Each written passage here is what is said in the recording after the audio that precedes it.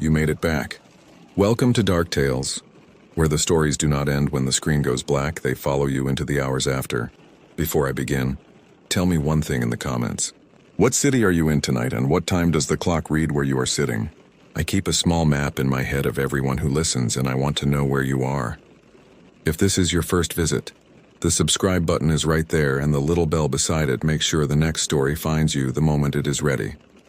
Stay with me, breathe slow, and let us step into it together. The first threat I ever received on this job was a deer skull wired to my gate. The second was my dog, and I am not going to describe that. The third came in the middle of a September night from 4 ridges away, and it was 2 notes on a whistle, and I understood immediately that it was not meant for me at all. That is what made it the worst one. They were not warning me. They were coordinating around me. My name is Silas Meadows, and I worked 12 years as a wilderness ranger and forestry technician on the Gully and Marlinton districts of the Monongahela National Forest in West Virginia, most of that in and around the Cranberry backcountry. I grew up in Webster County. My mother dug ginseng. I want to say that at the front of this because everything that follows is going to sound like a man from somewhere else describing mountain people, and I am not from somewhere else. She dug in September and October on our own ground and on ground where she had permission, and she planted the berries back in the hole with her thumb every single time. And she sold what she dug to a buyer in Cowan, and it paid for winter coats. I did 6 years in the National Guard with a deployment in the middle. I came home and drove a skidder for a timber outfit for 4 years and blew out a shoulder, and then I took a temporary appointment with the Forest Service at $9 and change an hour, and I never left, and I never once made real money. The Monongahela is 920,000 acres. The cranberry wilderness inside it is about 47,000, and it is one of the largest wilderness areas in the east. The country is high. The Allegheny Plateau tops out over 4,600 feet on Black Mountain, and the weather at that elevation is not southern weather. It snows in October. It snows in May. Red spruce comes back on the high ground, black and tight and smelling like a Christmas you forgot. Below that it is northern hardwood, sugar maple and beech and yellow birch and black cherry, some of the best cherry in the country, which is a fact that matters later. The coves are rich. Rich is a specific word in that trade. Rich cove hardwood on a north or northeast facing slope with a lot of leaf mold and limestone influence grows the plants people want. Ginseng grows there. So does golden seal and black cohosh and blue cohosh and ramps. And the diggers know all of the companion plants the way you know the names of your cousins. The cranberry backcountry is threaded with old railroad grades from the logging boom when they cut every stick out of that country between 1900 and 1930. Those grades are why a man on foot can move fast in there, and why a man on a four-wheeler can move faster. There is no cell service. I want that understood. In the middle of that wilderness in the year this happened, there was no signal of any kind. We ran handheld radios into repeaters on Bishop Knob and elsewhere, and there were hollows where a repeater did not exist. Ginseng is worth real money. Wild dug root has run between $500 and $1,000 a dry pound depending on the year and the quality, and the market is almost entirely export. West Virginia's season runs the 1st of September through the end of November. The law says the plant has to have 3 prongs and a mature red berry cluster. It says you plant the seeds at the site. It says you get it certified and weighed at a state weigh station. On national forest land you need a permit, and there are years and areas that are closed entirely. Almost none of that is enforceable in a place with no roads. The people in this, Roan Crouch was my partner most of those years, a forestry tech out of Pocahontas County, 39, and he kept bees, 11 hives. He talked about mite loads the way other men talk about football, and he brought honey to every meeting we ever had. Dot Sizemore was our district ranger, 53, 26 years in the agency, blunt as a hammer, and she was the only supervisor I ever had who would tell you no in the room instead of in an email. And there was Ephraim Wooten, 78, who lived out toward Camden on Gawley and who had a legal permit every year of his life, and who was the reason I understood any of this at all. The pattern started with cameras. We ran trail cameras in the backcountry for wildlife survey work and, honestly, for law enforcement support. In the spring before all of this, we lost 4 in 6 weeks. Not stolen. cut. The straps cut with a knife and the camera left lying face down on the ground with the card gone. Then in July, somebody cut the cable on a gate on Forest Road 76 and drove a side-by-side up a grade into a closed area, and we found the tracks and lost them on rock. Then in August, Roan and I walked into a dug patch on a north slope in a drainage above the Williams River, and I have not been able to shake it since. A legal dig looks like small round holes with the dirt put back. This looked like a rototiller had gone through. Something like 200 plants pulled over about a half acre, and most of them were 1 and 2 prong juveniles that will not have a berry for years and are worth almost nothing dried. They had been pulled and thrown aside. Whoever did it had taken the big roots and destroyed the rest, so nobody else could come back to that patch for a generation. Roan crouched over one of the thrown plants and turned it with a pencil, and he said, "This is not somebody feeding a family." We flagged it and photographed it and wrote it up. Dot pushed it to law enforcement, and the Forest Service has commissioned officers, but there are not many of them, and the district covered a piece of ground the size of a small state. In September, the whistles started. I need to explain what I mean because a whistle in the woods is nothing. Every kid has one. These were not lips. This was a metal whistle, or 2 of them, high and flat, and they came in patterns. 2 short, pause, 1 long, pause, 2 short, and then, about 40 seconds later, an answer from another ridge, a different pattern. I heard it first on the 11th of September, camped alone at a site near the old grade. I heard it 4 more times that month. Twice in daylight, 3 times at night, it moves. That is what got into me. On the 22nd, I sat with a compass and a notebook and took bearings for 2 hours, and there were 3 sources working across about 4 miles of country, and they were relaying. One would call, and the second would answer, and then the third, and the third was always the closest to me. They knew where I was. They had known where I was, probably for a long time. I took my bearings to Dot, and she took it seriously, and she also told me the truth, which was that whistling in the National Forest is not a crime, and that she could not send anybody in on it, and that under no circumstances was I to walk toward it. That was late September. That is when they put the deer skull on my gate, at my own house, on my own road, which is 11 miles from the district office, and is not a place you find by accident. Somebody had wired a doe skull to the top rail with baling wire and hung a rusted mattock head from the jaw. A mattock is what you dig with, a sang hoe.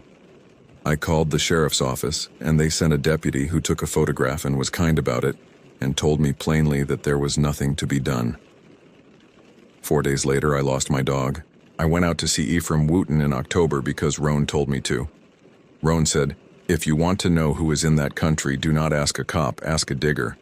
He had a trailer and a shop and about 9 dogs, and he made me sit at a kitchen table with a plate of biscuits before he would talk about anything. I told him about the 200 pulled juveniles. He put his coffee down and he said, "That is not from here." I asked what he meant. He said, "A man who lives here does not kill a patch. You take the big ones and you plant the berries and you come back in 4 years and your boy comes back after you. My family has dug the same 3 hollows since before there was a Forest Service. You are describing somebody who is never coming back." He told me about the buyers. He said that the money and root does not stay local. A digger sells to a small buyer sells to a bigger one, and somewhere up that chain it goes out of the country. And when the price runs high, there are people who come into the mountains from outside with money and equipment and a list of hollows and no intention of ever seeing the place again. He said, "They hire local boys. That is the part that will hurt you. They hire boys from here who need it, and they run them like a crew, and the boys do the walking and take the risk and get the smallest cut." I asked him about the whistles. He got quiet. Then he said, "My daddy used them in the woods when I was a boy." Everybody did. It carries better than a voice, and it does not tell anybody who you are. He said, "If you are hearing them at night in September, they are working at night, and men only work root at night for one reason." I asked what reason. He said because they are not coming out with just root. That was the whole of it. Bare parts. Gallbladders and paws. Black bear poaching for the traditional medicine trade has been a real thing in Appalachia for 40 years, and a bear gall in a good year has moved for hundreds of dollars. And a crew that is already in the backcountry with a permit shaped like an excuse is a crew that can do both. The 19th of October is the day I want to get right. Roan and I had a legitimate assignment. A hunter had reported a bear carcass off an old grade above a tributary, and we were sent to document it. That is standard. It was a 2-hour walk-in on a grade and about 600 yards off it. The bear was a sow, maybe 200 pounds, and it had been shot and the gall taken and both front paws taken and the rest left, and it was about a week gone. We photographed it and took GPS, and I collected a bullet fragment out of the ground under it with gloves and a bag. On the way out, in the last of the light, we found the dig. It was maybe 300 yards off the grade in a cove on a northeast slope, and it was fresh and it was big. Fresh dirt and 100+ holes and the same wasteful pulled juveniles thrown aside. And there was a camp. 2 tarps strung low, a tote, sacks, and 4 5-gallon buckets with root in them, packed in soil the way you do to keep it. Roan said, "We back out and we call this in," and he was right. We got about 80 yards back toward the grade before we heard the 4-wheeler. It came up the grade below us, and it stopped, and then a whistle went off close enough that I could hear the intake of the man's breath before it, and it was answered twice, one from above us and one from across the cove. Here is where I made my decision, and I want to be honest about why.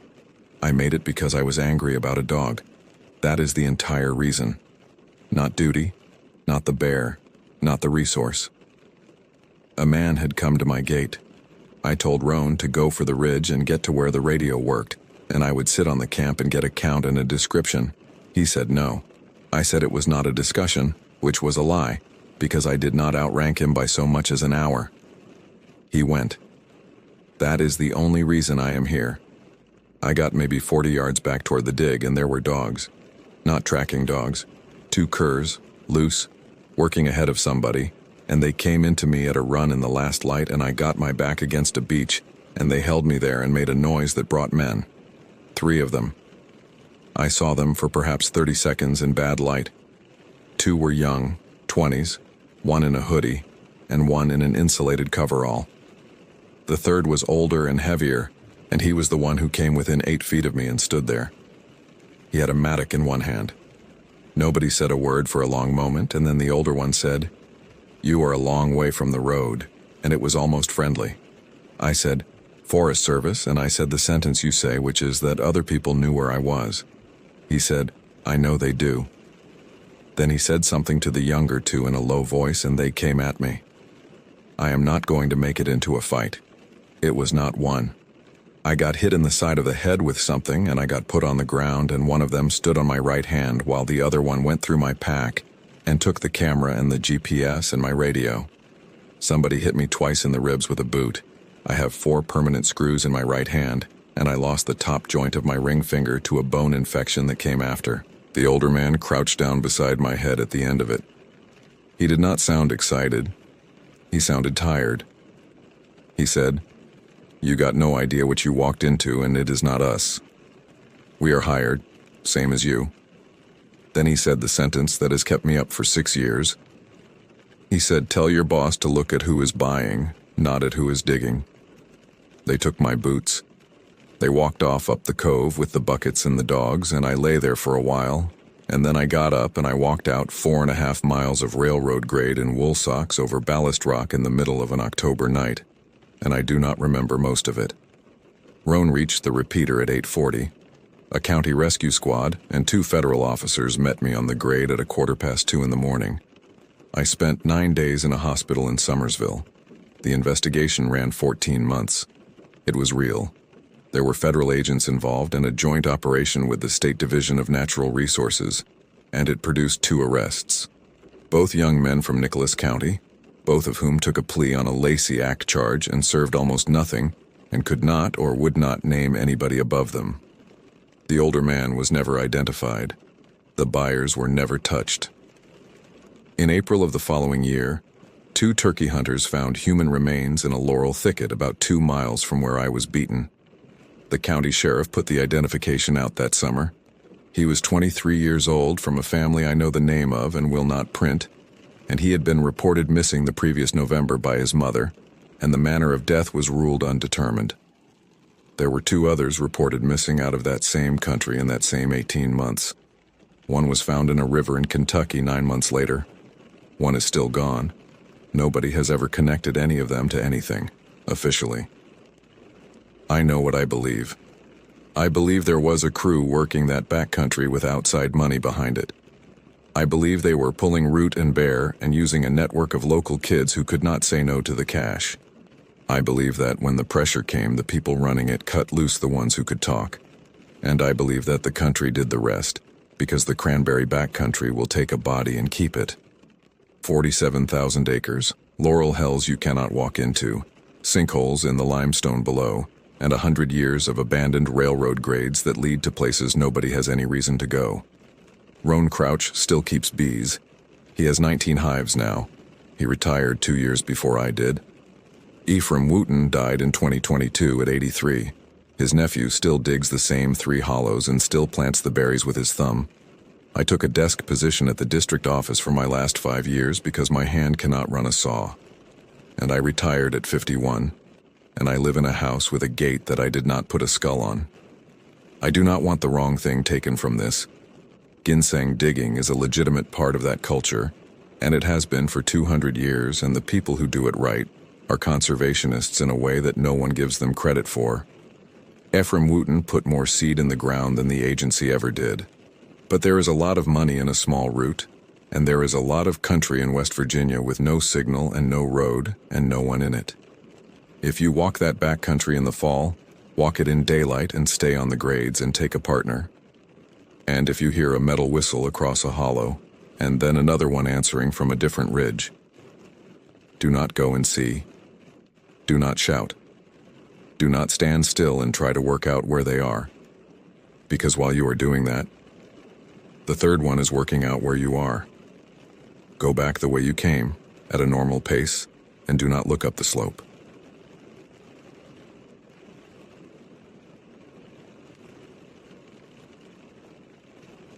I grew up in Montana, where the mountains taught you to respect what you couldn't see.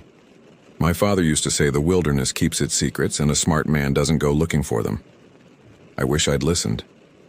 Before all this, I was normal. James Crawford, 28 years old, worked at a sporting goods store in Missoula, spent my weekends fishing the Blackfoot River, and tried not to think about the $67,000 in student loans crushing me or the medical bills for my sister's cancer treatment that insurance wouldn't cover. I'd gone to college for forestry management, graduated right when the economy tanked, and ended up selling camping equipment to tourists who could afford the outdoor life I'd once dreamed of having. The stranger came into the store on a Tuesday in March. He didn't browse. He walked straight to the counter where I was restocking fishing lures and set down a business card. No name, just a phone number, and a small emblem I didn't recognize. "You're James Crawford," he said. Not a question. "Can I help you?" I asked, already uneasy. "You can help yourself. We've reviewed your military record. 4 years Army Rangers, 2 deployments, honorable discharge, expert marksman, wilderness survival training. You're exactly what we need." I'd left the service 3 years ago, burned out and tired of following orders that got good men killed.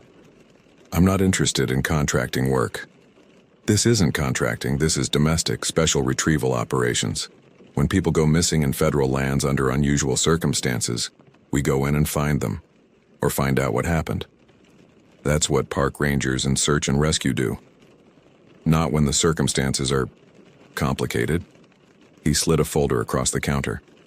Last year, 1,657 people vanished in national parks and forests across 5 states. No bodies, no evidence, no explanation. The official reports say they got lost, fell, attacked by animals. But there are patterns the public doesn't see. Against my better judgment, I opened the folder.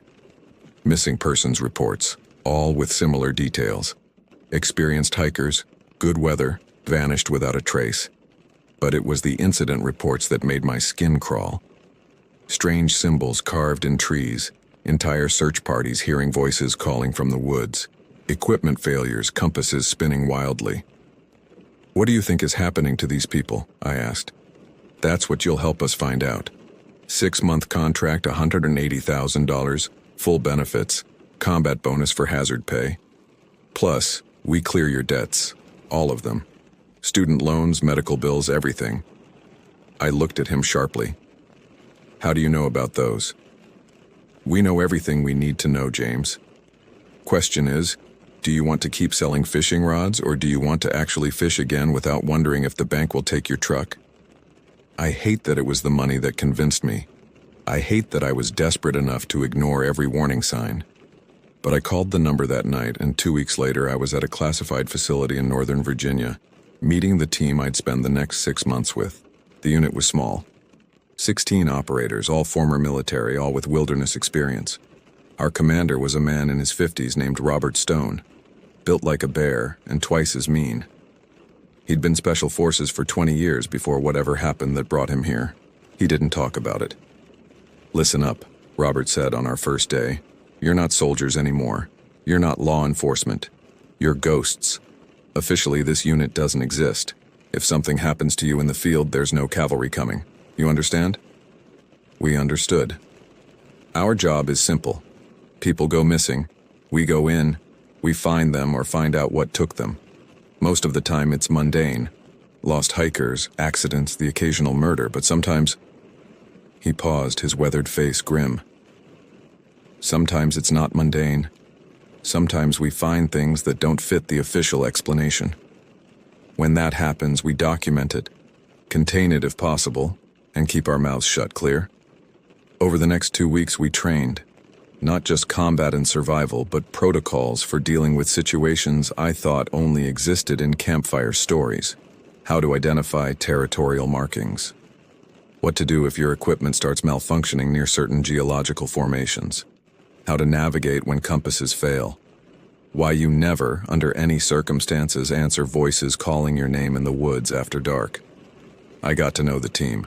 There was Aiden, a former Marine sniper from Oregon who never smiled. Hunter, who'd been Army like me, kept trying to rationalize everything with logic that never quite fit. John was our medic, quiet and competent. Mason had been Air Force pararescue, the kind of guy who'd jump out of a helicopter into a forest fire to save someone. Ryder was our tech specialist, could make a radio work with duct tape and prayer. William had been a park ranger before joining, knew the wilderness better than any of us. Logan was former SEAL, cocky but skilled. Colton was the youngest, barely 25, eager and terrified in equal measure. Jackson was built like a linebacker and had the scars to prove he'd survived things that should have killed him. Brooke was one of 3 women on our team, former Army intelligence, and the smartest person I'd ever met. Charles was our second in command, Robert's right hand, and had the 1,000-yard stare of someone who'd seen things he couldn't unsee. Grayson was a tracker, could follow a trail through rock if he had to. Wade handled explosives and had the nervous energy of someone always ready to run. Axel was quiet, read poetry in his downtime, and could kill you 12 different ways with his bare hands. The others I'd get to know later, in the field, where it mattered. Our first assignment came in April. A group of 5 hikers had vanished in the Huron-Manistee National Forest in Michigan 3 days ago. The Park Service had searched, found nothing. Local sheriff suspected foul play but had no leads. We had 48 hours to deploy. This is probably nothing, Robert told us at the briefing. But there are some inconsistencies in the witness statements. The last person to see them said they were heading toward an area locals avoid, said it has a bad reputation. What kind of reputation? I asked. Robert looked at me. The kind that keeps people alive. We loaded into 2 black SUVs and drove through the night. I sat in the back, watching the landscape change from highway to back roads to Forest Service roads that barely deserved the name. Beside me, Hunter cleaned his rifle for the 3rd time. You nervous? I asked. Aren't you? I was. More than I wanted to admit. But I'd spent 4 years in Afghanistan, learning to swallow fear and keep moving. This was just a search and rescue operation on American soil. What could possibly be worse than combat? I'd learn the answer to that question soon enough. We reached the staging area at dawn, a small ranger station already cleared of civilian personnel. Our liaison was a park ranger named Clint, mid-50s, with the leathery skin of someone who'd spent his life outdoors. He looked at us with a mixture of relief and apprehension. "You're the federal team?" he asked. "We're here to find your missing hikers," Robert said. "What can you tell us?" Clint spread a topographical map on the hood of his truck. 5 of them. College kids from Ann Arbor. Experienced hikers. Good equipment. They told the campground host they were doing a 3-day loop through this area. He circled a section of the map with his finger. Search and rescue found their camp on day 1. Tents still up, food still in the coolers. Personal items untouched. No signs of struggle, no blood, nothing. It's like they just stood up and walked away. "And nobody heard anything?" Mason asked. "The next nearest campers were 2 miles south. Said they heard singing around midnight. Thought it was the missing group having fun." "Singing," I said. Something about that detail bothered me. "Yeah, they said it was beautiful, echoing through the trees. Made them want to go see who it was, but they were tired, so they didn't." Clint looked at each of us. The next morning, the kids were gone. "What's in that area?" Robert asked. "Why do locals avoid it?" Clint was quiet for a moment. When he spoke, his voice was lower. "Old stories. Native Americans used to avoid it, said it belonged to something else. Early settlers had problems. People would go in and not come out, or come out different. Changed. There was a logging operation in the 1920s that shut down after half the crew vanished. The company hushed it up, but the old-timers remember." "What did they say happened?" I asked. Clint looked at me with eyes that had seen too much. "They say the woods are hungry there. They say something lives in the deep places and it calls to you. And if you listen, if you follow the voice, you're not coming back." The team was silent. Then Logan laughed, breaking the tension. "Come on. We're going to search a forest because of ghost stories?" "I've been a ranger for 30 years, Clint said quietly. "I know every mile of this forest. I know what's normal and what's not. That area." He pointed at the map. "That's not normal. Something's wrong there. Has been for as long as anyone can remember. You go in, you be careful. You hear something calling you, you don't answer. You hear singing, you go the other way. And if it starts to get dark and you're still in there..." He trailed off. "What?" I asked. "Then God help you." We went in at 800 hours, 2 teams of 8. Robert led one, Charles led the other. I was with Robert, along with Aiden, Hunter, Mason, Ryder, William, and Brooke. We were armed, equipped with GPS, satellite phones, and enough gear to survive a week in the wilderness. We were professionals, trained for the worst. We weren't ready. The forest seemed normal at first. Spring growth, birds singing, the smell of pine and damp earth. We reached the abandoned camp by 09:30. Clint was right, everything was still there. 3 tents, neat and intact. A cold fire pit. Backpacks with clothes, wallets, phones. A cooler with food that the animals hadn't touched. "That's weird," William said, kneeling by the cooler.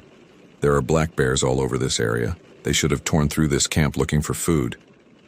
"Maybe they haven't found it yet," Hunter suggested. "It's been 3 days. They've found it." William looked around, uneasy. "They're just not coming near it." Brooke was examining one of the tents. No signs of panic. Sleeping bags are rolled up properly, clothes are folded. They didn't run. They left intentionally. "Why would 5 people leave their camp with nothing?" Mason asked. "No phones, no wallets, no supplies?" "Because they weren't thinking clearly," Robert said. "Or something made them stop thinking clearly. Fan out, look for tracks." We searched the perimeter. Grayson found the trail after 10 minutes. 5 sets of footprints leading north, deeper into the forest. They were walking, not running, in a straight line, like they knew exactly where they were going. "They're heading toward the old growth section," William said, checking his map. "There's nothing up there. No trails, no attractions, just dense forest." "Then why were they going there?" I asked. No one had an answer. We followed the tracks. The forest grew denser, darker, even though it was mid-morning. The trees here were massive, old-growth pine and hardwoods that had been standing for centuries. The canopy above was so thick it blocked out most of the sunlight, creating a permanent twilight. And it was quiet. Too quiet. "Where are the birds?" Ryder asked, his voice barely above a whisper. He was right. The birds had stopped singing. No insects buzzing, no squirrels chattering. Just silence, and the sound of our boots on the forest floor. "Stay sharp," Robert ordered, "and stay together." The tracks led us to a small clearing. In the center was a circle of stones, old and moss-covered, arranged in a pattern that seemed deliberate. Inside the circle, the ground was bare. No grass, no plants, just dark earth. "What is this?" Hunter asked. "Don't know," William said, "but it's not natural." Brooke knelt beside the stones, careful not to touch them. "These are old, really old. Pre-colonial, maybe older than that." "A Native American site?" Mason asked. "Maybe, or maybe something else." She looked up at us. "The arrangement is wrong for any tribe in this region. This is something different." Around the clearing, carved into the bark of the surrounding trees, were symbols. Not words, not pictures, just strange angular marks that seemed to shift when you looked at them too long. They made my eyes hurt. "We should document this and move on," Robert said. "Ryder, get photos. The rest of you, watch the perimeter." While Ryder photographed the clearing, I walked the edge, keeping my rifle ready. The silence was oppressive, heavy, like the forest was holding its breath. I could feel something watching us, but every time I turned to look, there was nothing there. Then I heard it. Faint, distant, barely audible. Singing. "Do you hear that?" I asked. Aiden nodded. "Yeah. Where's it coming from?" The singing was beautiful, ethereal, echoing through the trees. Multiple voices, harmonizing in a language I didn't recognize. It pulled at something deep inside me, made me want to follow it, find its source. "Nobody moves," Robert ordered, his voice sharp. "That's what Clint warned us about." "It's probably just the wind," Hunter said, but he didn't sound convinced. "The wind doesn't sing," Brooke said. The singing grew louder, closer. It seemed to come from everywhere and nowhere, surrounding us. I saw Mason take a step toward the trees, his eyes glazed. "Mason!" Robert grabbed him. "Don't listen to it. Focus on my voice." Mason blinked, shaking his head. "Sorry, I thought I heard my mother calling me." "It's not your mother," Robert said. "Whatever's making that sound, it's not human. Everybody, put in your earplugs. Now." We'd been issued high-quality earplugs during training, the kind that blocked specific frequencies while still allowing you to hear normal speech. I fumbled them out of my pocket and jammed them in my ears. The singing became muffled, distant, easier to ignore. "We need to keep moving," Robert said. "Find those hikers and get out." The tracks continued past the clearing, but they were different now. The footprints were closer together, overlapping, like the hikers had been stumbling. Every 50 yards or so, we found items they'd dropped. A jacket, a shoe, a watch. "They were falling apart," William said. "Whatever got them, it was happening fast." A mile past the clearing, we found the first body. It was a young woman, probably early 20s, lying at the base of a massive oak tree. Her eyes were open, staring up at the canopy. No visible wounds, no signs of violence. She looked peaceful, like she'd just laid down to sleep and never woken up. John checked her vitals, already knowing what he'd find. "She's gone. Body temperature suggests she's been dead about 48 hours. "What killed her?" I asked. "I don't know. No trauma, no obvious cause of death. I'll need to do a full examination back at base, but..." He looked at her face, disturbed. "She's smiling." He was right. There was a slight smile on her lips, serene and content, like she'd died happy. "Spread out," Robert ordered. "The others are probably nearby." We found them over the next hour. All 5 hikers, scattered through the forest, all dead, all with that same peaceful expression. No signs of struggle, no wounds. Nothing to explain how 5 healthy young people had simply died. "This doesn't make sense," Hunter said. "People don't just die for no reason." "There's always a reason," Brooke said. "We're just not seeing it yet." Ryder was checking his GPS. "Boss, we have a problem. The GPS is acting weird. It says we're in 3 different locations at once." Robert checked his own GPS. "Mine too. Compasses?" We all checked. The needles were spinning. Useless. "We're lost," William said quietly. "We're not lost," Robert said. "We have the sun. We have the tracks we made coming in. We follow them back to the camp. But when we tried to follow our trail back, we found it had vanished. The broken branches we'd marked, the disturbed ground, all of it was gone. The forest looked untouched, like we'd never been there at all." "That's impossible," Mason said. "We walked this way less than 2 hours ago." "Clearly not impossible," Aiden said, scanning the trees. "We're being played with." "By what?" Hunter demanded. "There's no rational explanation for any of this." "Then maybe it's not rational," I said.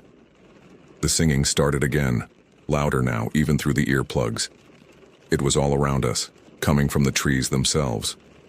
The voices were different this time, no longer beautiful but hungry, demanding. "We need to move," Robert said. "Pick a direction and move fast." We headed what we thought was east, based on the position of the sun filtering through the canopy. But after 20 minutes of walking, we found ourselves back at the stone circle. Same clearing, same symbols on the trees. "We walked in a circle," Logan said. "No," William said, his voice shaking. "Look at the trees. These aren't the same trees. The symbols are in different positions." He was right. The clearing was identical, but the surrounding forest had changed. Different trees, different layout. "There's more than one circle," Brooke said. "The whole forest might be filled with them." "We're being herded," Aiden said. "Something's driving us toward a specific location." "Then we go the opposite direction," Robert said. We tried. We walked for hours, but kept finding ourselves at stone circles. Sometimes the same one, sometimes different ones we couldn't tell anymore. The forest had become a maze, and we were rats being guided through it. The sun was setting when we heard Charles on the radio. "Robert, do you copy?" "Copy. What's your status?" "We're lost. GPS is dead, compasses are spinning. We keep walking in circles." "And boss, we found something." "What?" "Bodies. Old ones. Dozens of them, maybe more. They're arranged in patterns around a central structure. It looks like a well, but it's not filled with water. It's filled with..." Static interrupted. "Boss, we're hearing voices. The whole team is hearing voices calling our names. We need extraction now." "What's your location?" More static. Then screaming, brief and sharp, cut off abruptly. "Charles?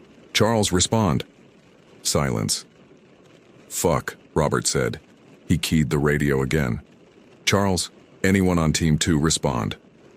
Nothing. We stood in the darkening forest listening to the singing that never stopped, knowing that 8 of our teammates had just vanished or died, and we had no idea where they were or how to help them. "We need to find them," Mason said. "We need to survive the night first," Robert said. "Circle up, defensive positions. Nobody sleeps, nobody wanders off. And whatever you hear in the dark, whatever calls to you, you ignore it. Understood?" We understood. We formed a tight circle, backs together, weapons out, and waited for night to fall. Full darkness came fast in the forest, like someone had thrown a blanket over the world. Our flashlights cut narrow tunnels through the blackness, revealing nothing but endless trees and our own growing fear. The singing never stopped, but it changed. Sometimes it was beautiful, sometimes it was horrible. Sometimes it sounded like children, sometimes like old women, sometimes like something that had never been human. Always, it was calling us, promising us things if we'd just follow the voices into the dark. "I hear my daughter," Mason whispered. "She's calling for her daddy. She needs me." "Your daughter is in Virginia with your ex-wife," John said firmly. "That's not her." "But it sounds exactly like her." "How can it sound exactly like her?" "Because it's in your head," Brooke said. "It's pulling memories, using them against us. Don't listen." But it was hard not to listen. The voices knew things they shouldn't know. They called us by name, mentioned people we'd lost, places we'd been, secrets we'd kept. Every weakness, every fear, every regret. All of it was being weaponized against us. I heard my sister's voice, weak and tired like she'd been during chemotherapy. "James, why didn't you visit more? I needed you and you weren't there." "That's not real," I said, but my hands were shaking. "She knows I was there, she knows." "Are you sure?" Aiden asked. His face was pale, drenched in sweat despite the cool night air. "Are you sure about anything anymore?" Around midnight, the shapes started appearing at the edge of our light. Not quite human, not quite anything else. Tall and thin, moving wrong, their proportions all off. They circled us just beyond clear sight, watching. "Do you see them?" William asked. "Yes," Robert said. "Don't engage, don't even look at them directly." "What are they?" Hunter asked. "I don't know, but they're not here to help us." One of the shapes moved closer. In the split second it passed through our flashlight beam, I saw it clearly. It wore the face of one of the dead hikers, the young woman we'd found first. But behind that face was something else, something that made my brain refuse to process what I was seeing. My nose started bleeding. "Don't look at them," Brooke said urgently. "They're doing something to us. Every time we see them, they get more real." She was right. The more we looked, the more solid the shapes became. They were feeding off our attention, using our fear and focus to manifest more completely. "Close your eyes," Robert ordered. "Now, use sound to track. If something comes close, you shoot it without looking." We closed our eyes, standing in a circle in the dark forest, surrounded by things that shouldn't exist. The singing grew louder, almost deafening. I could feel movement around us, sense them getting closer. Then the screaming started. It came from our left, about 100 yards away. A man's voice, terrified and agonized, begging for help. It sounded like Logan. "That's one of ours," Mason said. "We have to help him."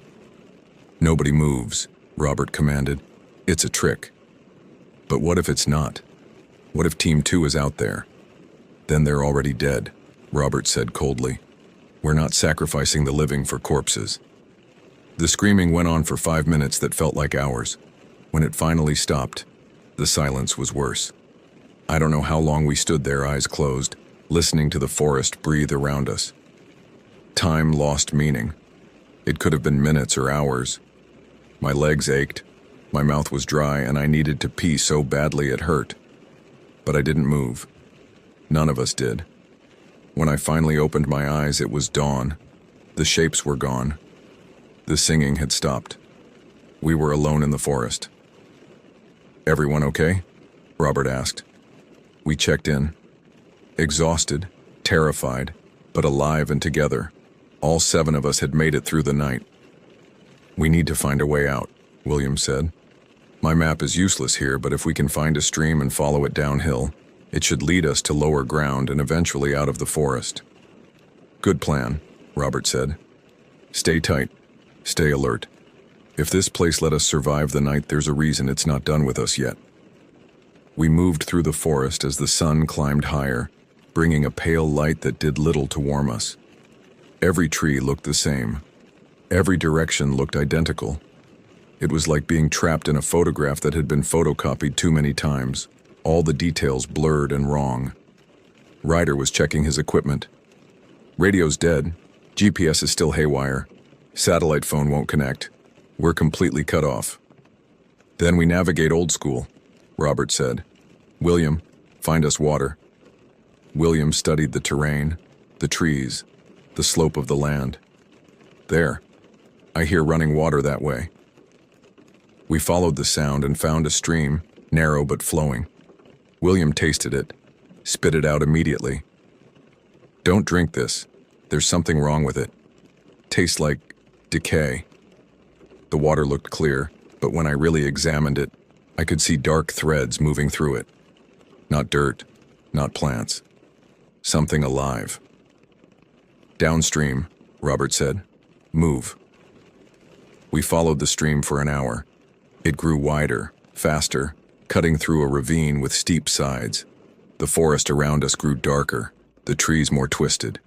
And then we heard the radio crackle. "Help. Trapped. The well."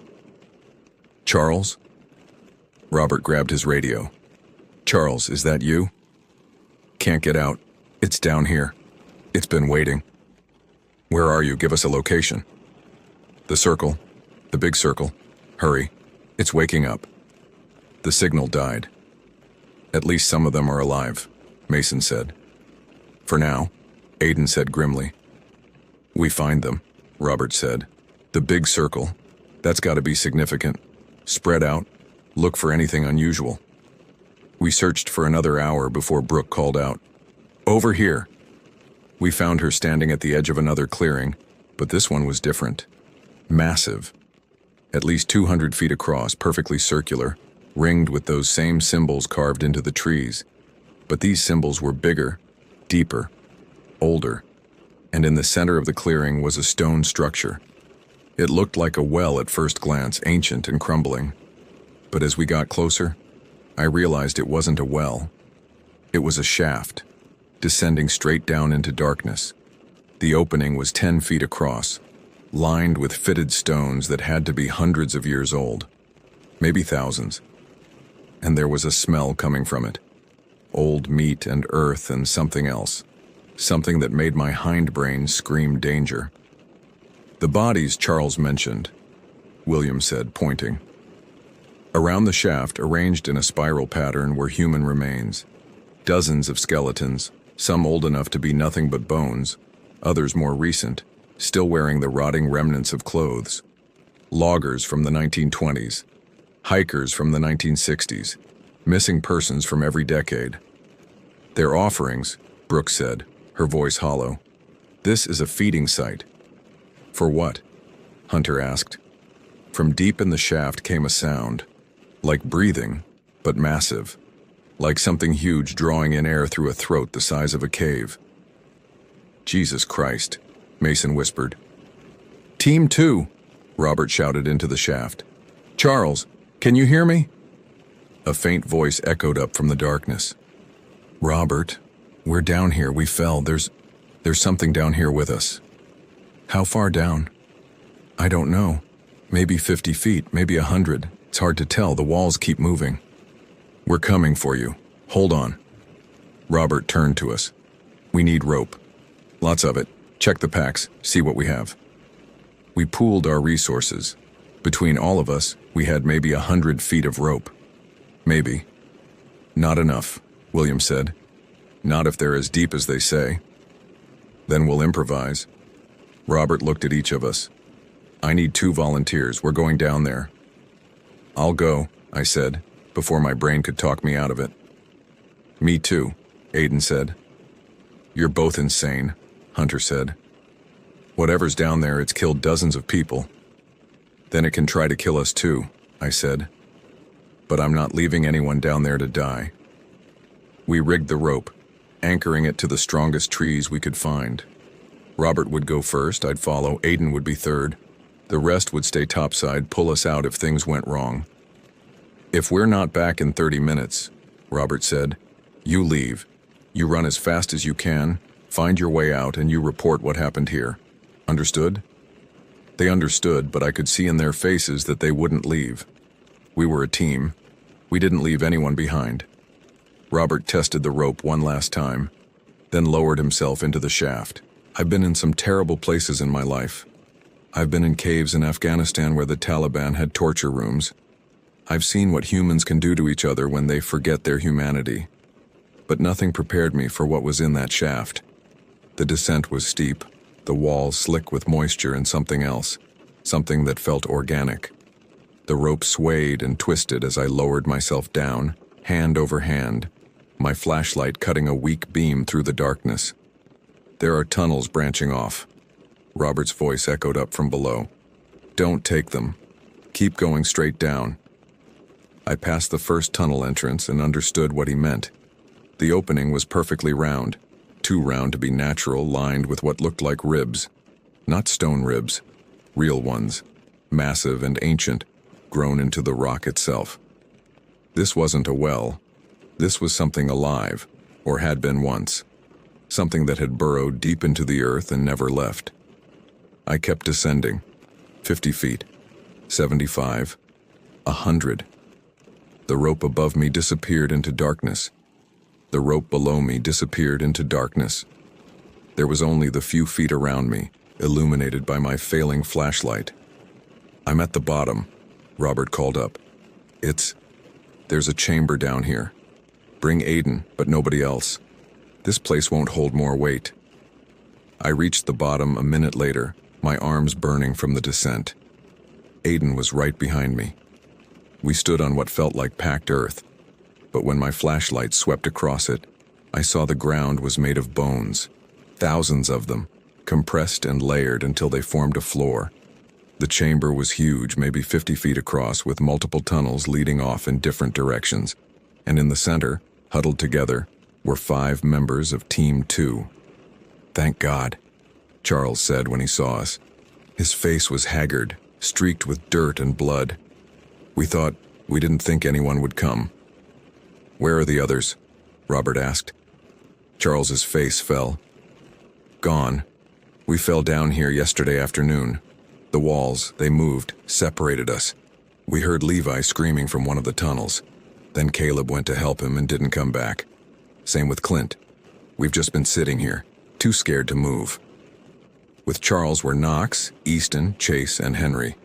All of them looked shell-shocked, on the edge of breaking. "We need to get out of here now," Knox said. "There's something in these tunnels. It's hunting us." "We're going up," Robert said. "Same rope, one at a time, as fast as you can climb." "There's not enough rope," Easton said. "We measured.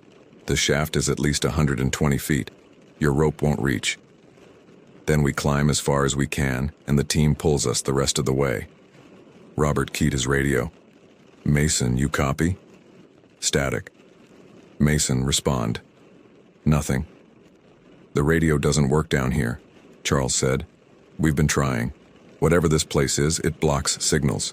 Then we climb and hope they're watching for us," Robert said. A sound echoed through one of the tunnels. A wet, sliding sound like something huge moving through a space too small for it. And with it came that smell, stronger now. Rot, and age, and hunger. "It knows we're here," Henry whispered. "It's coming." "Move!" Robert grabbed the rope and started climbing. "Go! Go! Go!" Charles went next, then Knox. I looked at the tunnel where the sound was coming from and saw something shifting in the darkness. Something pale and glistening, too large to be anything that should exist. "Climb!" Aiden shoved me toward the rope. I grabbed it and started pulling myself up, hand over hand, feet pushing against the walls.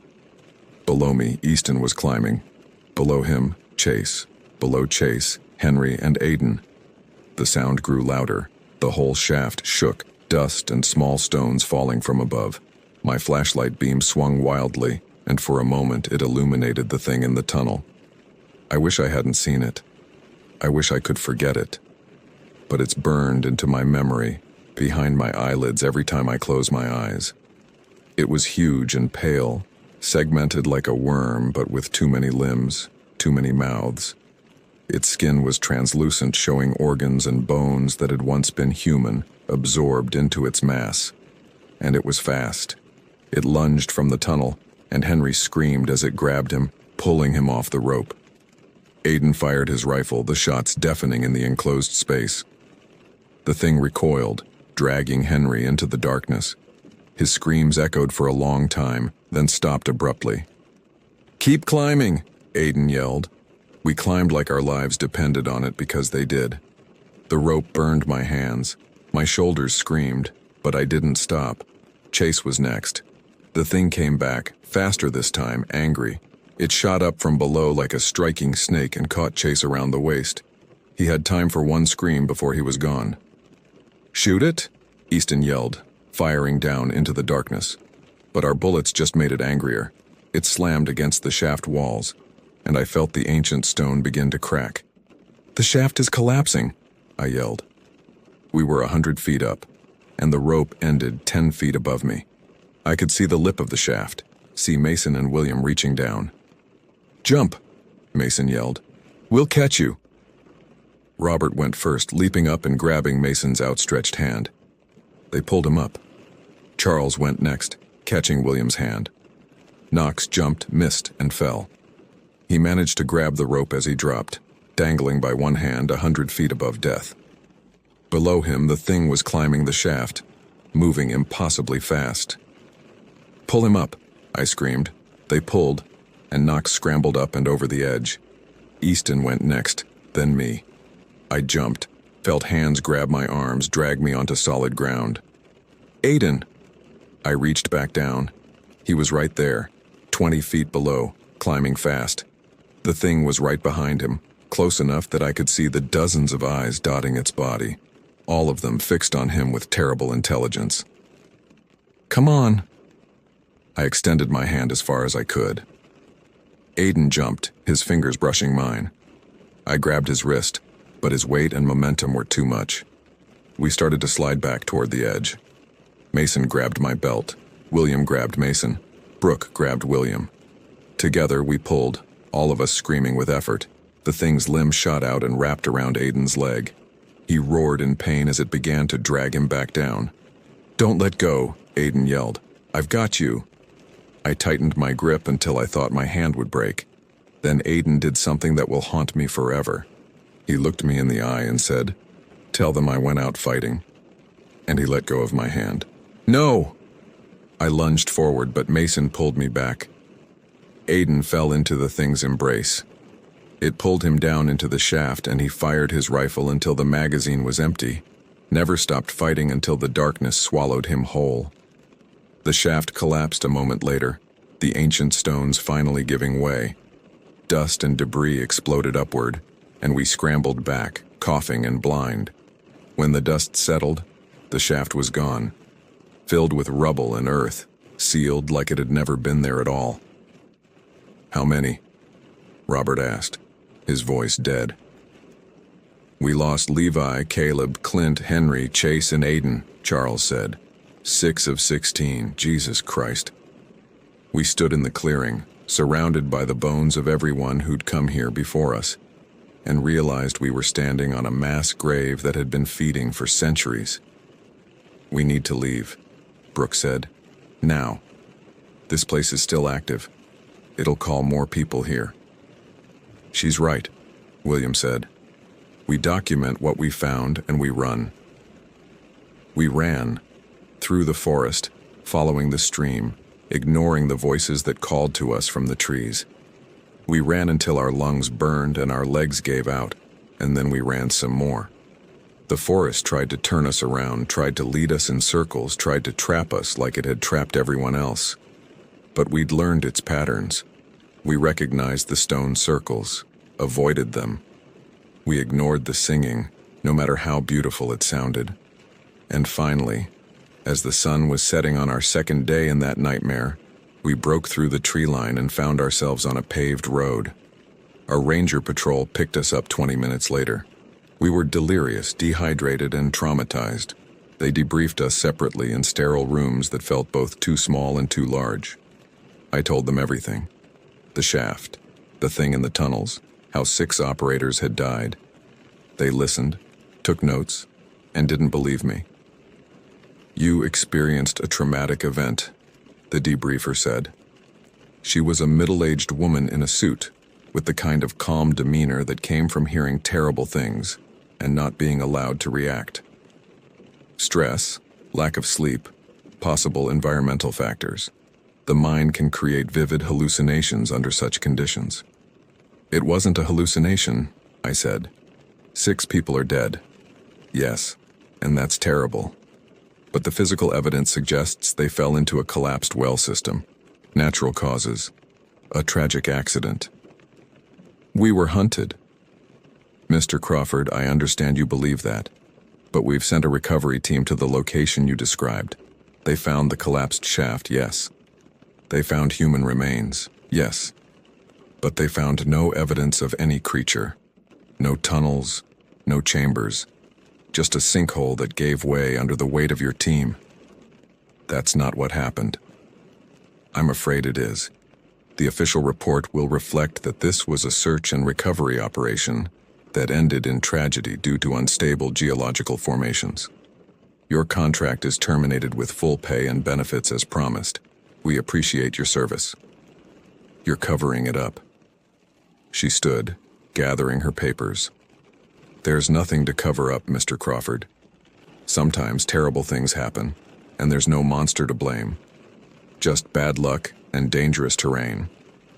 They kept us for 3 days. Medical observation and psychological evaluation.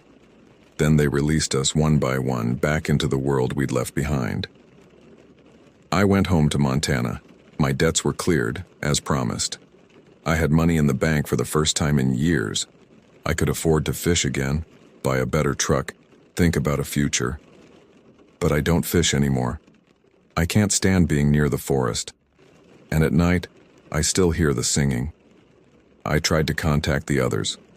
Robert had disappeared, honorably discharged, no forwarding information.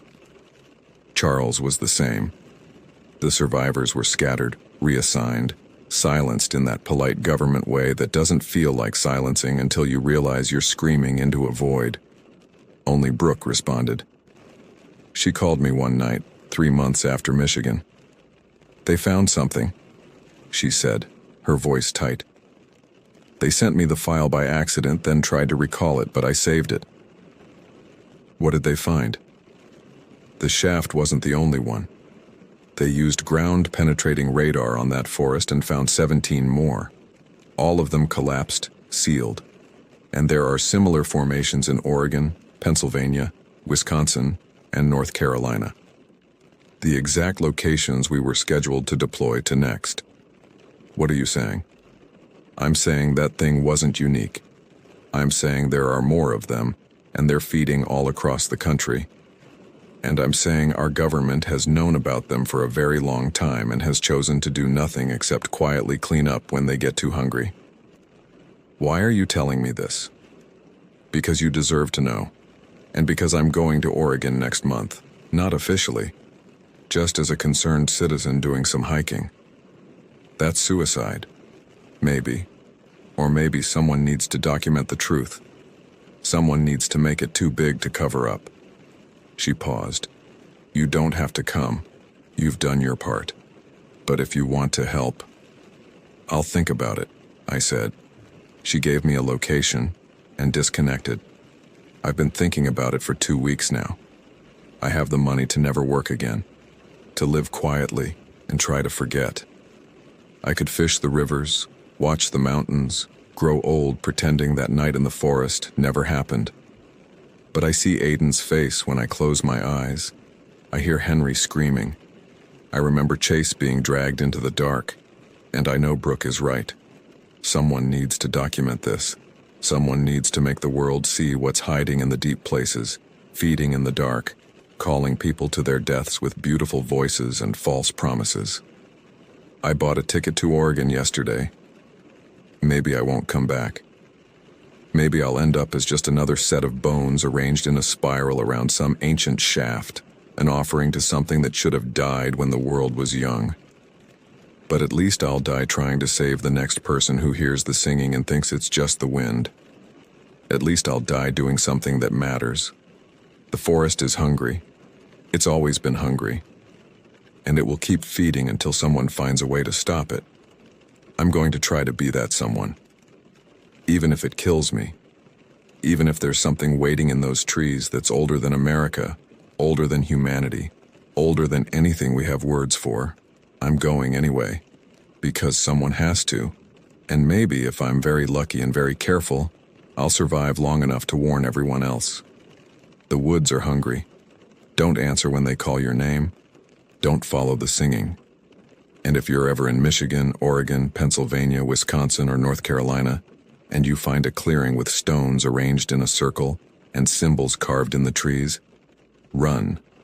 Run as fast as you can, and don't look back. Because something is watching, something is waiting, and it's always, always hungry.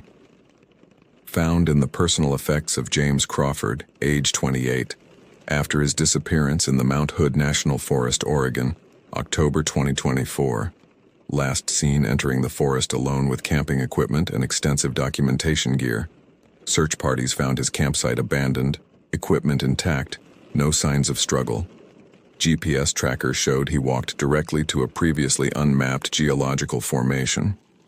Ground-penetrating radar later revealed it to be a collapsed shaft similar to those described in his account. His body was never found. This document was recovered from a laptop left in his tent. He is one of 1,847 people who have vanished in national forests across 5 states in the past 15 months. The pattern continues.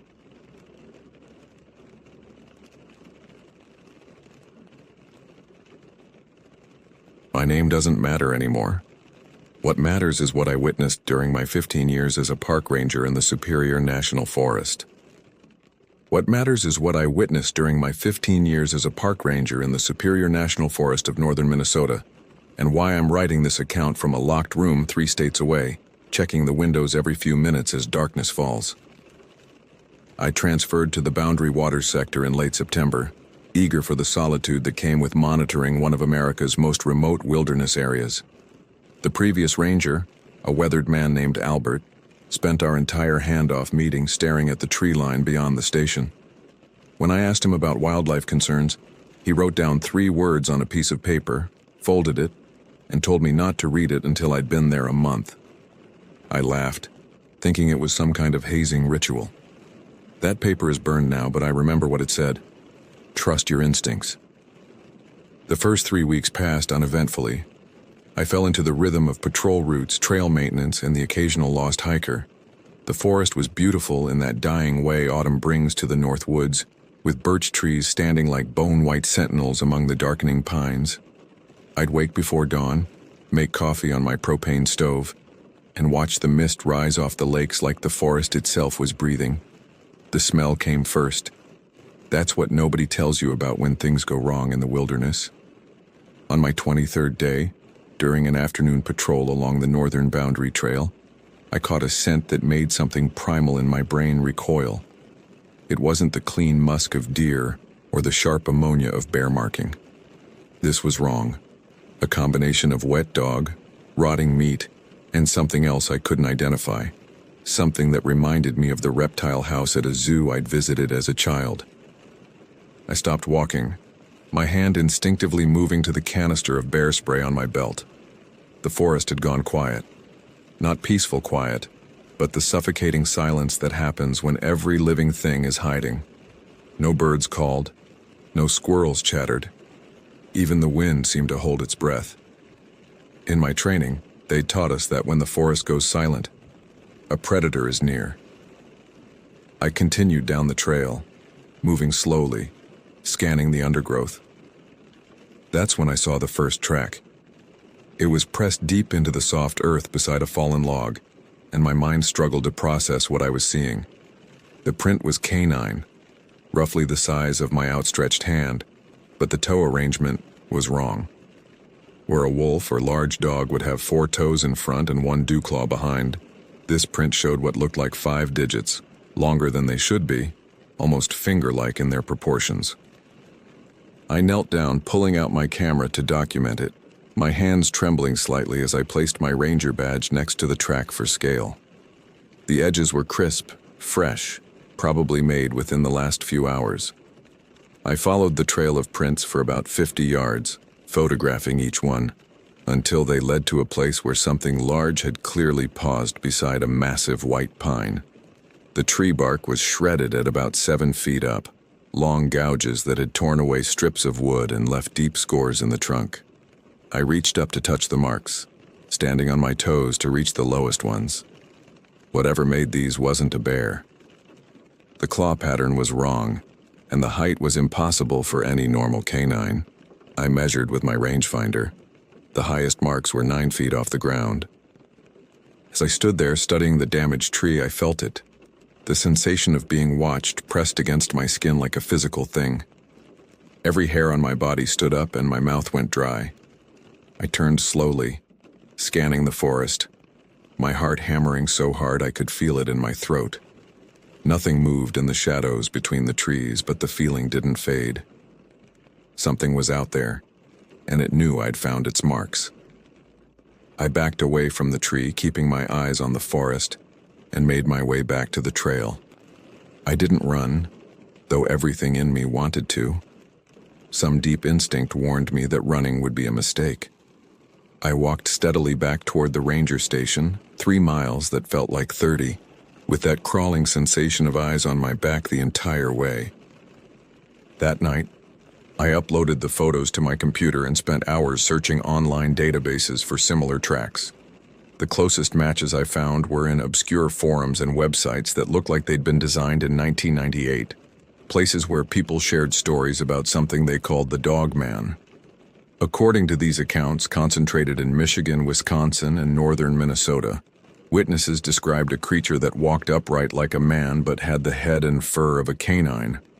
The descriptions were remarkably consistent across decades: 7 to 9 feet tall, powerfully built, with glowing eyes and a presence that inspired overwhelming dread. I told myself it was nonsense. I had a degree in wildlife biology. I understood the natural world. There were no cryptids, no monsters, just animals that people misidentified in poor lighting or from a distance. A bear walking on its hind legs, a wolf with mange, mass hysteria fed by internet echo chambers. But I kept thinking about those tracks, about the height of those claw marks, about the way the forest had gone silent.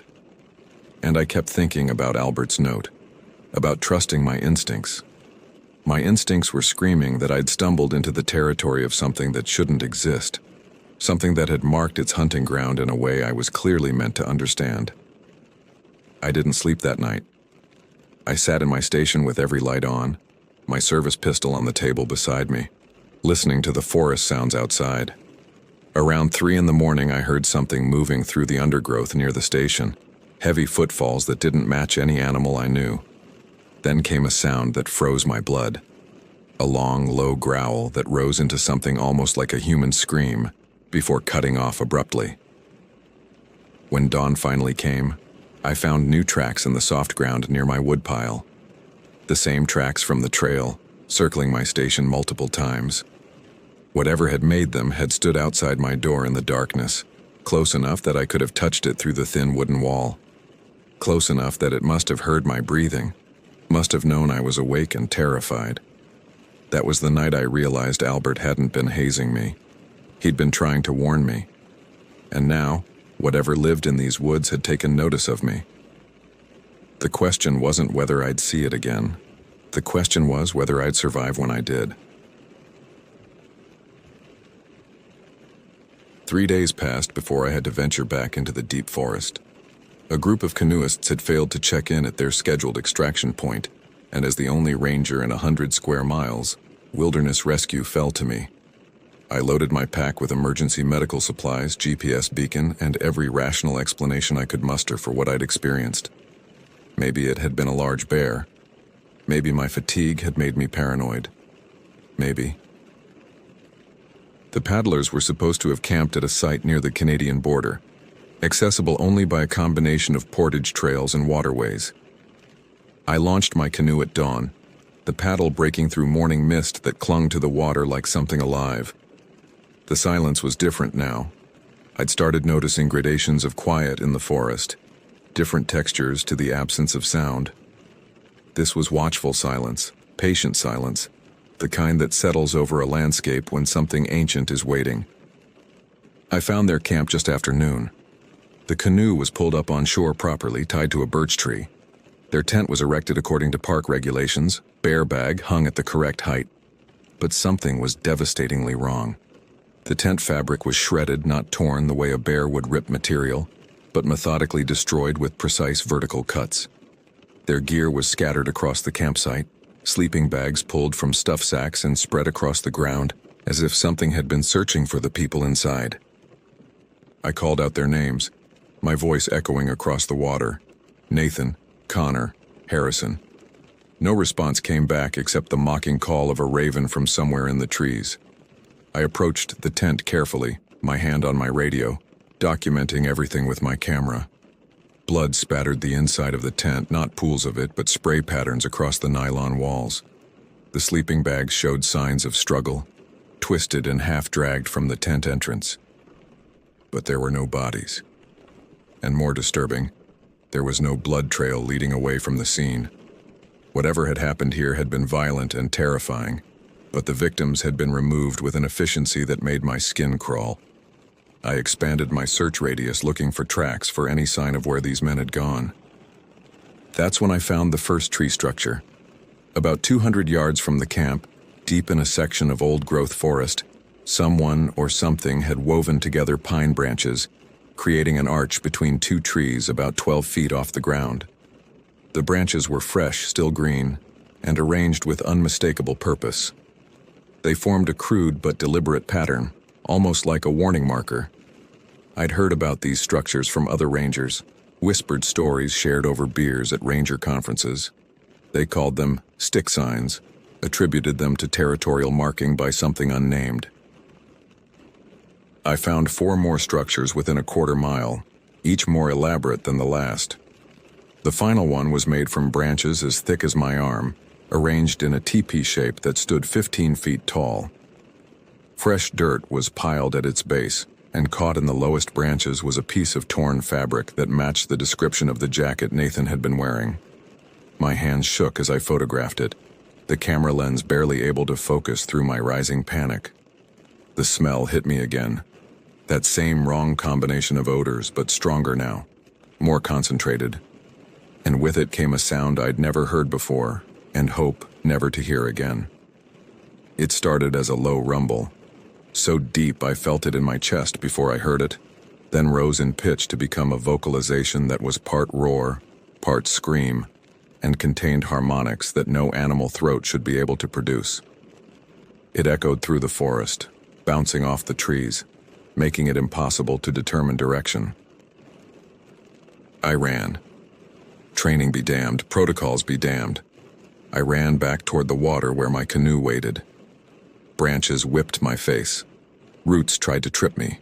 My pack bounced against my spine hard enough to bruise. Behind me, I could hear something large moving through the undergrowth. Not running, but striding with enormous steps that covered ground faster than my panicked sprint. I burst from the tree line and threw myself into the canoe, nearly capsizing it in my haste. My paddle bit into the water with desperate strokes, propelling me away from shore. Only when I was 50 yards out did I dare look back at the shoreline. What I saw will haunt me until my dying day. It stood at the edge of the trees, partially concealed by shadow, but unmistakably there.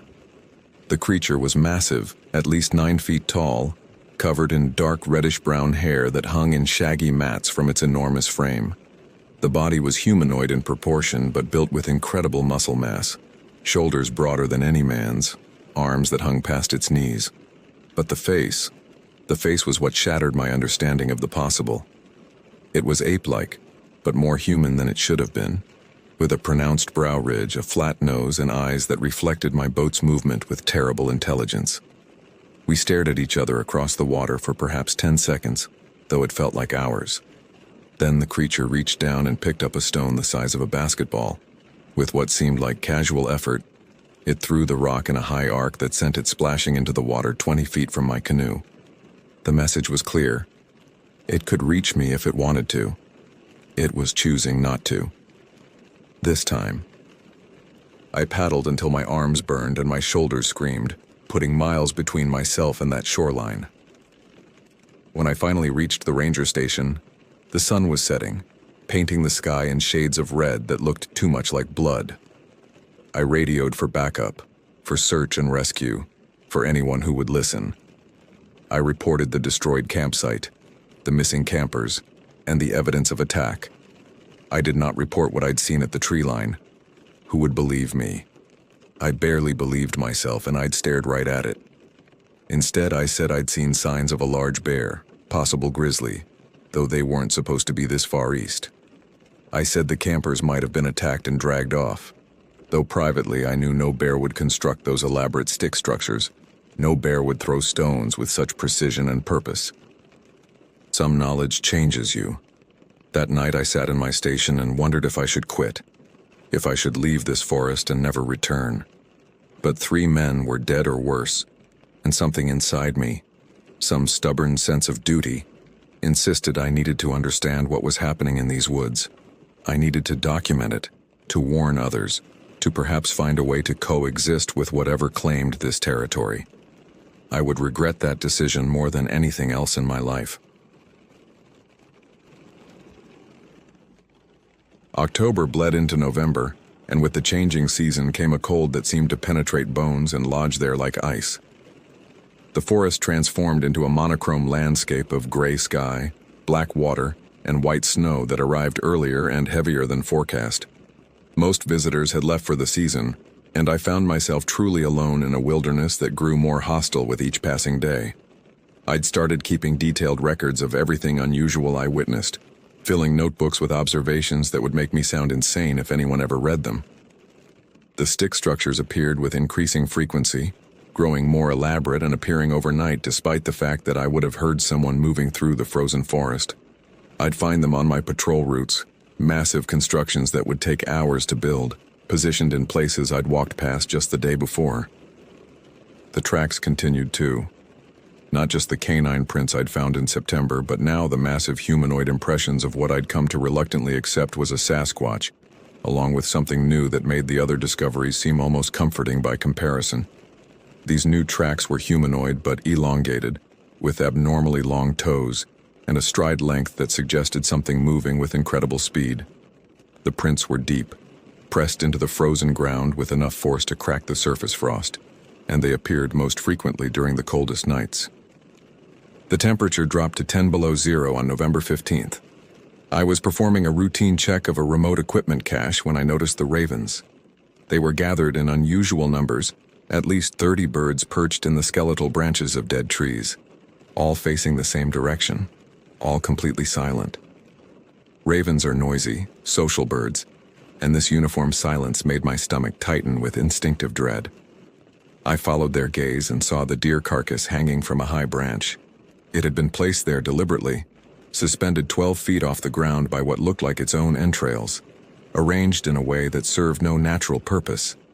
The body had been opened with surgical precision, ribs spread apart to expose the empty chest cavity. Every organ was gone, removed so cleanly there was minimal blood on the snow beneath. But what made me stagger backward was the symbol carved into the tree trunk beneath the suspended carcass. It was a rough circle with lines radiating from it like a sun, and within the circle was what could only be interpreted as a face, a skull-like face with hollow eyes and a gaping mouth.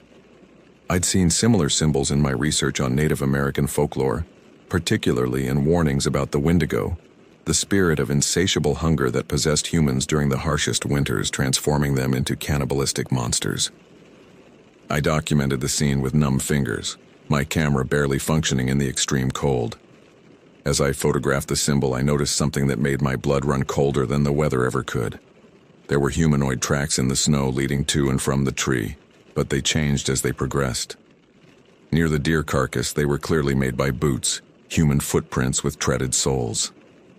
But as the trail led away into the forest, the prints began to elongate, the toes stretching, the stride lengthening until they matched those strange tracks I'd been finding all month. Something had walked to this tree as a human, and walked away as something else. The transformation was documented in the snow, a progression from man to monster captured in frozen footprints that shouldn't exist. I should have left right then. I should have abandoned my post and never looked back. Instead, I followed the tracks. Some compulsion I can't explain drove me forward. Some need to understand what was happening in this forest that had become my responsibility. The trail led deeper into the wilderness, away from maintained paths and into old growth sections where the pines grew so thick that little light penetrated even at midday. The temperature seemed to drop with each step I took, falling to levels my thermometer registered as 20 below, then 25 below. My breath crystallized instantly, creating clouds of ice crystals that hung in the still air. The cold was aggressive, alive, searching for any exposed skin. My face ached despite my balaclava. My fingers burned despite 2 layers of gloves. Then I smelled it. Not the dog smell or the musky Sasquatch odor, but something far worse. It was the smell of death, of rot. But underneath was the sweet, sick scent of corruption, of flesh that had been kept too long, of hunger that had turned into something unnatural. The odor was so strong it made me gag, so pervasive it seemed to coat the inside of my mouth. The tracks led to a small clearing where the snow had been trampled and stained. Bones littered the ground, too many to count, too varied to identify. Some were clearly animal, elk ribs and deer vertebrae, but others were longer, thinner, with joint structures that made my mind recoil from recognition. I'm not saying they were human bones. I'm saying I refused to examine them closely enough to confirm what my instincts already knew. In the center of the clearing stood another structure, but this one wasn't made of sticks.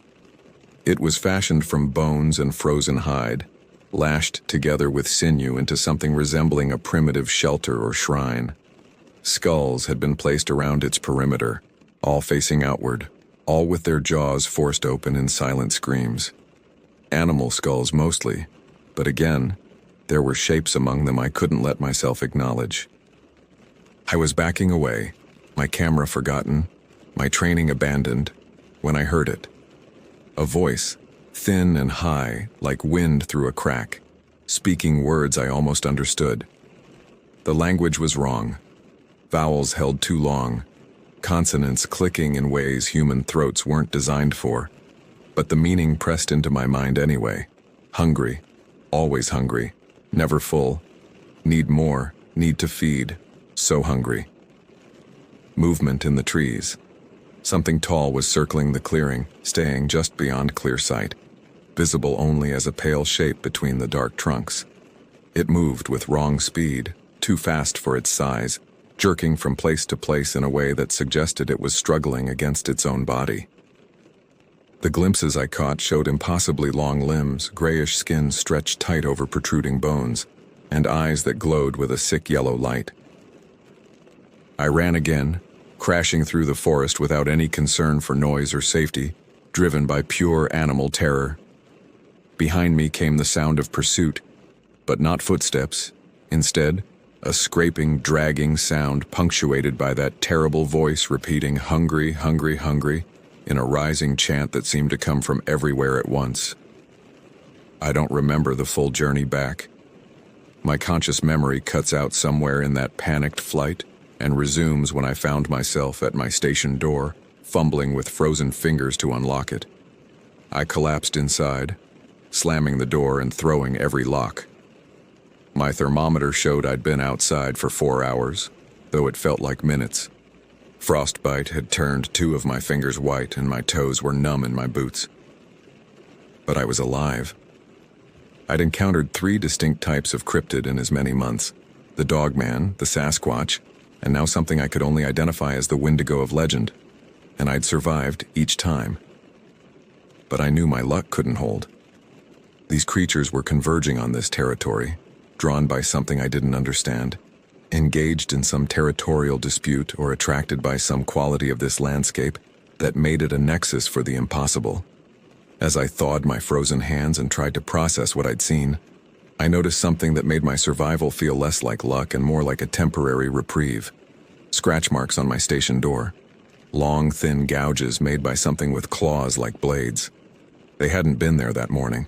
Whatever I'd encountered in the forest had followed me home and marked my door the way predators mark their prey. I was being hunted by multiple things that folklore insisted didn't exist. And winter, the season when the Wendigo grew strongest, had only just begun. The next week brought a pattern I was slow to recognize. Each night I would hear them, all 3 types of creatures moving through the forest around my station.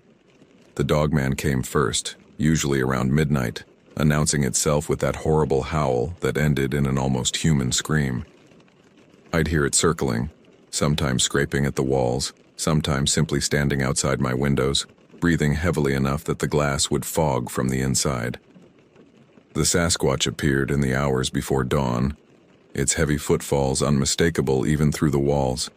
It was less aggressive than the Dogman, seemingly content to patrol the perimeter, occasionally leaving gifts, if you could call them that. Deer carcasses arranged in specific patterns, rocks stacked in impossible cairns, stick structures that appeared fully formed in the time it took me to brew coffee. But the Wendigo, the thing I'd encountered in that bone clearing, it came during the darkest hours between 2 and 4 in the morning when human vitality is at its lowest ebb. I never heard it approach. I'd simply become aware of its presence. A sudden terrible certainty that something stood just beyond my door, something that radiated cold and hunger in waves I could feel through the walls. On those nights, my breath would mist inside the heated station, frost forming on the windows from the inside, and that whispering voice would scratch at my consciousness. Let me in, so hungry. Let me in, you look warm. Let me in, I need to feed. I stopped sleeping. Coffee and fear kept me awake through the long northern nights, my pistol in one hand and my video camera in the other, documenting sounds I couldn't explain to anyone who hadn't experienced them. During daylight hours, I'd force myself to patrol, to maintain some pretense of normal ranger duties. But I was walking through a waking nightmare where the rules of reality had been suspended. The breaking point came on November 22nd. I was checking the trail conditions on the southern boundary when I found Carson. He had been, a wildlife photographer who'd ignored my recommendations to leave the park before the heavy snows came. He'd assured me he knew what he was doing, that he'd camped in worse conditions, that he just needed a few more days to capture the perfect shot of a wolf pack he'd been tracking. I found him in pieces.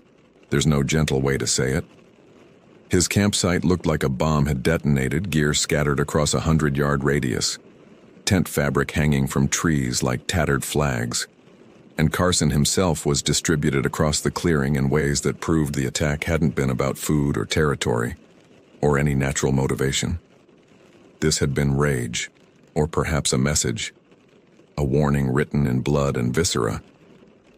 The worst part was his camera. It was intact, still mounted on its tripod, still recording. The battery had died at some point, but the memory card held 4 hours of footage. I took it, knowing I shouldn't, knowing it was evidence I should preserve for the authorities, but also knowing that no authority would believe what it showed. I watched the footage that night in my station, and I wished to whatever higher power might exist that I hadn't. The first hour showed Carson in his element, professional and competent, filming a pack of wolves moving through the twilight. Beautiful footage, the kind that wins awards. Then, around the 40-minute mark, the wolves stopped. They stood frozen, staring at something off camera, and then they fled, scattering in all directions with their tails tucked and their ears flat. Carson noticed, adjusted his camera, zoomed in on the tree line. For several minutes, nothing happened. Then they emerged, all 3 of them, stepping from the forest into his clearing. The dogman came first, walking on its hind legs with an almost human gait despite its canine features. It was even larger than I'd imagined, at least 8 feet tall, with fur that seemed to shift between brown and black depending on how the light hit it.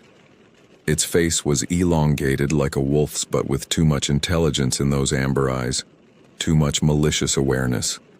The Sasquatch followed, moving with surprising grace for something so massive. The camera caught it in perfect detail, the muscle structure beneath the fur, the very human-like hands with their thick fingers, the face that was neither quite ape nor quite human but something that existed in the uncanny valley between. It looked directly at the camera, and I swear I saw recognition there, understanding of what the device was and what it meant. Then came the Wendigo, and this is where the footage became difficult to watch. It was skeletal thin, with skin like gray parchment stretched over protruding bones. Its limbs were too long, joints bending at wrong angles as it moved in that jerky, struggling gait. The head was worst of all, vaguely human in shape but with a mouth that extended far too wide, filled with teeth that looked more like shards of ice than enamel. Its eyes glowed with that sick yellow light, and even through the camera, even recorded on digital media, I could feel the hunger radiating from it, the never-ending need that defined its existence. Carson's voice on the recording, whispering desperately, "Oh my God, oh Jesus, what are they? What are they doing?" The camera shook as he tried to back away, but he kept filming, professional instinct overriding survival instinct. The 3 creatures stood in a rough triangle, and for a moment, I thought they were going to fight each other. There was clear tension, aggressive posturing, the dogman snarling while the Sasquatch beat its chest, and the Wendigo swayed and whispered its hungry refrain. Then they all turned and looked at the camera, at Carson, at the human who'd witnessed their meeting. What happened next was too fast and too brutal to fully process. They moved together, coordinated despite being different species, different categories of creature. The camera captured Carson's screams, captured movement and violence, captured his final moments before the lens was knocked aside and pointed at empty sky. But just before the end, the camera had swung past something else in the clearing. More of them, dozens more, emerging from the forest in a silent procession. Different types I couldn't identify, creatures I had no names for, all converging on this location for reasons I couldn't comprehend. This wasn't random predator behavior. This was organized. This was purposeful. This was a gathering. I ejected the memory card and considered destroying it, but instead I sealed it in an envelope and hid it in my station's floor safe. Evidence, or perhaps a warning for whoever came after me. Because I knew now that I couldn't stay. The forest had become something else, had transformed into a meeting ground for every cryptid legend the American wilderness had spawned. And at the center of their territory was my ranger station, a lone human outpost surrounded by things that should not exist. I began packing that night, planning to leave at first light, to abandon my post and my duty, and my foolish need to understand. But understanding had found me anyway, and it was more terrible than ignorance could ever be. These creatures weren't separate phenomena. They were connected, part of some ecosystem or hierarchy I couldn't begin to comprehend. And they'd been here long before humans built ranger stations and marked trails, would be here long after we were gone. The question wasn't why they existed. The question was why we'd been allowed to forget they existed, to convince ourselves the wilderness was empty of anything but animals we'd cataloged and explained. Every missing hiker, every unexplained disappearance, every story dismissed as hoax or hallucination, all of them suddenly took on new and horrible meaning. I didn't make it out at first light. I didn't make it out for another 3 weeks. Because that night, as I packed my bags and prepared to flee, they came for me. All of them. Together. And what happened in those final hours in the Superior National Forest broke something fundamental in my understanding of what was real and what was possible. They arrived as a storm moved in from the north, the kind of blizzard that turns the world into a white void and makes survival itself an act of defiance. The temperature plummeted to 40 below, cold enough that breathing felt like inhaling glass shards, cold enough that exposed skin would freeze solid in minutes. I was sealing my last box of belongings when the power died, plunging the station into darkness, lit only by my emergency lantern and the pale glow of snow through the windows. The howl came first, closer than it had ever been. So close I could hear the vocal mechanics of it, the way it started deep in a chest cavity, too large for any normal canine. It was answered by another howl, then another, a chorus of dogmen surrounding the station in a perimeter I couldn't hope to breach. Through the window I caught glimpses of them, shadows that moved with wrong fluidity, eyes that reflected my lantern light in shades of amber and red. Then came the Sasquatch, not one but multiple individuals, their weight making the frozen ground tremble as they approached. They weren't trying to hide anymore. I could see them clearly in the reflected snowlight, a family group perhaps, ranging in size from a juvenile no taller than me to a massive male that stood close to 10 feet. They took up positions between the dogmen, forming a secondary ring, and they began to vocalize deep whooping calls that resonated in my chest. The Wendigo came last, and with it came the cold, a supernatural chill that invaded the station despite the walls and the heating system that no longer worked. Frost raced across the inside of the windows, forming patterns that looked disturbingly like reaching hands, like grasping fingers. That whispering voice filled my head, no longer muffled by walls, speaking directly into my consciousness. We've been waiting, so patient, so hungry. You've seen us, you know us, you cannot leave. I understood then that this had never been about random encounters. From the moment I'd found those first tracks, I'd been selected, observed, tested. Every sighting had been deliberate. Every evidence left for me to find had been intentional. They've been teaching me, showing me their existence, preparing me for this moment when all pretense would fall away, and I'd have to face the truth. I wasn't the observer studying unknown creatures. I was the specimen being examined by intelligences far older than human civilization. The door began to rattle, not from wind, but from something testing its strength, probing its weaknesses. I backed away, my pistol raised in shaking hands, though I knew the weapon was inadequate. What good is a 9mm bullet against creatures that shouldn't exist, that defied every law of biology and physics I'd been taught? The door shook harder, hinges groaning, and I heard wood beginning to splinter. "What do you want?" I screamed, my voice breaking with terror and exhaustion. "What do you want from me?" The answer came not in words, but in images that flooded my mind, downloaded directly into my consciousness by methods I couldn't comprehend. I saw the forest as they saw it, not as wilderness, but as home, as territory held for millennia against the encroachment of human civilization. I saw the ranger stations and trails and campsites as we would see tumors, as invasive growths that needed to be contained or removed. I saw their society, if you could call it that, a complex hierarchy spanning multiple species of cryptid creatures. The Sasquatch were the guardians, the keepers of the deep wilderness, peaceful until threatened but formidable when roused. The Dogmen were the hunters, the enforcers, dealing with threats and maintaining boundaries. And the Wendigo, God help me, the Wendigo were the judges, the executioners, dealing with those who crossed lines that couldn't be uncrossed. I saw what had happened to the missing campers, to Carson, to every person who'd vanished in these woods over decades. Some had been killed quickly, threats eliminated efficiently. Others had been taken, carried deep into the wilderness to places humans never ventured. And what happened to them there the vision wouldn't show me clearly, though I caught impressions of transformation, of humans exposed to something that changed them fundamentally. And I saw what they wanted from me. Not my death, though that would come eventually if I stayed. They wanted me to leave, to carry the message, to warn others that these places belonged to them and always had. They wanted a herald, someone who'd seen and survived and would spread the truth that the wilderness wasn't empty, wasn't ours to claim, that humanity shared this continent with beings we'd tried desperately to forget.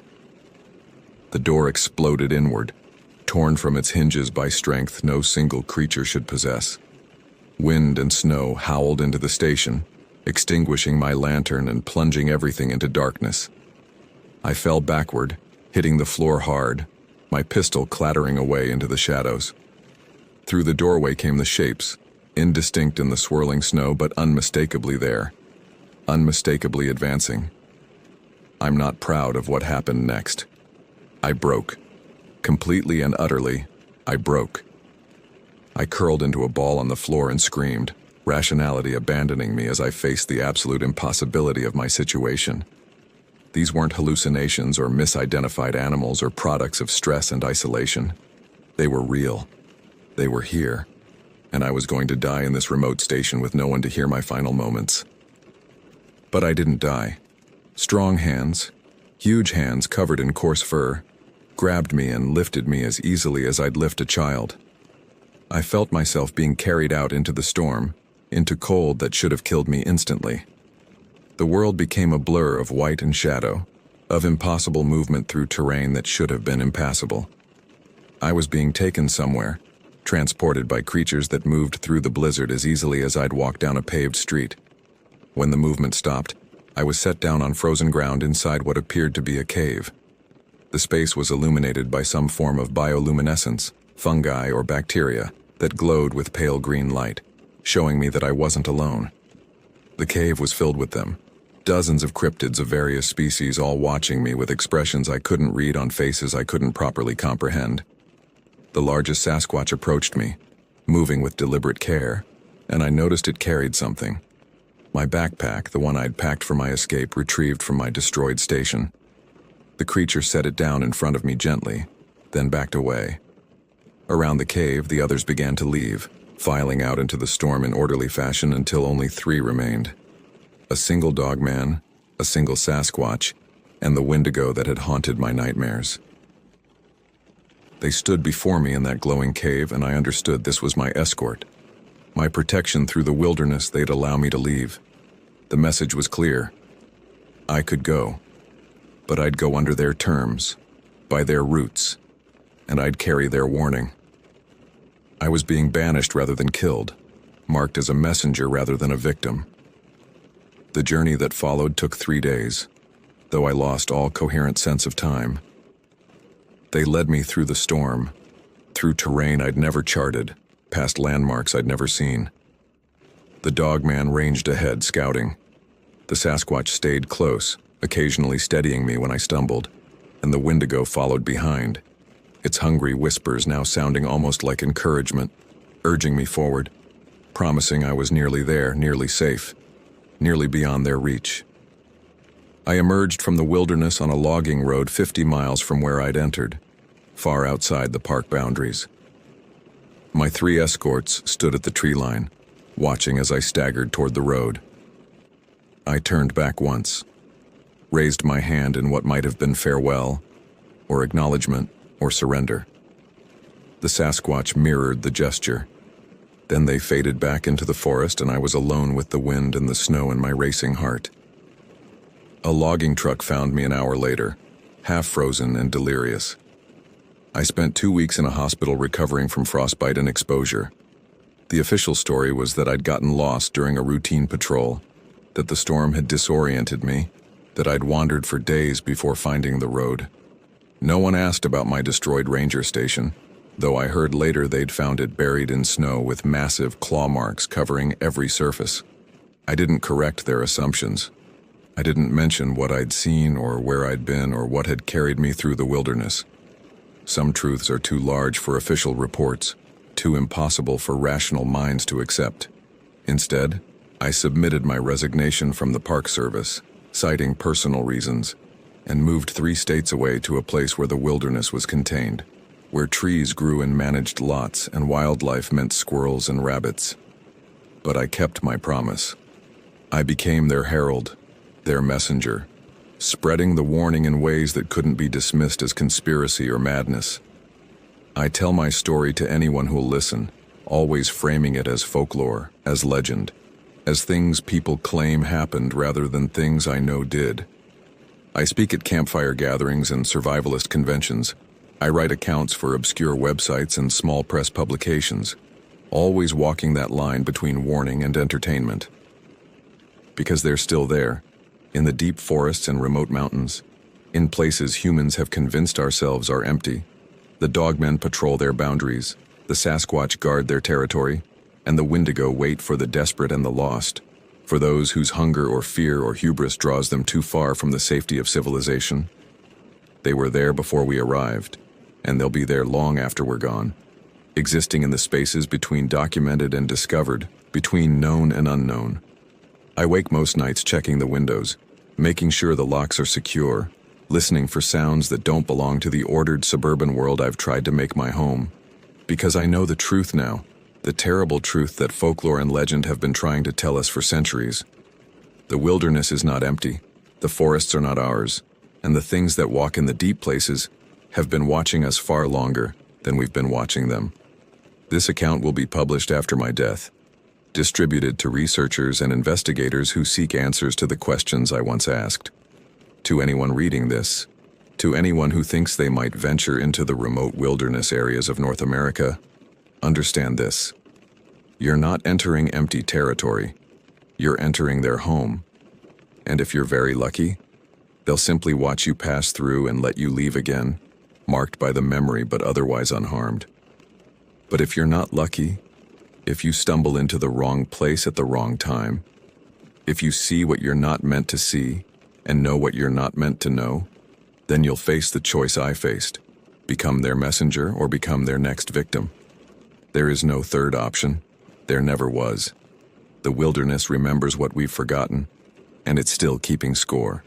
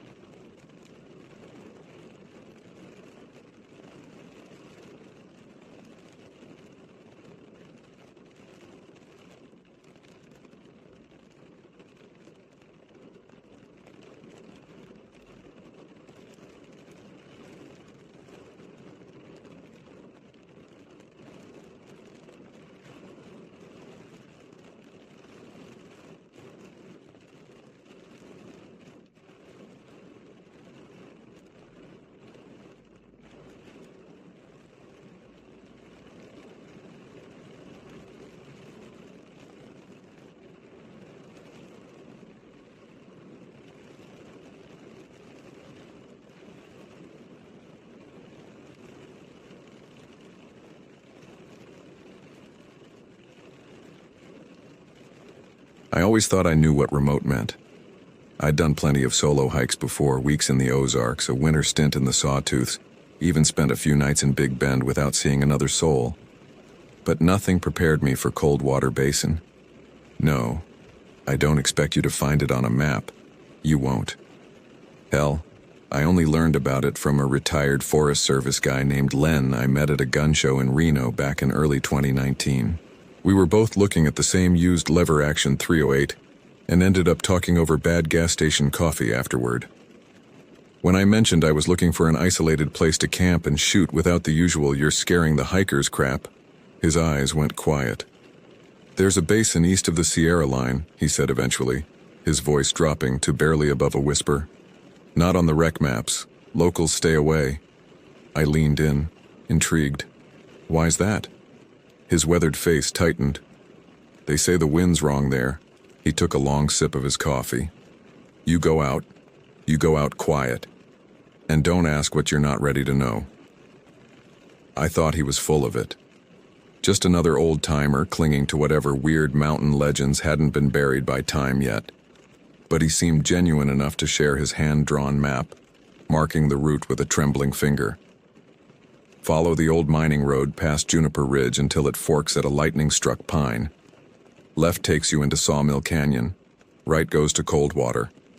He hesitated, then added, "Nobody's maintained those trails in decades. Might not even be passable anymore." That should have been my first warning. The way he spoke of the place like he was describing a grave rather than a camping spot. But the challenge of finding somewhere truly off-grid appealed to me. Somewhere pristine, untouched. My own private wilderness. "What's out there that's got everyone spooked?" I asked, half joking. Len didn't smile back. "Nothing to worry about if you keep to yourself and don't go poking around where you shouldn't." He drained his coffee. "Just don't stay after dark if the birds go quiet." I laughed it off. Mountain people and their superstitions, always making nature into something mystical, when really it was just indifferent. 2 months later, I found myself navigating that half-erased trail with his hand-drawn map in my lap, chewing beef jerky and praying my Tacoma didn't rattle apart on the rocks. It was early May, still cool at night, bone dry during the day, the kind of weather you dream about for backcountry. And I'd planned every damn detail. 2 weeks off-grid, a satellite SOS beacon, my rifle, enough freeze-dried meals to feed a platoon, and just me. That was the plan. What I got instead was something no amount of preparation could have readied me for. The further I drove, the more the world peeled away. Cell service disappeared first, then radio signals faded to static. The road thinned out, turned to gravel, then dirt. Around the last bend, even the trees gave up. Just jagged rocks and gray dust, like the land had been burned clean. I parked under a rock overhang for shade and stepped out into silence. I don't mean peace and quiet silence, I mean dead silence. No wind, no bugs, not even the high-pitched whine you get in your ears when it's really quiet. Just nothing. A vacuum where sound should be. I tried to shake it off, grabbing my pack and locking the truck. The hike in would be about 6 miles according to Len's map, following a dried-up creek bed and a ridge line. I shouldered my pack, checked my GPS one last time, knowing it wouldn't help much once I was deeper in, and headed out. The sun hung overhead like a convection oven, baking the landscape into shimmering waves of heat. I kept to the narrow game trail, stepping carefully over loose rocks and thorny brush. My boots raised small clouds of dust with each step, the only movement in an otherwise motionless landscape. 3 miles in, I spotted the landmark Len had mentioned, a massive pine split down the middle by lightning. Half of it was blackened from the strike, the other half somehow still alive, green needles clinging to gnarled branches. It felt like a warning someone had nailed into the dirt. "Follow the left fork," I muttered to myself, recalling Len's instructions. 2 more miles to the basin. That's when I noticed the first weird thing. Animal bones scattered along the trail. Not unusual in itself. Nature's cleanup crew is efficient, but these weren't old. They still had dried sinew attached, tufts of fur here and there, and they weren't chewed. No bite marks, just torn, like something had pulled them apart systematically. I knelt down, examining a section of what looked like deer vertebrae. The breaks were clean, almost surgical. No predator I knew hunted like this. Probably just fell from a height, I reasoned aloud, my voice sounding unnaturally loud in the stillness. Hit the rocks and broke apart. But deep down I knew better. Animals that fall don't disassemble like puzzles. As the trail descended into the basin proper, the scattered bones became more frequent. I found myself stepping over rib cages, leg bones, fragments of skull, all showing the same peculiar separation, like they'd been dismantled rather than consumed. Then came the deer. I found it maybe a quarter-mile from where I eventually set up camp, lying half-submerged in a patch of red dirt. No blood, no flies. Its neck was bent too cleanly, like someone had snapped it. Its eyes were gone, but not pecked out, removed. The sockets were weirdly clean. I didn't want to admit how much that shook me. The rational part of my brain tried to provide explanations. Mountain lion, humans hunting illegally, maybe even a bear.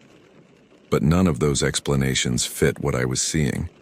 Still, I pressed on, finally reaching the basin itself around mid-afternoon. It was beautiful in a stark, alien way. A broad, flat expanse surrounded by jagged rock formations that rose like broken teeth against the sky. A perfect, natural amphitheater. At the far end, a small cluster of trees offered the only shade. I made camp there, forcing myself to follow the motions. Tent staked near a rock wall for wind cover, even though there hadn't been a breath of air all day. Fire pit dug and ringed with stones. Water filtered from the small spring I'd found trickling from a rock face. Rifle loaded and cleaned. Night was coming. And with it, the sense that I hadn't found this place at all. It had allowed me to enter. By sunset, the sky lit up in oranges and deep purple. I roasted a pouch of chicken teriyaki and sat by the fire, feeling my nerves settle a little. The shadows grew longer, creeping across the basin floor like living things, but the flames kept them at bay. I had my rifle, my knife, my emergency beacon. I was prepared. Or so I thought. That first night was calm on the surface. No wind, just the stars watching from above, impossibly bright without light pollution. I left the rain fly off the tent and lay there watching satellites blink overhead, picking out constellations. Anything to keep my mind from returning to that deer with its empty eye sockets. At some point I drifted off, lulled by exhaustion and the stillness of the night. Then I heard it. Not a noise exactly, more like a presence. I bolted upright, heart hammering against my ribs. The fire had died to coals, casting an orange glow across the campsite. My rifle was still beside me, untouched. I scanned the dark, straining my eyes against the gloom. Nothing. I clicked on my headlamp and drew a slow circle around the camp. Flashlight in one hand, rifle in the other. No tracks in the dust, no movement in the brush, not even a stirred-up bit of earth to suggest something had passed by. It was just a dream, I whispered, voice wavering. Had to be. I crawled back into the tent, laid there staring at the nylon roof, eyes wide, waiting. I couldn't name what I was waiting for, but it was there, the certainty that something was coming. Then I felt it. The sensation of being watched. Not imagined. Not anxiety. It was there, tangible as the ground beneath me. Something was perched on the edge of the dark, watching, waiting for me to close my eyes again. I didn't. I stayed awake until the sun started bleeding into the sky. Rifle across my chest, ears attuned to every crack and rustle, but nothing came. And when daylight finally arrived, the feeling vanished like smoke. I should have left then, packed up, walked away. But I didn't. Because I hadn't even fired the damn rifle yet. Because I'm an idiot who thought fear was something you could ignore if you acted tough enough. And because I still thought I was alone out there, I wasn't. And the next day was going to prove that in ways I still can't forget. The second morning came with a sky so clear it almost looked fake. that impossible desert blue that seems to go on forever. I rolled out of my tent slowly, every muscle stiff from sleeping in a half-alert sprawl. My eyes felt gritty, burning from lack of rest. The fire had burned down to a pile of gray ash, and the air had that dry, charged stillness that always comes right before a storm. But there were no clouds, just heat and silence. I made coffee, forced down a granola bar, and tried to shake off the unease from the night before. I'd managed to convince myself that the rustling I heard outside the tent was just an animal. A fox, maybe, or even a deer, curious about the smell of food. Nothing worth panicking over. But the truth was, I hadn't slept. Not really. I kept waking up every 20 minutes, heart thudding, convinced someone or something was standing just beyond the edge of the firelight. I thought about packing up. There was still time to hike out before the sun got too high, before the heat made the return trip brutal. But then I looked at the rifle resting beside my pack and told myself I was overreacting. I'd come out here to shoot, to clear my head. I wasn't about to leave just because I got spooked by some twigs snapping in the dark. After breakfast, I decided to explore the basin further. Maybe familiarizing myself with the terrain would ease my nerves. I grabbed my day pack, some water, my rifle, and set out toward the southern rim. The basin floor was a mosaic of red dirt, scrub brush, and small rock formations. Nothing moved in the heat. No birds, no lizards. Even the insects seemed to have abandoned this place. The silence was oppressive, wrapping around me like a shroud. About a mile from camp, I found the first sign that I wasn't the first visitor. Hidden among the rocks was an old fire ring, stones arranged in a perfect circle, ash long since scattered by wind and rain. Beside it, scratched into a flat stone, was a crude symbol, a vertical line bisected by 3 horizontal marks. I'd seen enough petroglyphs to know this wasn't ancient. The cuts were relatively fresh, maybe a few years old at most. Someone had been here, camped here, and left their mark. Further along, I found more. Scraps of fabric caught on thorns. A rusted can buried in sand. A perfectly stacked cairn of 7 stones that seemed to point deeper into the basin. But it was what I found behind a large boulder that made my stomach twist. A small clearing had been swept clean of debris, and in the center was a circle of objects. A woman's hair clip, a tarnished silver ring, a Swiss Army knife with the blade snapped off, and a torn photograph showing half a smiling face. They were arranged with purpose, like offerings, or trophies. I backed away, suddenly very aware of how exposed I was. The sun beat down mercilessly, but a cold sweat broke out across my back. Someone else had been here, recently, and they had left these things deliberately. I hurried back toward camp, keeping to the rocks, moving as silently as I could. Every shadow seemed deeper now, every boulder a potential hiding place. I found myself checking over my shoulder constantly, rifle held at the ready. What I had initially taken for isolation now felt like a trap. The basin wasn't empty. It was watching, waiting. By the time I reached my campsite, the sun was directly overhead, casting no shadows at all. I sat with my back against a large rock, rifle across my knees, and tried to think rationally. The most likely explanation was other campers. Hikers like me who had found this place and left their mark. The circle of objects could be some kind of trail tradition, like the bizarre shrines you sometimes find on long-distance paths. But if that were true, why did it feel so wrong? Why did the hair on the back of my neck stand up every time I thought about that torn photograph and its half-visible face? I decided to stay put for the rest of the day. To set up my shooting range not far from camp where I could keep an eye on my gear. I wasn't running scared, I told myself. I was being cautious. Smart.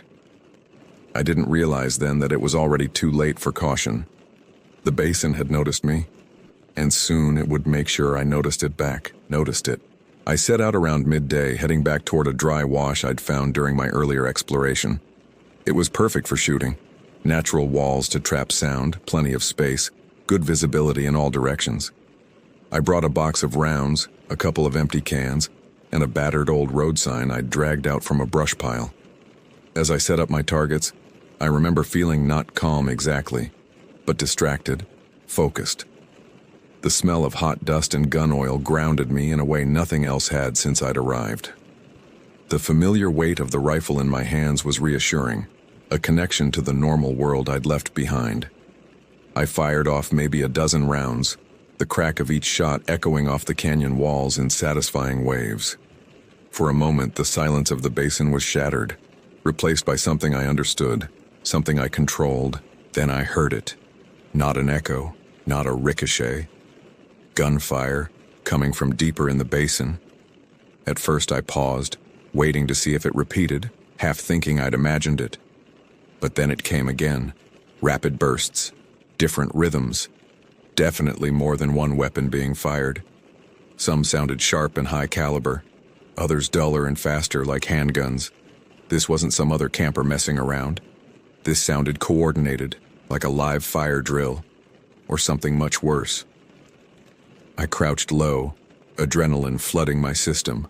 The shots were erratic, but they weren't moving away. If anything, they seemed to be fanning out, echoing off the canyon walls in weird patterns that made it impossible to tell how close they actually were. One moment they felt like they were miles off, the next like they were just over the next ridge. I packed up in record time and started back toward camp, staying low and keeping off open ground. Every now and then the gunfire would stop for a while, then start again, always just far enough to keep me guessing, but close enough that I felt like I was being tracked. Once I caught a whiff of something foul on the wind. It passed almost as quickly as it came, like old blood or rotting meat left in the sun, and I couldn't tell if it was real or just my nerves twisting my senses. By the time I reached camp, my shirt was soaked through with sweat, my hands shaking slightly as I slung my rifle over my shoulder. The shooting had stopped, but the air still felt tight, like something was holding its breath. I sat with my back against the rock wall, watching the perimeter of my little clearing as the sun started to sink behind the jagged skyline. My stomach twisted in knots, but I forced down a meal anyway. Beef stew from a pouch and a lukewarm bottle of water. It tasted like sawdust.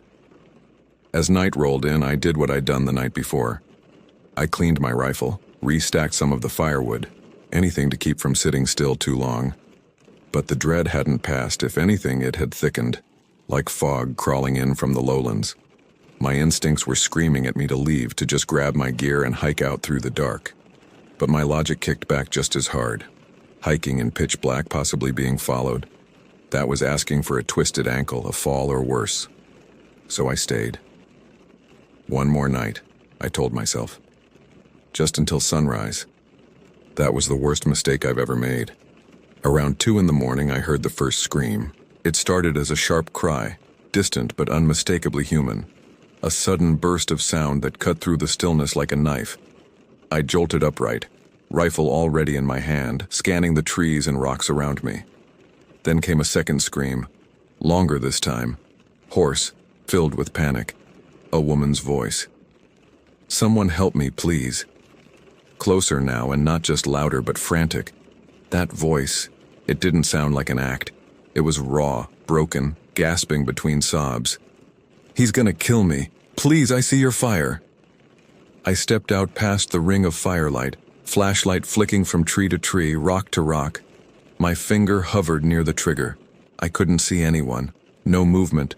No crunching leaves or snapping twigs. Just the voice growing louder with each desperate cry. And then, as I stood frozen halfway between camp and the tree line, the voice repeated itself. Word for word. Same tone, same volume, same pauses. "He's gonna kill me. Please, I see your fire." It looped again and again. I backed away slowly, chest tight, bile rising in my throat. It wasn't real. It couldn't be.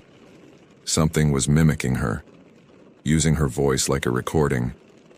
I don't know how long I stood there, locked in place, but then the scream stopped. A few seconds later, there was a single gunshot. Short, controlled, distant but not far enough. Then silence.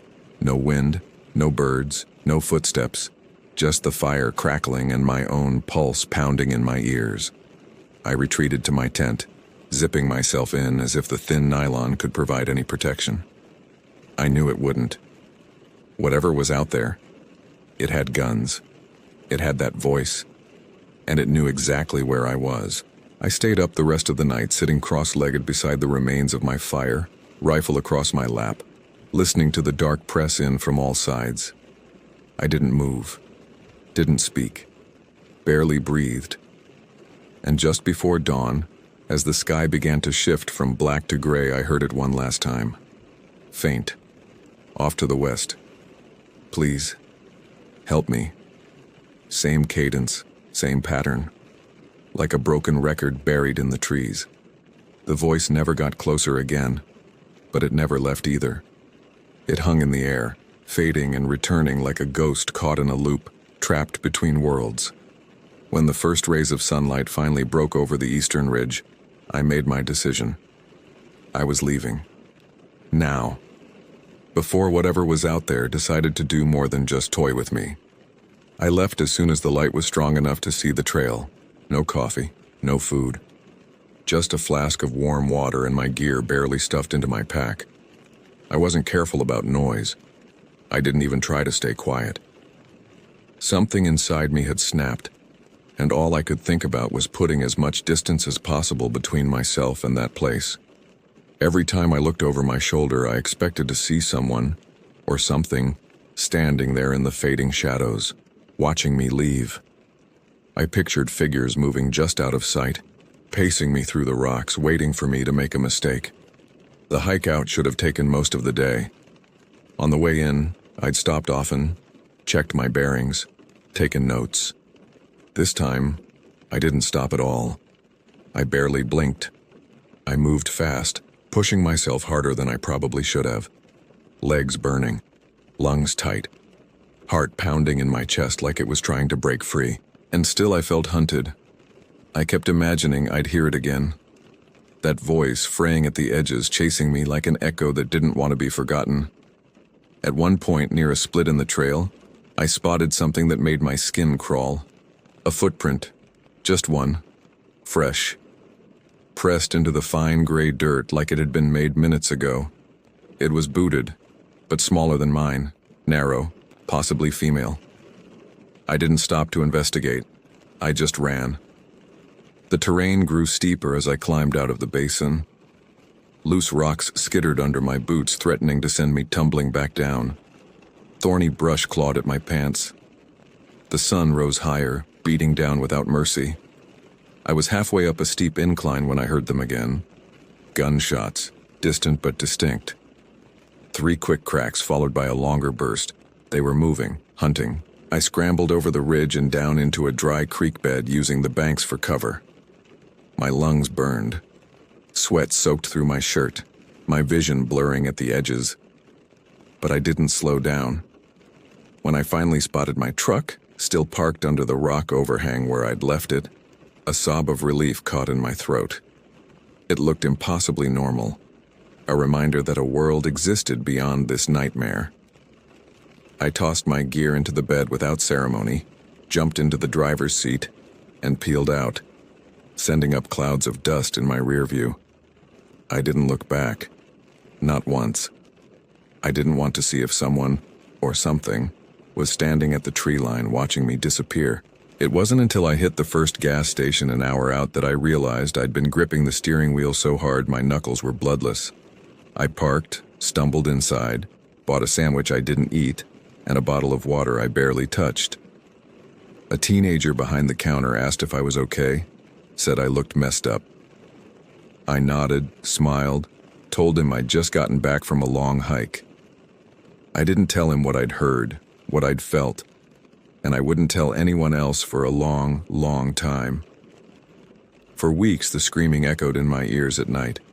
I'd wake up covered in sweat, convinced I could still hear her calling for help just outside my bedroom window. My hands would reach instinctively for the rifle that wasn't there, heart hammering like it had all started over again. The worst part wasn't the fear, though. It was the shame. That woman had begged me. Begged. And I'd done nothing. I'd stood there frozen while someone in desperate need called out for help. I told myself 100 times over that I couldn't have known, that it could have been a trap, that maybe the voice wasn't even real. I convinced myself that rushing into the dark would have gotten me killed. That logic had saved me. But every time I closed my eyes, I saw that campfire flickering and heard her voice and felt my body frozen in place, paralyzed by fear and indecision. I wanted to report it. I really did. I pulled up the sheriff's department contact page more times than I could count. But what would I say? That I heard a scream somewhere out in the wilderness? That I thought a woman might have been killed near Coldwater Basin? But I had no proof, no location, no names. They'd laugh me off, or worse, think I was insane. So I didn't tell them, and that guilt stayed with me, settling in my chest like a second set of lungs that never fully let me breathe. Months passed. I buried it as best I could, pushed the memory down deep and piled distractions on top of it. Work, friends, projects. But late at night, it always clawed its way back up. Then one evening, a story popped up on one of the hiking forums I'd been part of for years. Just a simple thread. Anybody hear what happened near Coldwater Basin last spring? My stomach turned before I even clicked it. It was a short post. Someone had been hiking near the area weeks after I'd been there and stumbled across a collapsed campsite. Tent shredded, gear still scattered. The post mentioned blood, not a lot, but enough to make someone concerned. The user had reported it, and eventually law enforcement got involved. I read every word 3 times before clicking through the links. And that's how I found her name. Joanna Rivera, 29, solo hiker, last seen May 12th. She'd been reported missing by her sister when she failed to check in after her trip. The search had started late and was called off quickly due to a lack of leads. But by some impossible stroke of luck, a rancher found her nearly a week later, barely alive. She had been crawling through the brush near the southern ridge, miles from the nearest road. She was dehydrated, in shock, and had a gunshot wound just below her shoulder. One lung had collapsed. She spent 2 weeks in the hospital. The full story came out later, buried in the local papers and fringe blogs that still covered this kind of thing. Joanna had been abducted by a group of squatters living in a concealed dugout near the basin. 4 of them, 3 men, 1 woman, armed, paranoid, and strung out on meth. They'd been using the canyon as a hideout, and occasionally luring in isolated hikers. Joanna had wandered too close. They grabbed her on her second night and kept her tied up, beaten, half-starved. She managed to escape when one of them passed out drunk, ran through the dark, screaming for help. They'd shot at her as she fled. 1 round hit her, the others missed. I remember reading that sentence over and over. She screamed for help as she fled into the trees, and thinking how close I had been, how real it all was, how she'd nearly died while I was crouched by a fire, rifle in hand, doing absolutely nothing. The squatters were arrested within the month. They found the dugout buried in a thicket of juniper and debris. Inside were weapons, supplies, blood-stained rope, and traces of other people. People they hadn't identified yet. 2 of the men had prior warrants in other states. 1 had killed before. Joanna survived. She recovered, gave her statement, and vanished from the news cycle not long after. I never reached out. I never came forward. What would I have said? That I was there? That I heard her? That I didn't help? That I could have done something and didn't? No. That was her story to survive. Mine was something else, something darker, something I'll carry to the end. I'm not writing this for sympathy or forgiveness. I'm not interested in some stranger patting me on the back and saying, "You did what you had to do." I know what I did. Or rather, what I didn't do.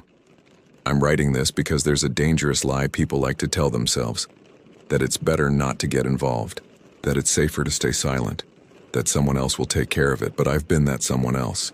I've been the only person within shouting distance of someone who needed help desperately. And I froze. I stayed alive. But I didn't live after. Not really. If you ever find yourself out there, and you hear something, someone, crying for help, just know there's a cost either way. If you go, you might not come back. But if you don't, if you walk away, you might still lose something. And some things don't grow back. Sometimes I think about praying to God for forgiveness, but I know better. Some things you have to carry.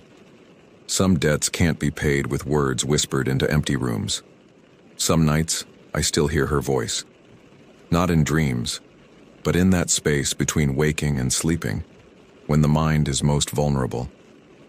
And I wonder if she hears mine too. The silence that answered her when she needed someone most. That basin took something from both of us. From her, it nearly took everything. From me, it took whatever made me human enough to help another person in need. And I'm not sure which of us lost more.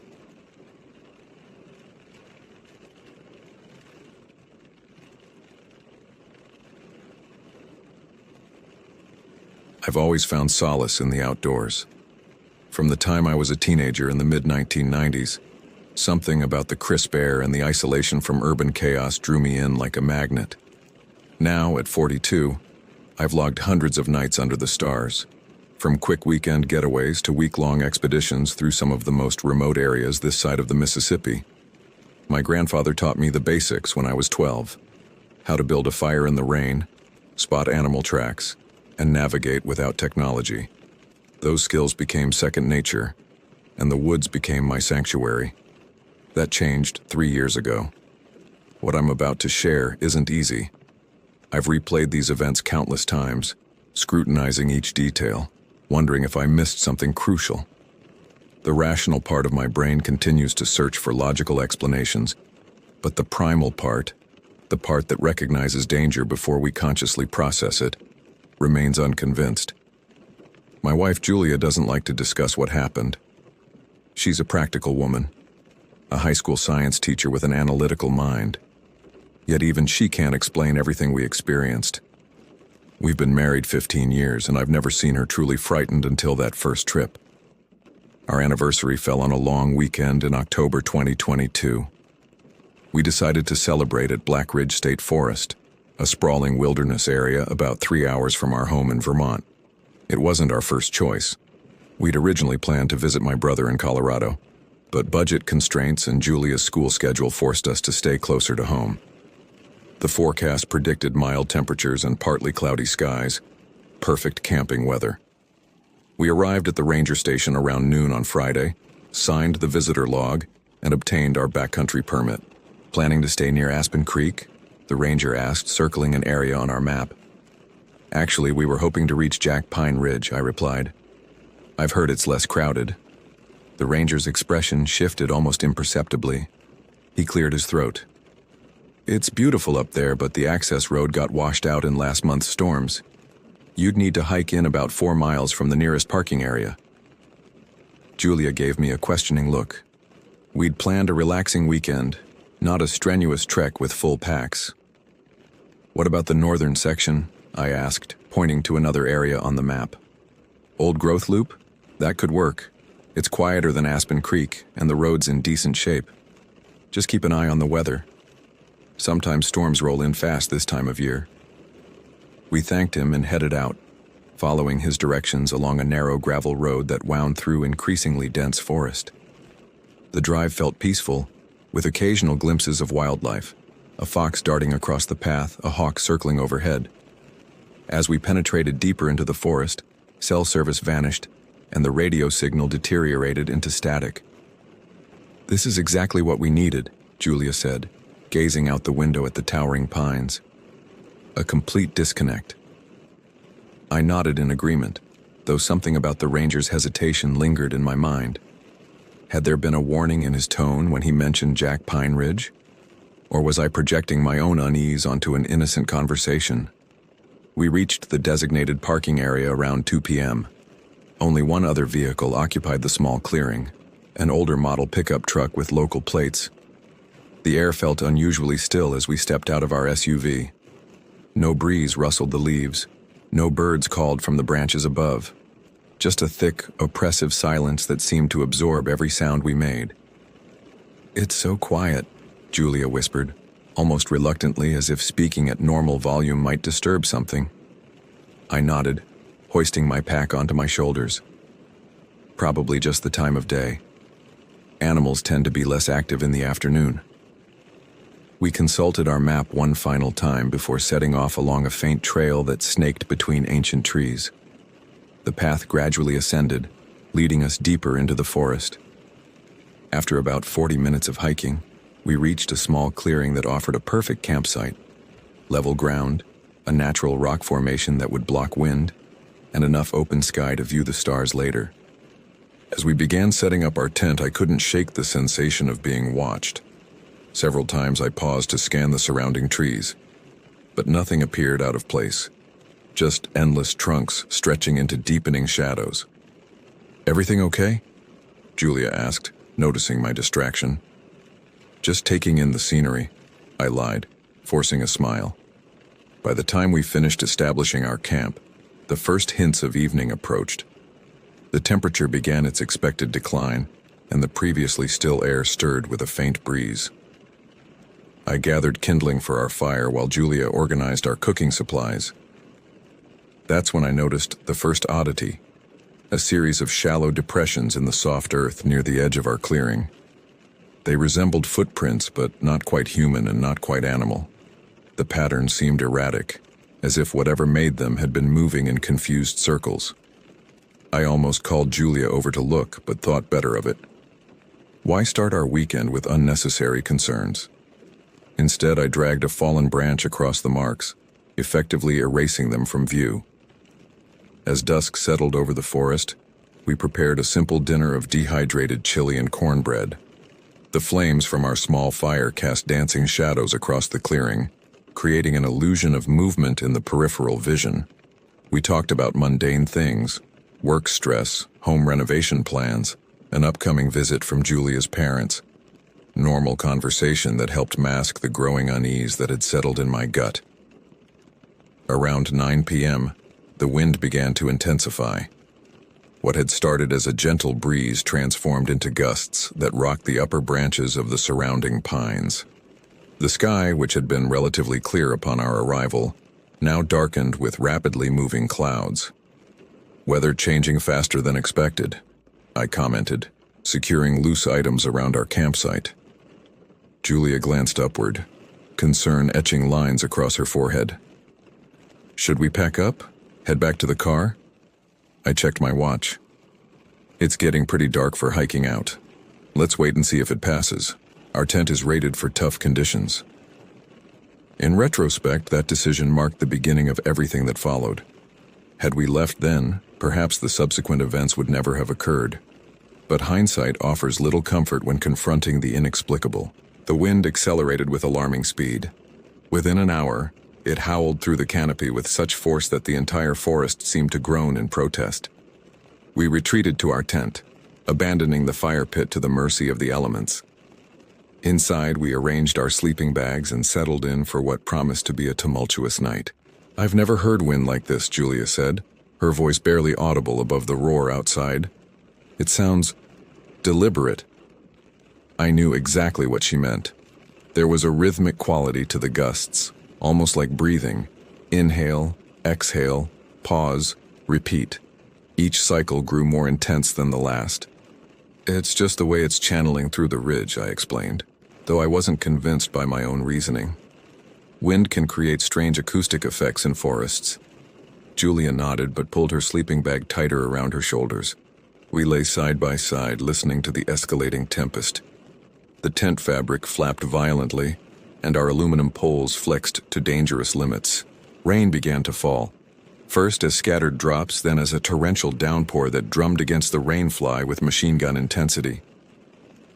At approximately 11:30 p.m., the first tree fell. The crack reverberated through the ground beneath us, a deep splintering sound followed by a tremendous crash that shook the earth. Julia grabbed my arm, her fingers digging into my skin. "That was close," she whispered. "Too close," I agreed, fumbling for my flashlight. The storm's ferocity increased with each passing minute. Wind gusts bent our tent almost flat against the ground before releasing it to spring back into shape. The rain transformed into hail, pelting our shelter with ice pellets that sounded like thrown gravel. Beneath this cacophony of natural forces, another sound emerged, something distinctly out of place. Methodical, deliberate footsteps circling our tent.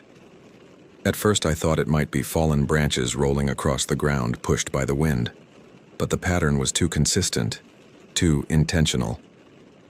"Do you hear that?"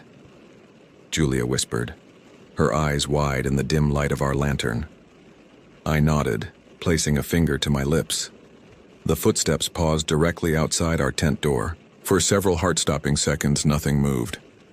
Then, slowly, a shadow fell across the fabric, the distinct silhouette of something standing just inches away. Julia stifled a gasp, and I instinctively positioned myself between her and the tent entrance. We remained frozen, barely breathing as the shadow lingered. The lantern flickered, threatening to extinguish and plunge us into complete darkness. Another tree crashed nearby, and the shadow vanished. The footsteps resumed, circling once more before fading into the storm's chaos. Neither of us spoke.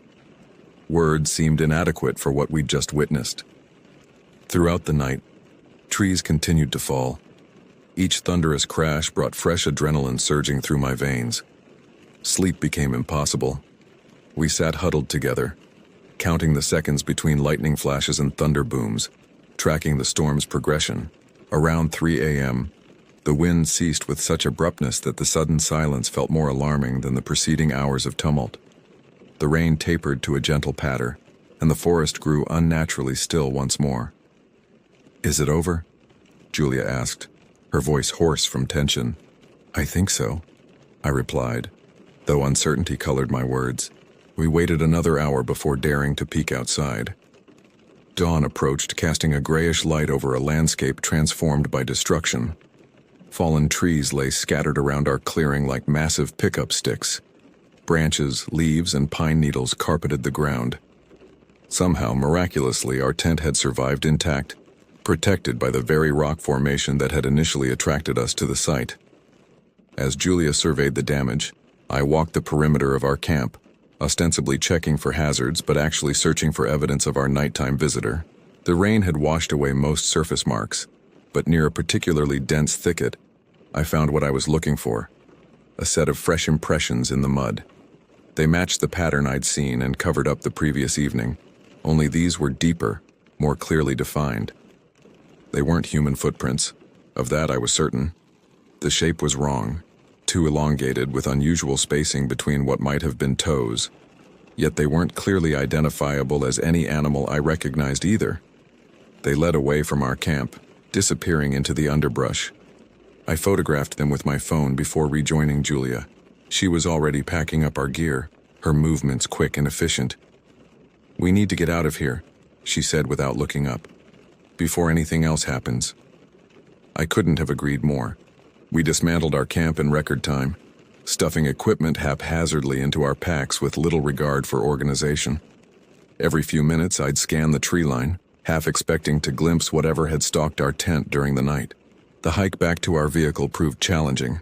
Fallen trees blocked the trail in several places, forcing us to create detours through dense undergrowth. By the time we reached the parking area, our clothes were soaked with sweat and caked with mud. The pickup truck we'd noticed upon arrival was gone. As we drove away from Black Ridge Forest, neither of us spoke about what we'd experienced. It wasn't until we crossed back into cell service range that Julia finally broke the silence. "I don't want to go back there," she said simply. "Ever." I nodded, gripping the steering wheel tighter. "We won't." But even as I made that promise, something gnawed at me. A morbid curiosity about what exactly had transpired in those woods. What had circled our tent with such deliberate purpose? What had created those strange tracks? And why did I feel, with unsettling certainty, that our experience was somehow incomplete? Merely the opening chapter of a longer, darker narrative.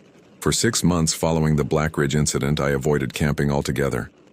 Julia and I never discussed the details of that night, though I often caught her staring into space, her thoughts clearly back in those woods. The photos I'd taken of the strange footprints remained on my phone, untouched and unshared. Spring arrived with its promise of renewal, melting away the winter snow and my lingering apprehension. The call of the wilderness grew stronger with each passing day, until I could no longer resist its pull. But I knew Julia wouldn't join me, not after what we'd experienced.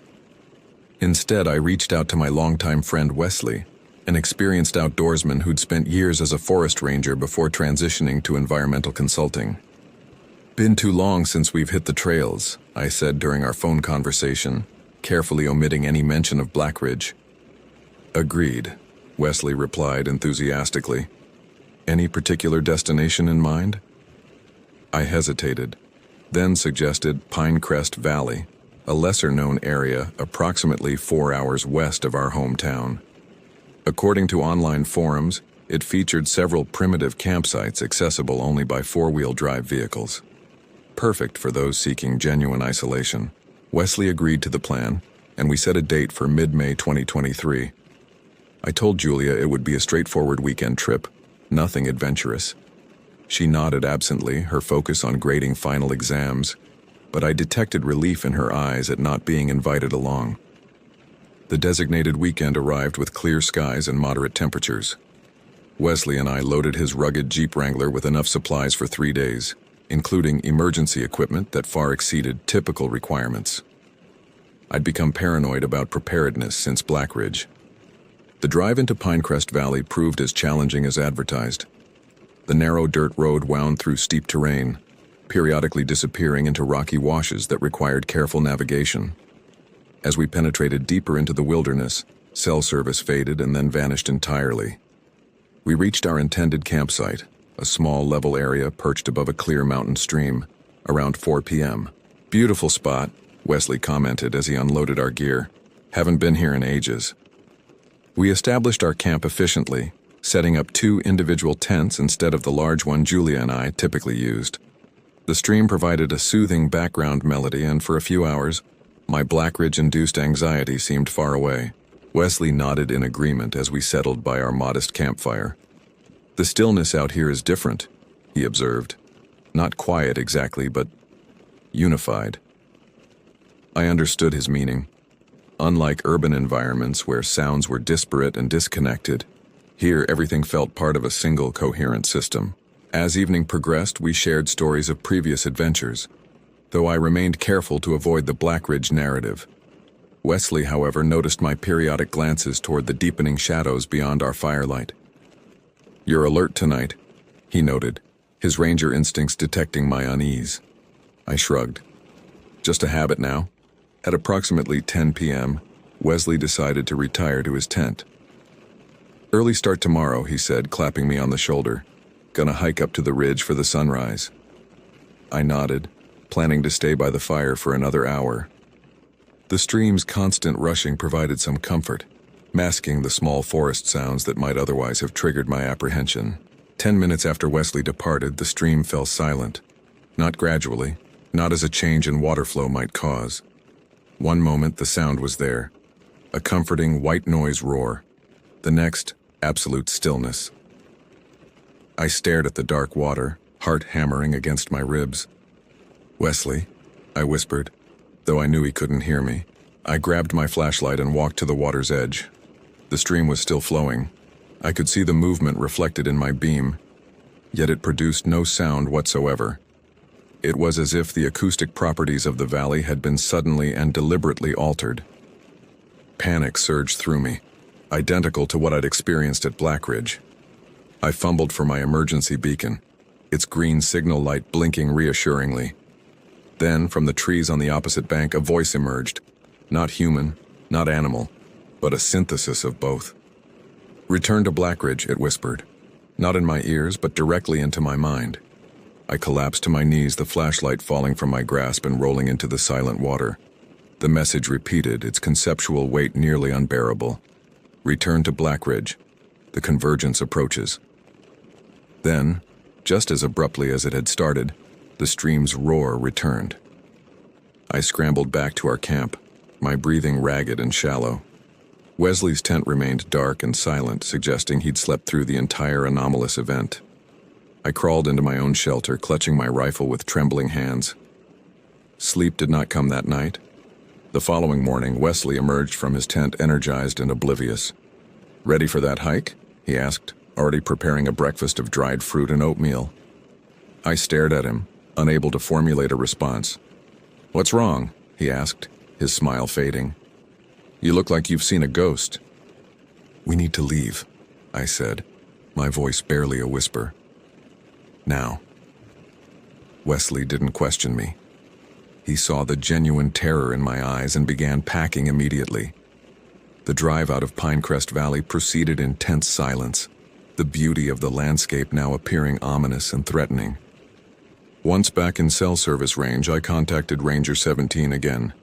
"It happened again," I messaged, detailing the silent stream and the conceptual voice at Pinecrest. The response was immediate. "The invitation has been extended. The escalation has begun. You must choose integration or resistance. There is no middle ground." I shared this message with Wesley after dropping him at his home. He read it 3 times before handing back my phone. "Whatever this is, it's not following normal rules," he admitted. "But I don't think ignoring it is the answer either. If you decide to return to Black Ridge, I'm coming with you." July 17th, 2024. The date burned in my consciousness as I loaded my vehicle before dawn, double-checking essential equipment while Rusty observed with concerned eyes. I'd arranged for a neighbor to care for him during my absence. This journey was too uncertain, too potentially dangerous to risk his safety. The previous night, Wesley and I had finalized our plans during a tense phone conversation. "Synchronize departures at 6 a.m. tomorrow," he'd instructed. "We'll reach our respective destinations approximately mid-afternoon, establish base camps, and maintain hourly radio contact until sundown." "And if we both encounter something simultaneously?" I'd asked, the possibility weighing heavily. "Then our outside contact takes action." Wesley had arranged for a former colleague, another ex-ranger named Diane, to monitor our satellite tracker signals. If both stopped moving or disappeared entirely, she would alert authorities. As I navigated the familiar route toward Black Ridge State Forest, anxiety and anticipation battled for dominance. The morning sky displayed ominous clouds gathering on the western horizon, not yet threatening but carrying the distinct possibility of afternoon storms. Appropriate atmospheric conditions, I thought grimly. I reached the Black Ridge Ranger Station shortly after noon.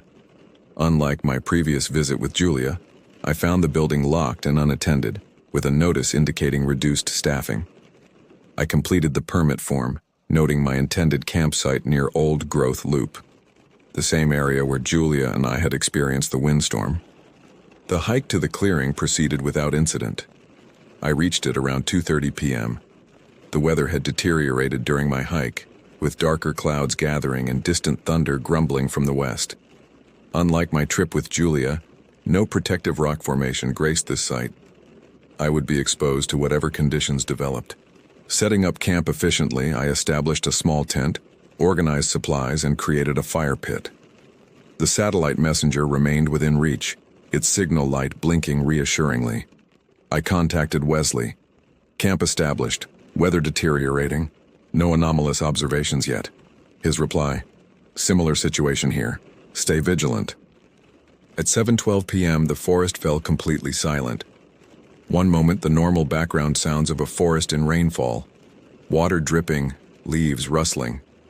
The next moment, absolute stillness except for the rain itself.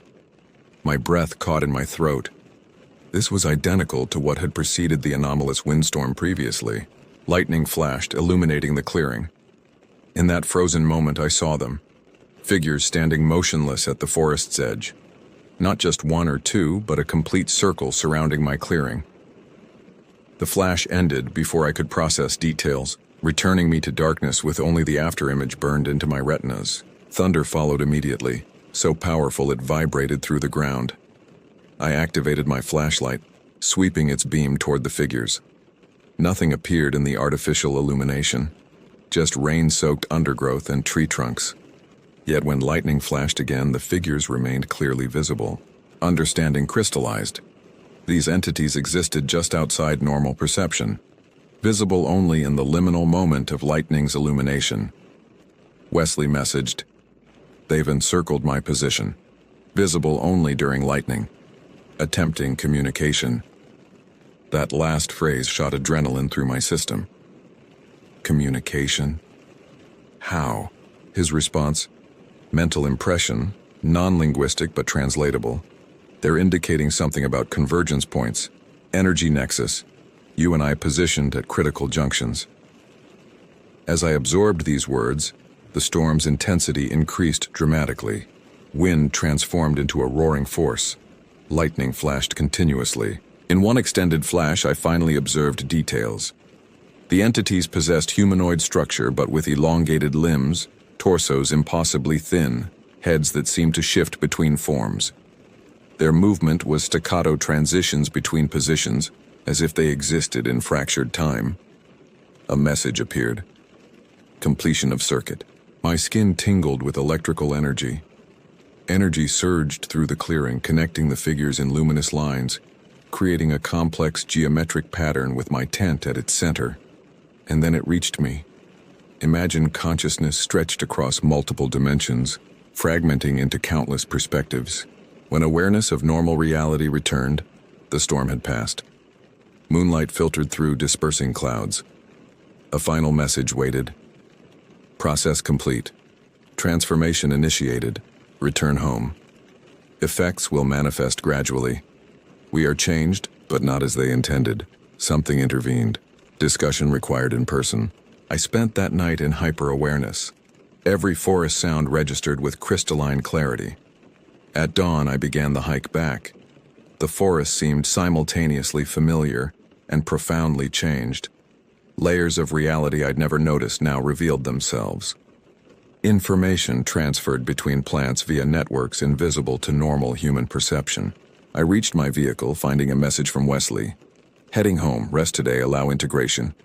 The drive back passed in a haze of new perceptions. I awoke 18 hours later with absolute clarity. Wesley and I had been changed fundamentally. The wilderness had marked us as unwitting participants in something vast. The meeting at Carlton's pub confirmed my suspicions. Wesley said, "Everything's more. Colors, sounds, connections between things, and dreams unlike anything before." He'd been researching historical accounts, forest spirits, the changed ones who return with expanded awareness. I described my own dreams, vast networks of light connecting specific locations across landscapes, pulses of energy flowing between nodes, ancient patterns repeated throughout natural systems. Wesley nodded in recognition. "We're seeing the same thing from slightly different perspectives," he concluded. "The question is, what are we meant to do with this awareness?" That question hung between us, unanswerable yet pressing. If our transformation serves some purpose beyond mere alteration of consciousness, what actions were we now obligated or destined to perform? Our discussion continued for hours, comparing experiences, theories, and the limited historical precedents we'd uncovered. By the time we parted, we'd agreed to maintain regular contact, document our ongoing perceptual changes, and research additional locations that might serve as nodes in the network we'd glimpsed. Julia returned from her conference the following day, immediately noticing something different about me despite my attempts to appear unchanged. "What happened while I was gone?" she asked directly, studying my face with concern. "You look, I don't know, not quite yourself." I considered lying, manufacturing some story about stress or minor illness. But our relationship deserved better, and perhaps more importantly, I needed someone beyond Wesley to understand what was occurring. So I told her everything. The dreams that had plagued me since our Black Ridge experience, the online research that led me to Ranger 17, my return to the forest, and the inexplicable transformation that followed. I described the entities visible only during lightning flashes, the geometric patterns of energy, and the altered perceptions I now experienced continuously. To her credit, Julia listened without interruption, her expression shifting between concern, disbelief, and reluctant consideration. When I finished, she remained silent for several moments, processing everything I'd shared. "I believe that you believe this happened," she said finally, choosing her words with careful precision. "And I can't deny that something about you seems different. Your eyes, the way you move, even how you've been looking at ordinary objects around the house. Something has changed." "But you don't believe my explanation," I concluded, unsurprised. "I'm a science teacher," she replied. My first inclination is to seek rational explanations. Stress-induced hallucinations, perhaps some environmental toxin in that forest that affects neurological function, maybe even a minor stroke or other medical condition that's altered your perception. I nodded, acknowledging the reasonableness of her skepticism. That said, she continued, I was with you at Black Ridge. I felt that unnatural silence before the storm. I saw that shadow outside our tent, so I can't dismiss everything you're describing as purely imaginary. Her partial acceptance provided unexpected relief. I hadn't realized how much I needed validation from someone outside the experience itself, someone whose perception remained firmly anchored in conventional reality. I want you to see a doctor, she added. Not because I think you're crazy, but because some aspects of what you're describing could have medical causes we need to rule out. I agreed to this reasonable request, though I knew medical examination would reveal nothing physically wrong with me. Whatever had changed existed beyond the parameters of conventional medical understanding. The following weeks established a new pattern of existence. During daylight hours, I maintained the appearance of normalcy, attending work meetings, completing architectural drawings, engaging in routine conversations. But each activity now carried an additional layer of perception, a heightened awareness of underlying patterns and connections invisible to others. I could sense the emotional states of colleagues before they spoke. Building materials revealed their molecular structures to my enhanced perception. Urban environments displayed energy flows between structures, people, and natural elements that persisted despite concrete and steel barriers.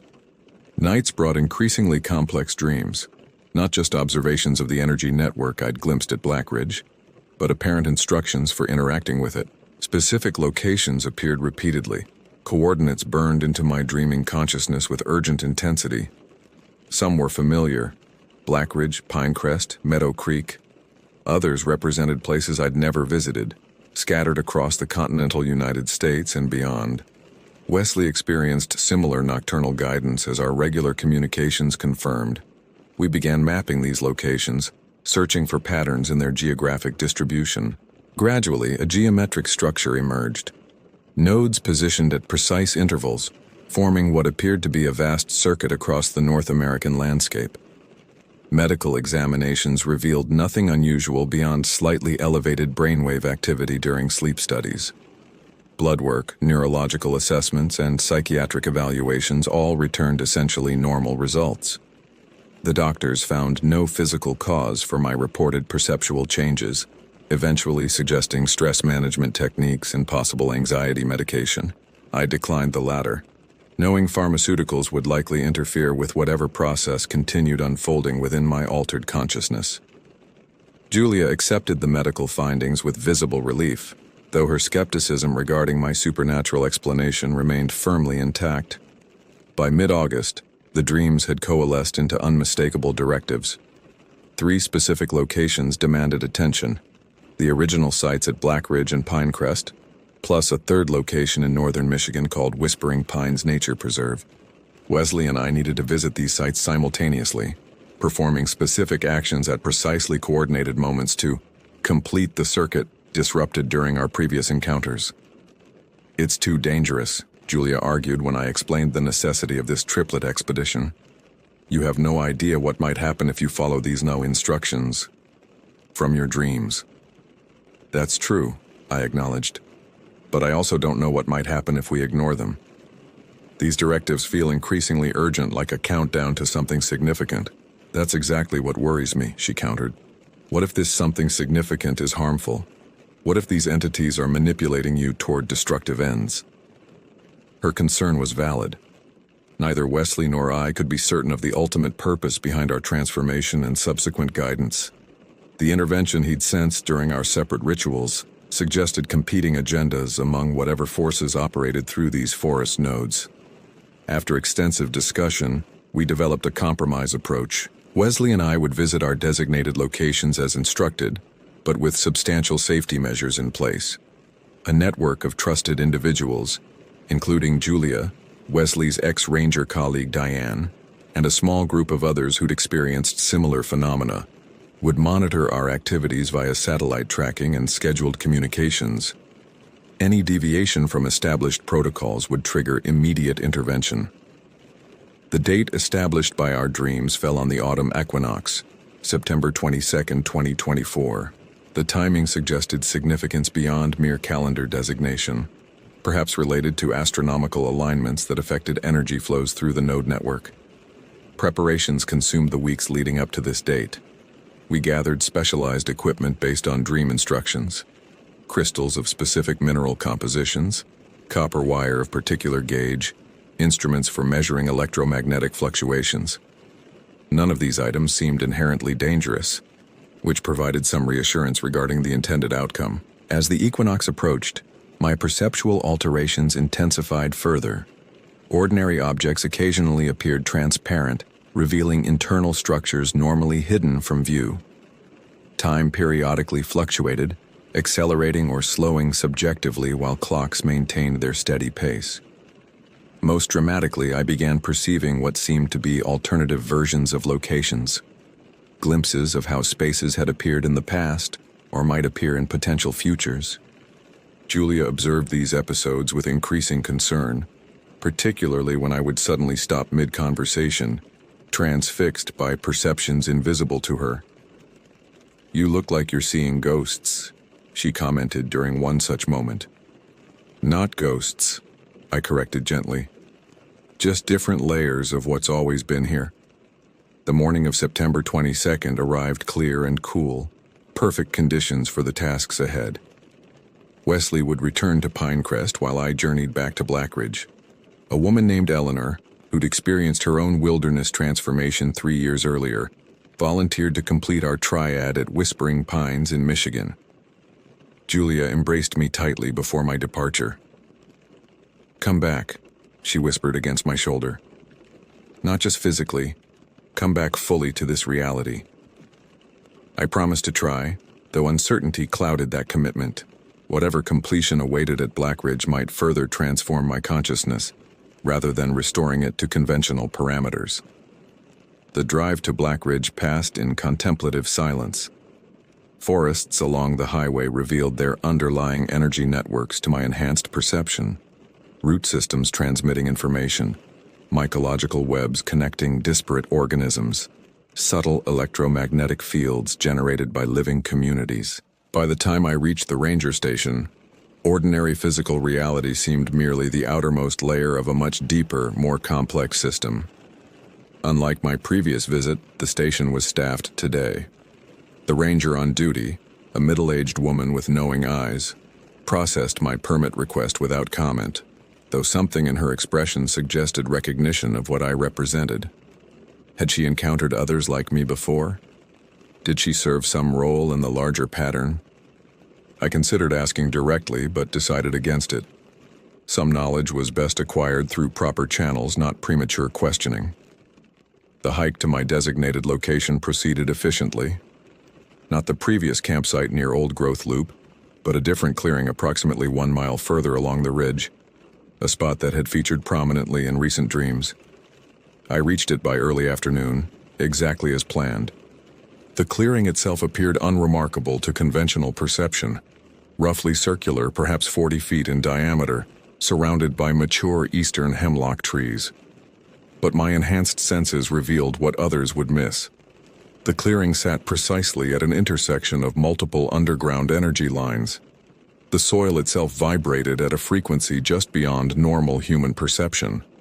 The air contained higher concentrations of negatively charged ions than surrounding areas.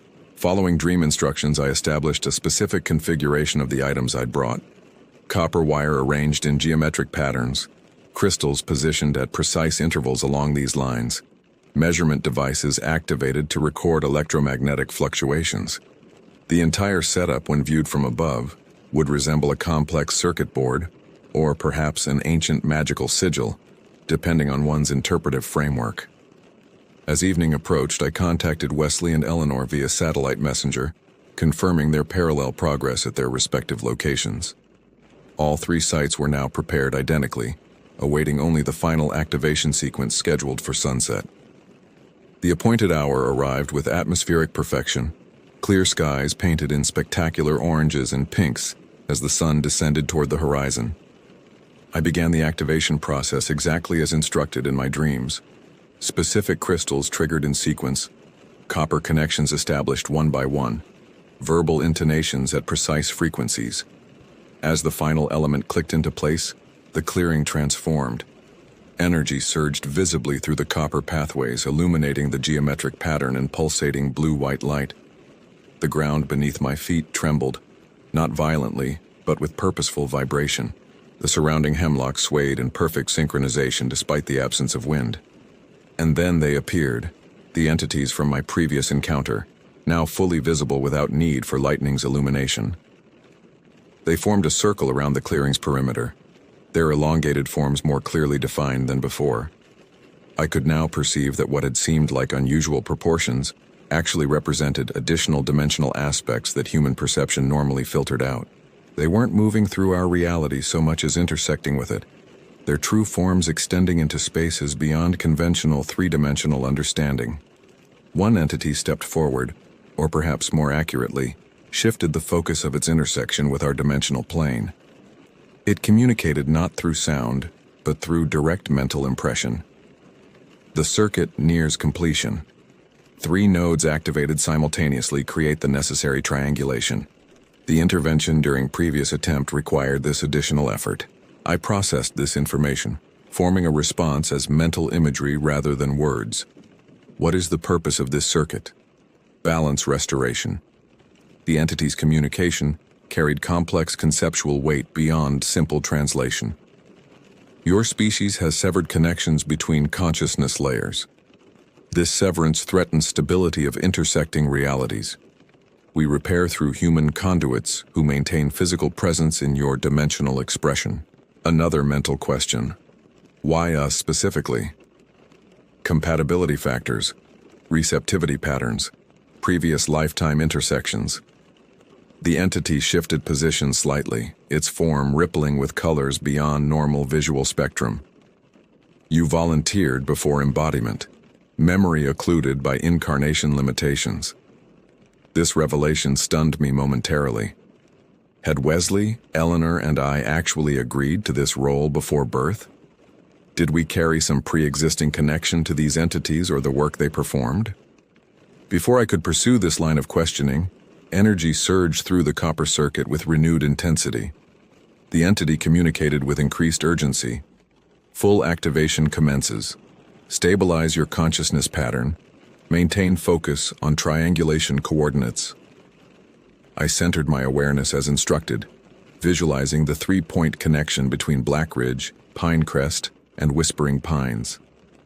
Energy flowed between these points, creating a triangular field that expanded beyond physical locations into some other dimensional aspect. What happened next defies adequate description in human language. The fabric of reality itself appeared to fold, creating a temporary aperture between dimensional planes. Through this opening flowed something that registered in my perception as both energy and information. Vast quantities of data encoded in patterns that rewrote portions of local reality structure. The entities surrounding my clearing channeled this flow, directing it through the copper circuits and crystal nodes I'd established. My own consciousness served as some form of translator or transformer, converting the incoming energy information into formats compatible with Earth's particular dimensional frequency.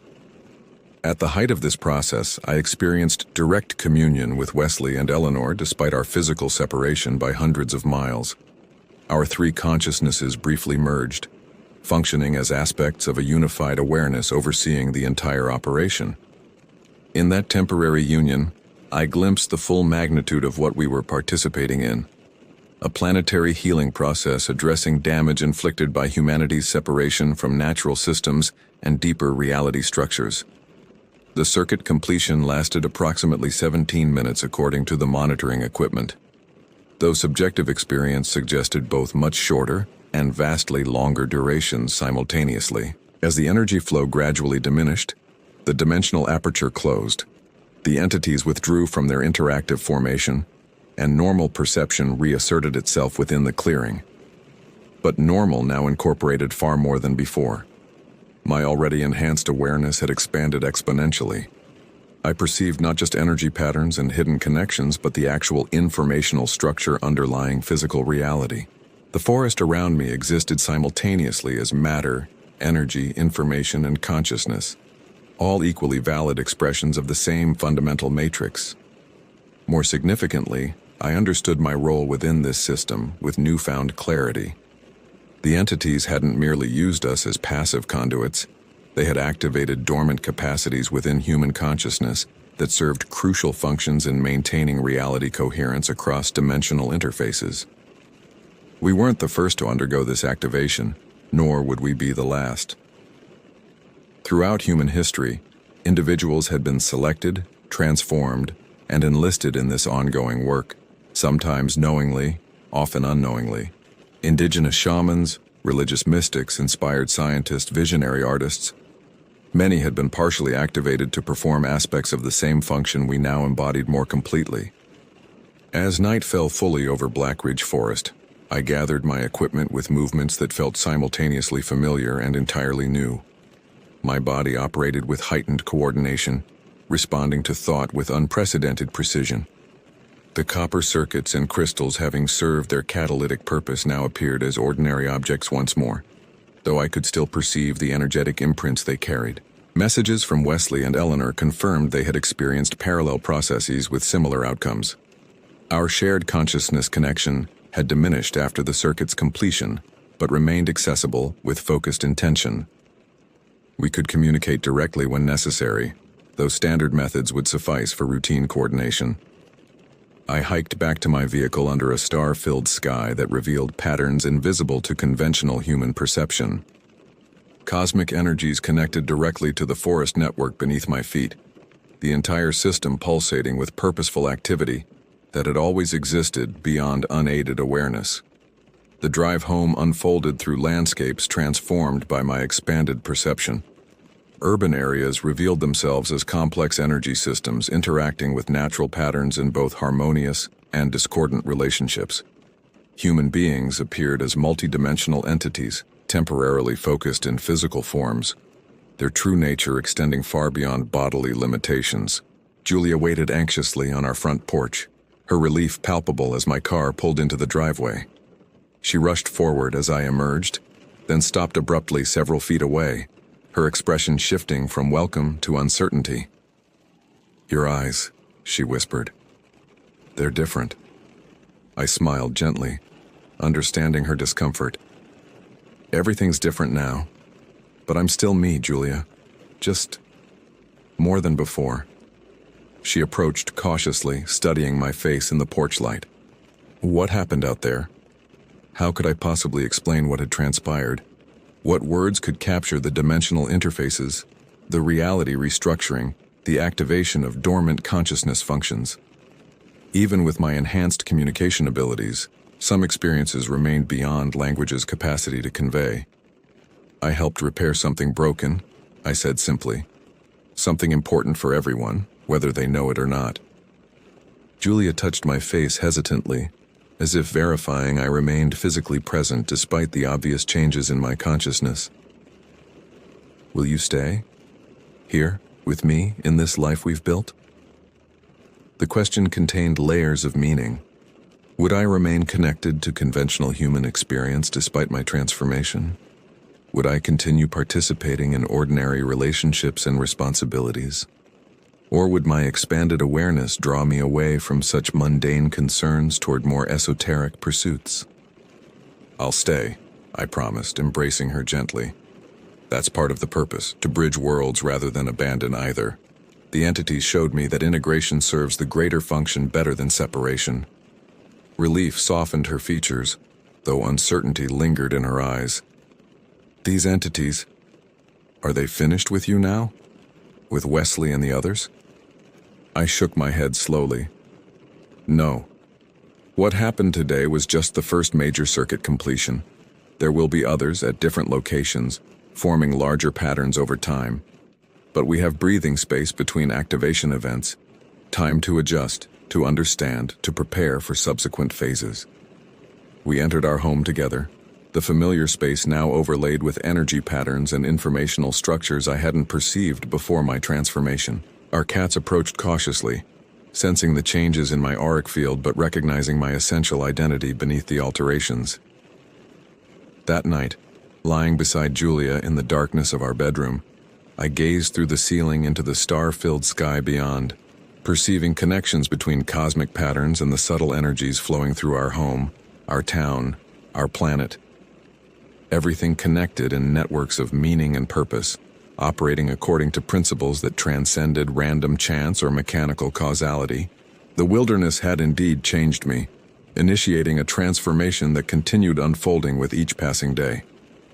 But unlike the horror stories humans tell about such encounters, this change represented not corruption or destruction, but evolution. The activation of capacities long dormant in human consciousness, waiting for the precise conditions that would allow their expression. Julia slept peacefully beside me, her breathing steady and natural, though she couldn't yet perceive what I now saw. Something in her deeper awareness recognized and accepted the transformation's validity. Perhaps someday she too would experience activation, joining the growing network of awakened consciousness nodes scattered across the planet. Until then, I would serve as bridge between worlds, walking simultaneously in ordinary reality and the expanded awareness beyond it, translating between perspectives when necessary, contributing to the healing work that had only just begun. Outside our window, the night forest whispered in patterns both ancient and ever-changing, its consciousness intertwined with mine through connections that had always existed, waiting only for recognition to spring into active collaboration. 1 year has passed since the triangulation event at Black Ridge Pinecrest and Whispering Pines. In that time, my perception has continued evolving, revealing layers of reality previously inaccessible to human consciousness. What began as enhanced sensory awareness has expanded into direct knowing, apprehension of information structures underlying physical manifestation. Wesley, Eleanor, and I maintain regular contact, comparing experiences and coordinating activities related to our ongoing role in the restoration process. We've identified 7 additional individuals who underwent similar transformations at different locations across North America, Europe, and Asia. Together, we form what might be described as a functioning circuit within the larger planetary system. Human interfaces connecting dimensional expressions that would otherwise remain separated. Julia has adapted to my altered state with remarkable resilience, though she still perceives only glimpses of what I experience continuously. On rare occasions, usually during moments of deep connection between us, her awareness temporarily expands to include aspects of the enhanced perception I now take for granted.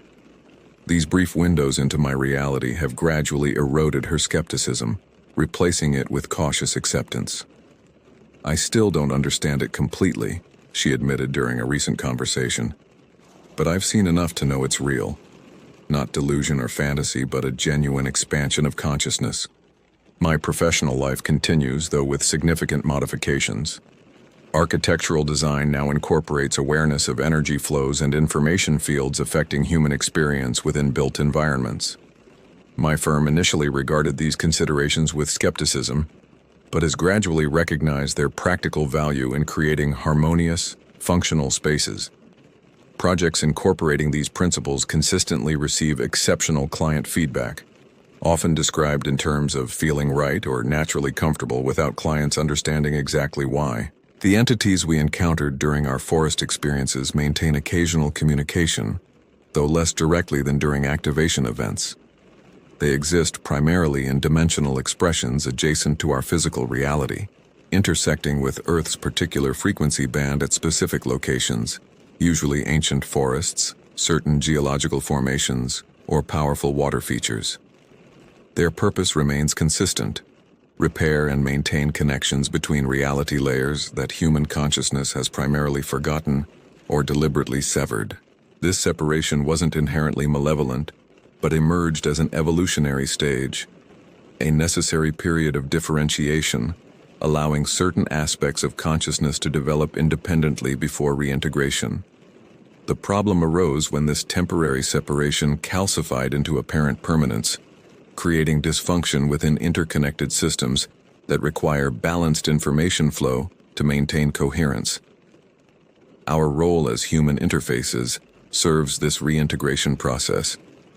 By maintaining physical presence in conventional reality while simultaneously accessing expanded awareness, we create bridges between dimensional expressions that allow necessary information transfer without disrupting established patterns too abruptly. The work continues in cycles, with intensive activation events interspersed with periods of integration and preparation. Each completion circuit expands the network of conscious connection, gradually re-establishing coherence across previously separated domains. The entities provide guidance regarding timing and methodology, but increasingly we understand these processes directly, requiring less external instruction. Last month, Wesley, Eleanor, and I participated in the second major triangulation event, activating nodes in Colorado, Arizona, and New Mexico simultaneously. The energy transfer substantially exceeded our previous experience, suggesting progressive amplification as the network expands. 4 additional participants activated secondary nodes in surrounding states, creating a resonance field that stabilized and extended the primary triangulation effect. Following this activation, my perception expanded further, revealing what might be described as parallel probability streams, alternative expressions of reality that exist simultaneously within the same approximate space but at different vibrational frequencies. These alternatives aren't separate worlds in the science fiction sense, but rather varied expressions of possibility within a unified field of consciousness. Most humans perceive only the particular probability stream their awareness has been conditioned to recognize, filtering out alternatives as effectively as we filter out certain wavelengths of light or sound. My activated perception now registers these multiple streams simultaneously, allowing conscious navigation between them under certain conditions. This capability explains phenomena long relegated to superstition or imagination: prophetic dreams, déjà vu experiences, intuitive flashes, and synchronicities. These represent momentary slippages between probability streams, brief perceptions of alternative expressions normally filtered from awareness. The implications extend beyond individual experience to collective human development. As our network of activated consciousness expands, we're establishing conditions that will eventually allow larger segments of humanity to access these expanded perceptions naturally. Not everyone will experience full activation. Diversity of perception serves important functions within the larger system, but the rigid barriers between conventional and expanded awareness are gradually diminishing.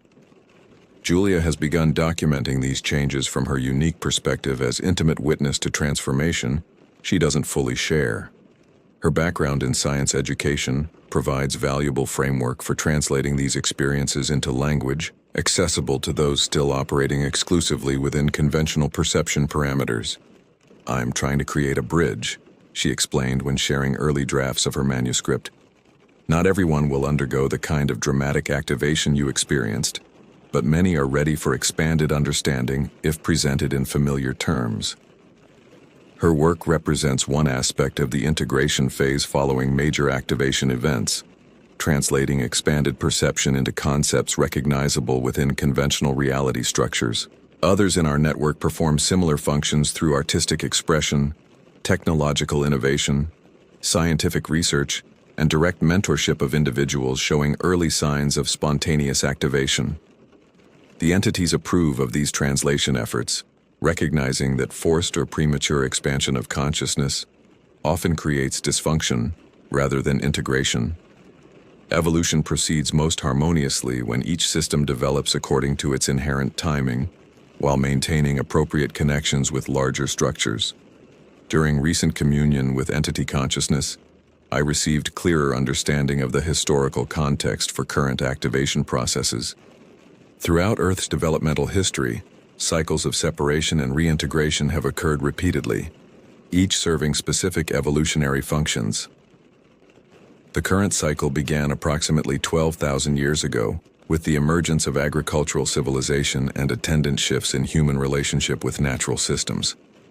This period of separation allowed development of certain cognitive capacities, technological innovations, and social structures that will ultimately serve larger evolutionary purposes once properly reintegrated, with aspects temporarily forgotten.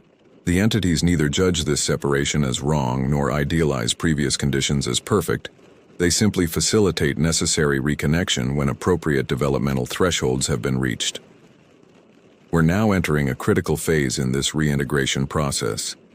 The expansion of human technological capacity has accelerated to the point where it threatens systemic stability, if not balanced by corresponding expansion of consciousness. Our network serves as catalyst for this balancing, establishing patterns that larger population segments will eventually follow through natural resonance rather than artificial imposition. Last week I returned to Black Ridge Forest, not for formal activation work but personal communion with the specific energies present at my original transformation site. The forest welcomed me with familiar resonance, its consciousness recognizing mine instantly despite the year's absence. Sitting in the clearing where I'd first encountered the entities, I allowed my awareness to expand fully, perceiving the location across multiple dimensional expressions simultaneously. In one probability stream, the clearing remained unchanged from my last visit. In another, a massive tree had fallen during winter storms, creating new growth patterns in the suddenly sunlit understory. In yet another, human activity had expanded into this previously remote area, altering energy flows and relationship patterns. All these expressions existed simultaneously, each valid within its particular frequency range. My expanded perception encompassed them without contradiction or confusion, recognizing them as varied aspects of unified reality, rather than competing versions requiring exclusionary choice. As twilight descended over the clearing, entity presence manifested more directly than usual outside formal activation events. Their communication carried congratulation and confirmation. Our work progressed according to appropriate patterns, with activation phases proceeding as needed despite adjustment requirements following the intervention during initial encounters. Intervention? I questioned, recalling Wesley's sensation of something altering the intended outcome during our separate forest experiences. The entity clarified. Competing consciousness expressions had attempted to direct activation energy toward purposes serving separation rather than integration. This intervention hadn't defeated the activation, but had necessitated additional triangulation events to establish proper connection patterns. The competing expressions weren't evil, in human moral terms, but represented aspects still benefiting from continued separation phases. As darkness enveloped the forest, I perceived these competing expressions directly, consciousness operating through dimensional interfaces similar to those our entities utilized, but oriented toward maintaining or extending separation rather than facilitating integration. Their presence registered as discordant patterns within otherwise harmonious energy flows, creating interference that required compensatory adjustments within our activation network. This revelation expanded my understanding of our role significantly. We weren't simply repairing accidental damage to reality coherence, but participating in something more complex, a negotiated transition between evolutionary phases where different aspects legitimately served varied functions within the larger system. I shared this understanding with Wesley and Eleanor upon returning home, finding they had received similar clarification through their own communion experiences. Our network now adjusted operational parameters accordingly, recognizing that integration required appropriate timing rather than forced implementation against persistent separation patterns. Julia noticed the subtle shift in my perspective immediately. "Something's changed," she observed as I unpacked from the Black Ridge visit. "You seem, I don't know, more settled somehow, less urgently driven." Her perception proved remarkably accurate. Understanding the larger context had indeed altered my relationship with the work, not diminishing commitment, but transforming urgency into patient persistence. Evolution proceeded according to necessary timing, neither requiring nor benefiting from anxious acceleration. This morning, as summer sunlight streamed through our kitchen windows, Julia surprised me with an unexpected announcement. "I want to participate in the next activation event, not as observer or documentarian, but directly." The statement caught me momentarily speechless. Though Julia had gradually accepted the reality of my transformation, She had consistently maintained appropriate boundaries around her own direct involvement. "What changed?" I asked finally. She smiled, a complex expression containing both determination and vulnerability. "Dreams, mostly. For months now, I've been experiencing what you described before your first activation, specific locations appearing with increasing frequency and detail. Instructions that make no rational sense yet feel compelling and somehow familiar." I nodded, recognizing the pattern that preceded my own initial transformation. "Have you identified the location, the timing?" "Northern Vermont, near the Canadian border, during the winter solstice." She hesitated before adding, "I'm not the only one. 3 others without previous direct involvement have reported identical dreams focusing on the same region."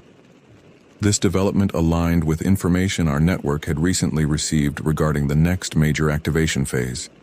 4 new primary nodes would establish connection during December, expanding the integration field substantially. Julia's inclusion represented an important transition, activation extending beyond those who had experienced initial forest encounters to individuals prepared through different pathways.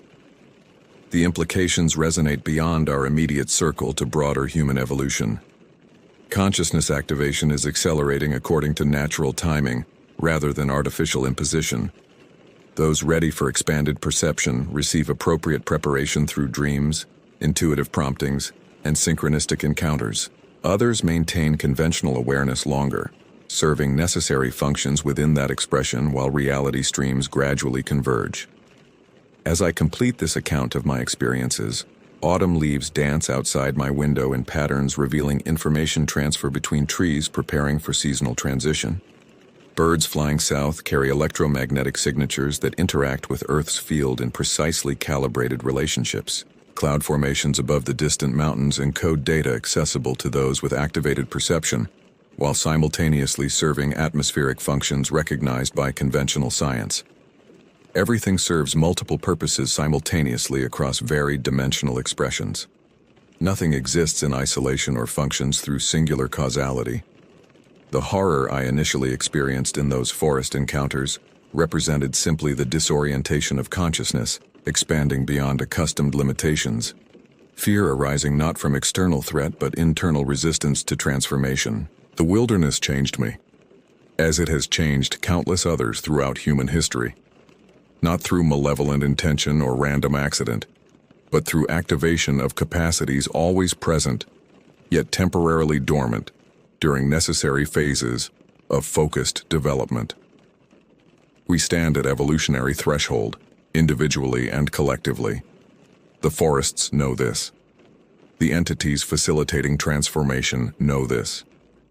And increasingly, humans with activated consciousness know this.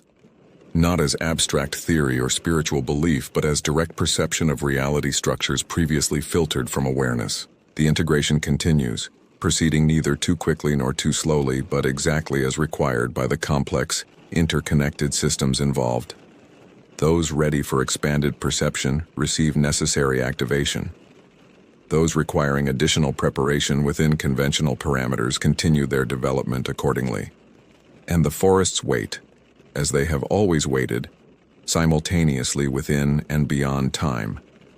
Conscious participants in evolutionary processes that transcend human understanding, while remaining intimately connected to human experience. I return to those forests regularly now, no longer seeking dramatic transformation but quiet communion with consciousness expressions that teach through resonance rather than language.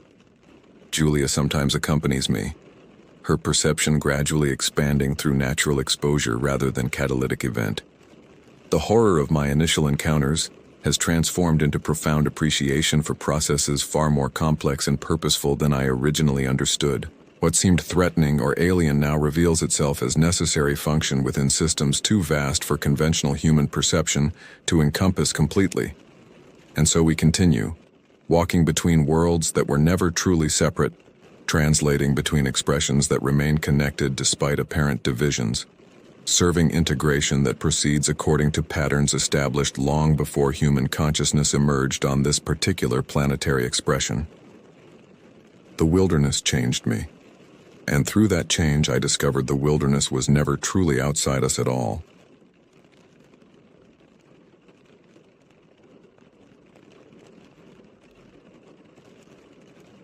Growing up, I always thought my grandfather was a puzzle I'd never solve. He'd arrive at our house in his immaculate Lincoln Continental, wearing pressed suits that smelled of expensive cologne and pipe tobacco, his pockets heavy with crisp $100 bills that he'd slip into my hand with a wink. For college, he'd say, though I was barely 10 years old. But the moment I tried to hug him, thank him, tell him about school or friends or anything at all, his body would go rigid. His jaw would clench. Those pale blue eyes that had probably once sparkled with warmth would glaze over like ice forming on a winter pond. And he'd pat my shoulder with the mechanical affection of someone who'd forgotten how to be human. Mom would make excuses in that gentle way of hers, her voice dropping to a whisper as Grandpa retreated to the guest room or the back porch, anywhere he could be alone. That's just his way, sweetheart. He grew up during the Great Depression. Times were different then. He had to be hard to survive. Dad would nod along, adding something about how Grandpa had built his construction company from nothing, how he'd dedicated every waking moment to providing for his family, how his business sense was sharper than a razor, but his social skills had atrophied from decades of disuse. I accepted these explanations because what choice did I have? I was a child who loved her grandfather despite not really knowing him, who treasured his generosity while nursing a quiet hurt that he couldn't seem to show me genuine affection. The money he gave me sat in a savings account, accumulating interest, a mathematical expression of a love he couldn't voice. When Grandpa died at 93, the funeral was standing room only. Contractors and business partners, old friends from his lodge, distant relatives I'd never met. They all came to pay respects. Person after person stood at the podium and spoke of his integrity, his work ethic, his quiet acts of charity that he'd never wanted publicized. An old man with gnarled hands wept as he described how Grandpa had paid for his daughter's cancer treatment. A woman I didn't recognize told us how Grandpa had given her late husband a job when no one else would, saving their family from homelessness. The stories painted a picture of a man who was far more complex than the distant grandfather I'd known, and I cried not just for his death, but for all the years I'd spent not understanding him. The next morning, Dad found me in the kitchen, staring at my coffee. The house felt too quiet without the low murmur of mourners, the clink of dishes, the muted conversations about memories and legacies. He pulled out a chair and sat down heavily, running his hands through his graying hair in that way he did when he was working up to something difficult. "Your mother's gone to help clean out Grandpa's house," he said. "I thought maybe you and I could talk." Something in his tone made my stomach tighten. "About what?" "About your grandfather. About who he really was." He paused, seeming to choose his words carefully. "Would you like to know the truth?" The way he phrased it sent a spike of anxiety through my chest. Truth implied there had been lies, or at least careful omissions. My mind immediately went to dark places, hidden crimes, secret families, some shameful past that would taint all those golden memories people had shared yesterday. But Dad must have seen the fear in my face because he reached across the table and squeezed my hand. "It's nothing like that," he said with a small, sad smile. "Nothing immoral or shameful, I promise. Your grandfather was a good man, but his life, his childhood..." He trailed off, looking past me toward the window where morning light was just beginning to filter through. "He made me promise not to tell you certain things until you were older, until you could understand, and I think you're old enough now." I nodded, not trusting my voice. "I want to tell you the real story of how your grandfather became the man he was, why he was the way he was with you." Dad leaned back in his chair, his expression distant as if he were looking back through decades. "It starts during the Depression, like your mom always said. But it's so much worse than you ever knew. In 1931, when the financial collapse had stripped away everything my great-grandfather had worked for, he made the decision that would alter the course of our family's history forever. His name was Ernest Whitmore, and before the crash, he'd been a bank clerk in Denver, Colorado. A man of modest means with a wife named Catherine and 3 children. My grandfather Thomas, who was just 7 years old at the time, and his 2 younger sisters, Dorothy and Helen. Ernest watched his savings evaporate overnight. The bank where he'd worked closed its doors, and thousands of people just like him found themselves destitute, standing in bread lines, selling apples on street corners, anything to survive. But Ernest had grown up on a farm in Kansas, and he knew how to work the land, how to hunt and trap and make do with nothing. So while other men jumped out of windows or drank themselves to death, Ernest loaded his family into their old Ford Model A and drove them up into the foothills of the Rockies. They traveled for 2 days on rough mountain roads, past abandoned mining camps and tiny settlements where people watched them pass with hollow, hungry eyes. Ernest had heard about unclaimed land in the high country, places where a man could stake out a homestead and live off what the wilderness provided. It was illegal, technically, but the government had bigger problems than squatters in the mountains, and the local rangers looked the other way as long as you didn't cause trouble. They found their spot in a dense forest of pine and aspen, miles from the nearest neighbor, accessible only by a narrow dirt track that would become impassable in winter. The clearing Ernest chose had a small creek running through it, and the trees grew thick enough to provide lumber, but open enough to let in sunlight for growing vegetables. It was beautiful in a harsh, unforgiving way, the kind of beauty that could kill you if you weren't careful. My grandfather told my father that those first weeks were the hardest thing he'd ever experienced. Ernest and Thomas worked from dawn until dark, cutting down trees with a 2-man saw, their hands bleeding and blistered, their backs screaming in agony. They had to build the cabin before the first snow, and the work was brutal. Catherine and the girls gathered stones from the creek for the fireplace and chimney, while also trying to establish a garden in soil that was rocky and unforgiving. They ate salt pork and hardtack and whatever Thomas could catch in the creek with his bare hands. The cabin, when it was finally finished in late autumn, was small and crude. Just one room with a packed earth floor, a cast-iron stove Ernest had salvaged from an abandoned homestead, and a fireplace with a chimney that Ernest built himself, having never done masonry work in his life. They had 3 beds crammed in there, one for the parents, one for Thomas, and one for the girls to share. Their clothes hung from pegs on the wall. A single shelf held their dishes and the few precious books Catherine had insisted on bringing. There was no running water, no electricity, no insulation beyond the mud they'd packed between the logs. When winter came, the cold was so intense that water in a cup left by Thomas's bed would freeze solid overnight. But they survived that first winter, and the ones after it. They trapped rabbits and hunted deer. Ernest set out a trap line for beaver and marten, selling the pelts for a few dollars at the trading post in Evergreen, a small town about 15 miles down the mountain. Catherine tended the garden and preserved everything they grew. The girls learned to sew and mend, to make soap from lye and animal fat, to stretch every resource until there was nothing left to stretch. And Thomas, my grandfather, learned that childhood as he'd known it was over. There would be no more school, no more friends, no more carefree days of play. At 7 years old, he became a worker, and work would define him for the rest of his life.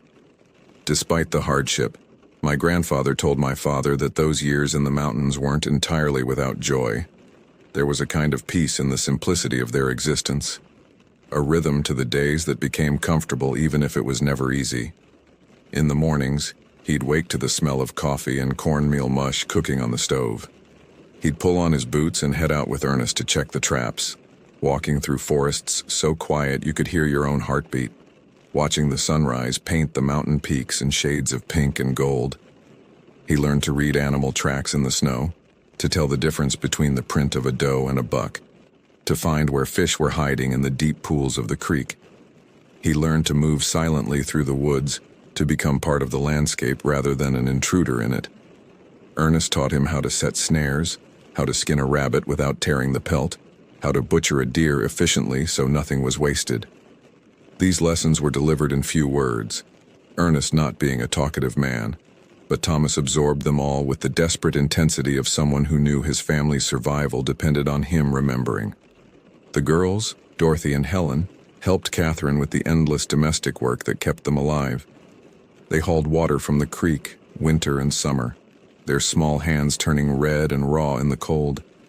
They weeded the garden and scared off the deer that tried to eat their vegetables. They learned to knit and sew, repairing the same clothes over and over until they were more patch than original fabric. On rare evenings when everyone wasn't too exhausted to move, Catherine would read to them by candlelight from their precious books, the Bible, a volume of poetry, a tattered copy of Robinson Crusoe that took on new meaning in their isolated circumstances. Thomas remembered quiet moments, sitting by the creek with his sisters, all of them with their bare feet in the cold water, watching dragonflies skim the surface on summer afternoons, helping his mother hang laundry on a line strung between trees, the clothes snapping in the mountain wind. The first time he successfully shot a grouse with Ernest's old rifle, the pride that swelled in his chest when his father clasped his shoulder and gave him one of his rare smiles.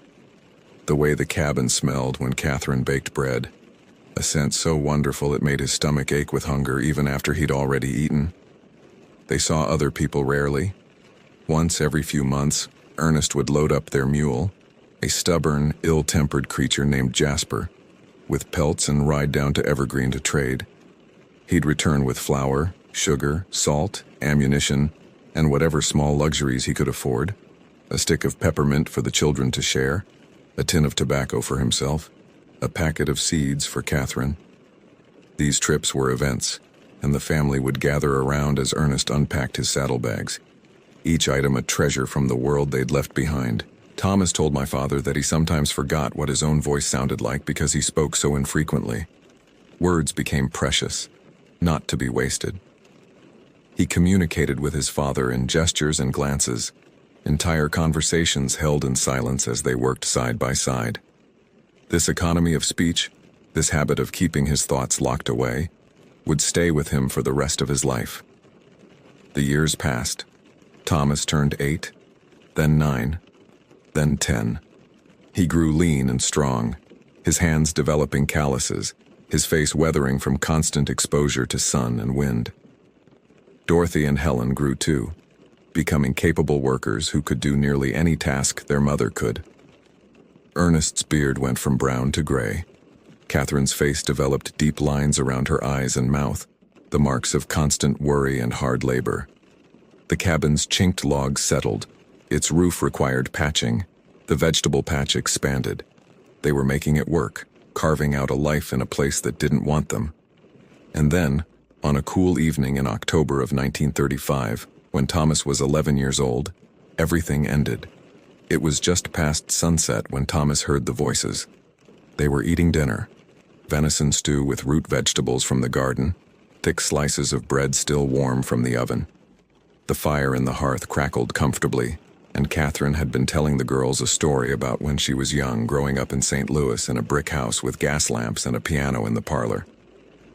Thomas was only half listening, tired from a long day of splitting wood, when Ernest suddenly went rigid. "Papa," Thomas said. Ernest held up his hand for silence, his head tilted toward the door. They all heard it then, men's voices outside, at least 3 or 4 of them, maybe more. They were laughing, the sound harsh and wrong in the peaceful mountain evening. "Ernest Whitmore," one of them called out. "We know you're in there, Ernie. Come on out. We just want to talk." Ernest's face had gone pale, his eyes wide with a fear Thomas had never seen in him before. Ernest was afraid of nothing, not bears, not mountain lions, not the brutal winters that could kill a man in minutes if he got lost in a blizzard. But he was afraid now, and that terror transferred instantly to Thomas, making his heart pound and his hands shake. "Listen to me carefully," Ernest said in a low, urgent voice. He grabbed Catherine's arm. "Take the children out the back window, right now. Run into the woods and don't stop running until you can't run anymore. Find somewhere to hide and stay there until morning." "Ernest," Catherine started, but he cut her off. "Now," he hissed. "There's no time. Go." "We ain't got all night, Ernie," another voice shouted. "Come on out and let's settle this like men." Ernest was already pushing them toward the back of the cabin, where a small window looked out onto the forest. He boosted Dorothy up first, then Helen, both girls starting to cry but trying to stay quiet. Catherine went next, struggling with her long skirt, and then it was Thomas's turn. "Take care of your mother and sisters," Ernest said, gripping Thomas's shoulders so hard it hurt. His eyes were bright with tears, which shocked Thomas more than anything else. He'd never seen his father cry. "Be the man of the family now. Can you do that?" "Papa, no," Thomas tried to say, but Ernest was already lifting him up to the window. "I love you, son," Ernest said, and then Thomas was outside in the cold night air, his mother grabbing his hand and pulling him away from the cabin. They ran. The girls were sobbing openly now, stumbling through the underbrush in the darkness. Catherine had one hand gripping Thomas's wrist and the other holding Helen's hand, dragging them deeper into the forest. Behind them, Thomas could hear the men at the cabin door, could hear his father shouting at them to stay back, to leave his family alone. Then came the sound of splintering wood as they broke through the door. Ernest's screams started almost immediately. They were sounds Thomas had never heard a human being make, high and agonized, filled with a pain beyond comprehension. The men were laughing, whooping like they were at a party, and beneath it all was the wet, meaty sound of violence, of impacts against flesh, of things breaking. Thomas tried to turn back, tried to pull free from his mother's grip, but Catherine held on with desperate strength.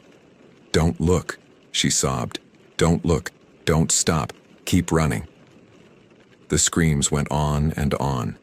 They echoed through the forest, bouncing off the mountains, seeming to come from everywhere and nowhere. Thomas had never imagined his strong, stoic father could make sounds like that, never imagined any person could.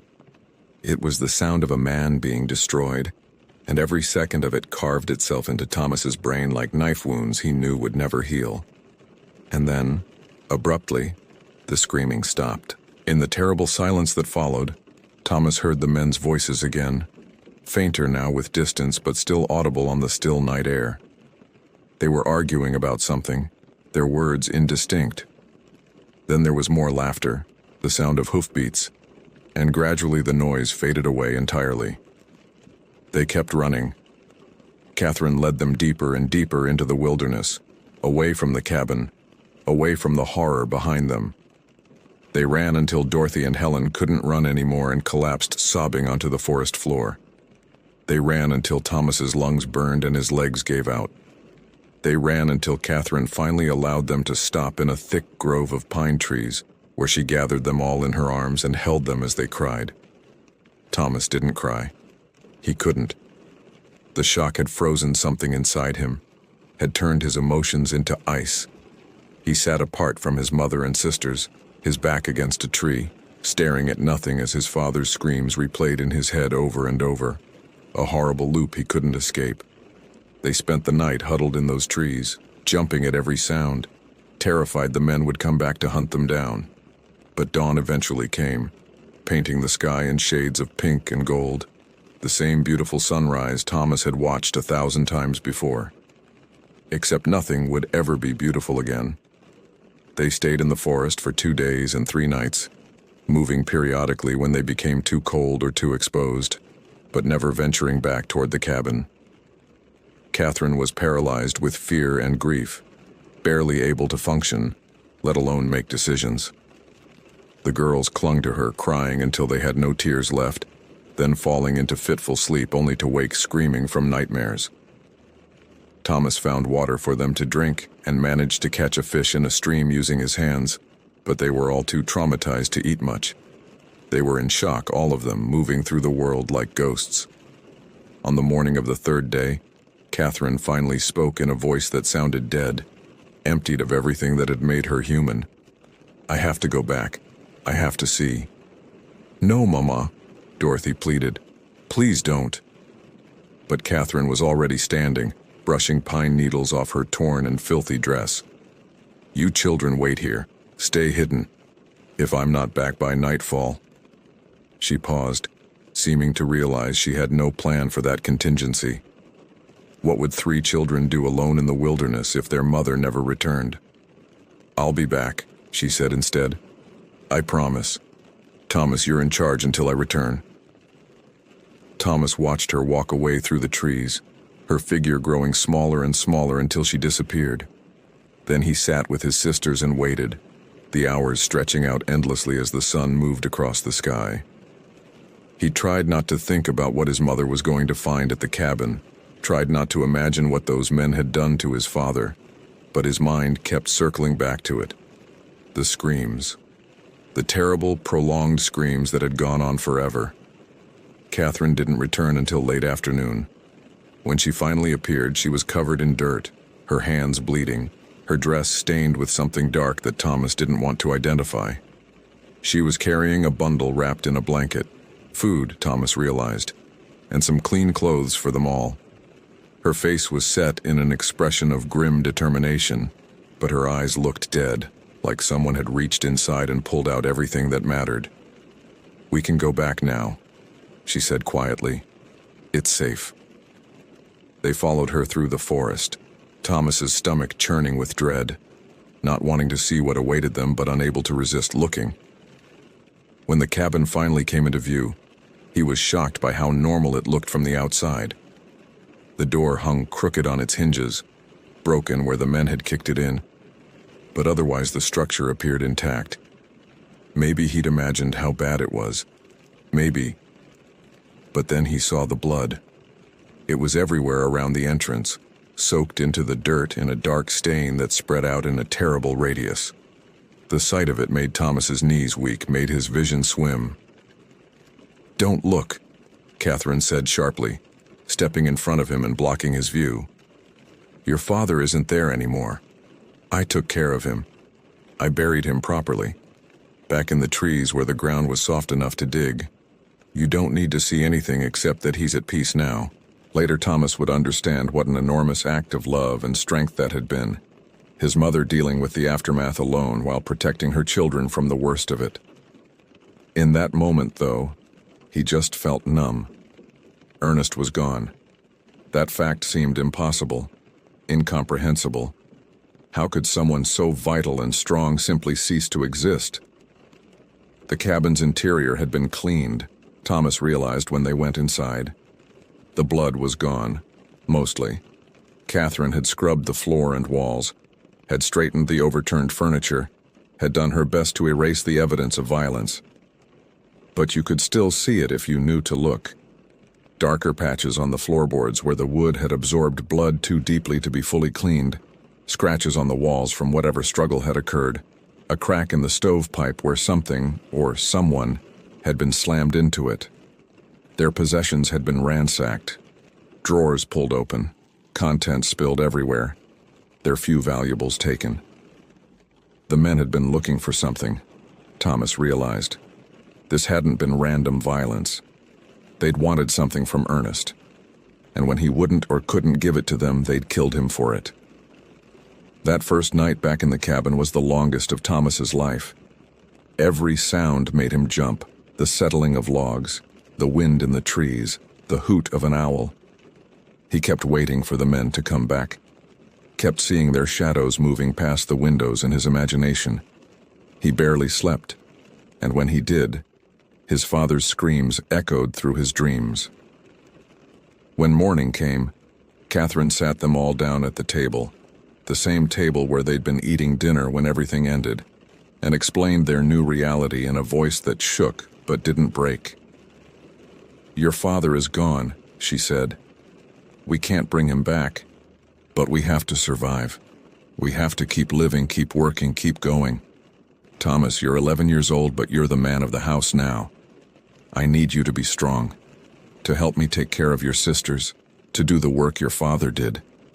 Can you do that?" Thomas nodded, not trusting his voice. Something had hardened inside him during those days in the forest, had calcified around his heart like a shell. The boy he'd been, the one who'd found joy in summer afternoons and fresh bread and the pride in his father's eyes. That boy was gone.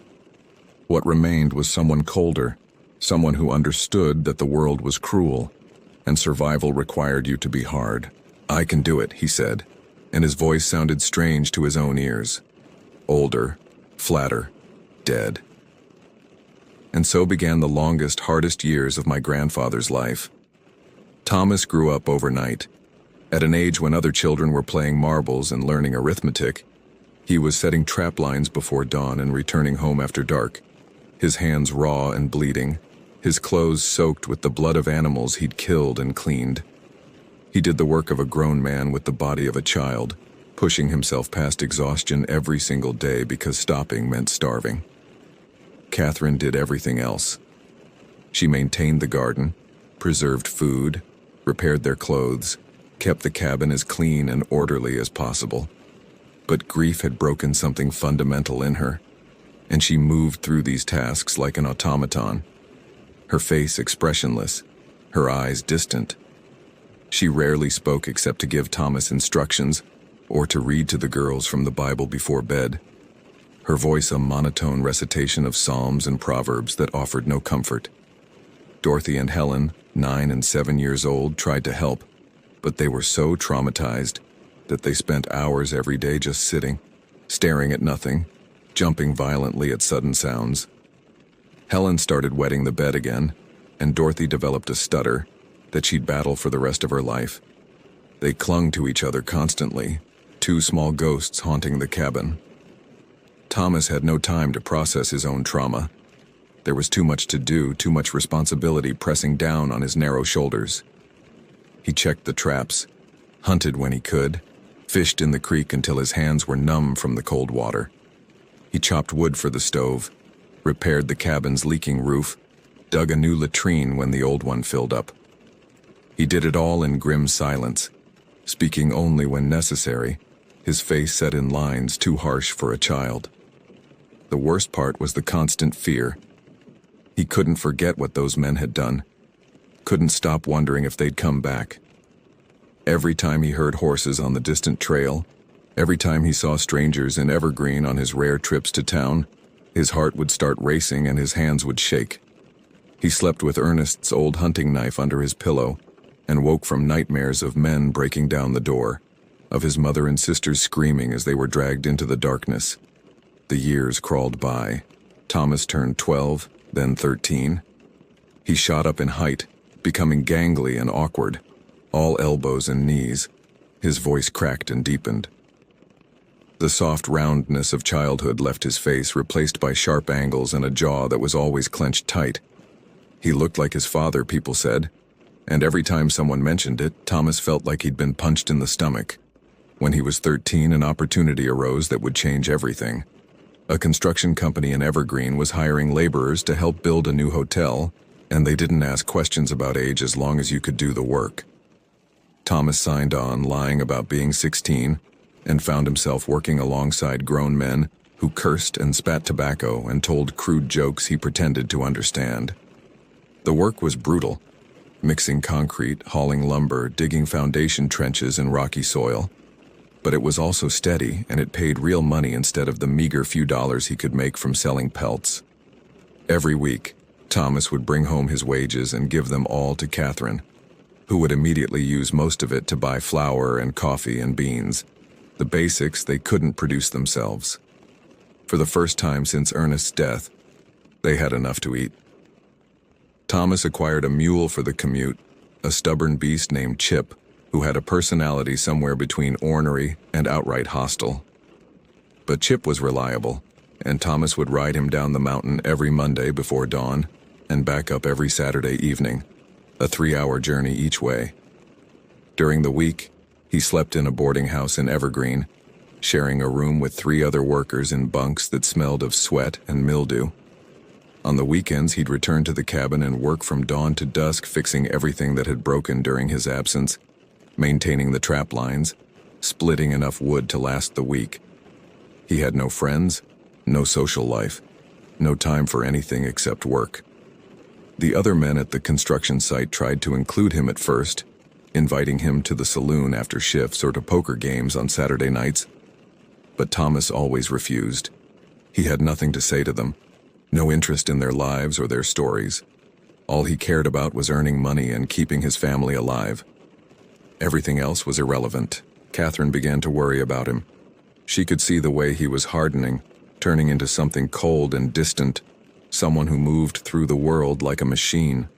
She tried to talk to him about it, tried to get him to open up about his feelings, but Thomas would just look at her with those flat, dead eyes and say he was fine. Eventually, she stopped trying. The cabin continued to deteriorate. The chimney, which Ernest had built without proper knowledge or materials, began to show serious problems. Birds nested in it every summer, and the combination of their activity and the expansion and contraction from heating and cooling began to loosen the mortar and bricks. Every fall, Thomas would climb onto the roof and try to patch it, but he was fighting a losing battle against time and poor construction. The summer Thomas turned 17, the chimney started leaking smoke into the cabin, making them all cough and burning their eyes. He knew it needed serious repair, probably rebuilding entirely, but he didn't have the time or expertise. So he did what he could, stuffing rags into gaps, slathering on more mortar, and hoped it would hold one more winter. On his 18th birthday, which passed without acknowledgement or celebration because they'd long since stopped marking such things, Thomas decided to give the chimney one final thorough cleaning before the cold weather set in. It was early September, the aspen leaves just starting to turn gold, the morning air crisp with the promise of autumn. He climbed onto the roof with Ernest's old chimney brush, a tool they'd owned since the cabin was built, and began working the brush down the flue. The resistance was significant, years of creosote and bird nests and accumulated debris. Thomas pushed harder, really forcing the brush down, and suddenly felt something give way. A brick, he realized with dismay, tumbling down into the fireplace with a crash that echoed through the cabin. "Everything okay up there?" Catherine called from inside. "Fine," Thomas shouted back, already climbing down. He'd have to reset the brick, probably mix new mortar, another project on the endless list of things that needed fixing. When he reached the fireplace and peered up into the chimney, he could see the gap where the brick had been. And sitting in the gap was something he hadn't expected. 3 cloth sacks, blackened with soot, stuffed into the space like someone had been hiding them. Thomas's heart started pounding as he reached up and carefully extracted the sacks. They were heavy, much heavier than they should be for their size. He carried them outside, away from his mother and sister's curious eyes, and found a quiet spot behind the cabin. With trembling hands, he opened the first sack. Gold coins spilled out into his palms, gleaming even under their coating of soot and age. Spanish doubloons, American eagles, coins from countries Thomas didn't even recognize. He opened the second sack, then the third, and found more of the same.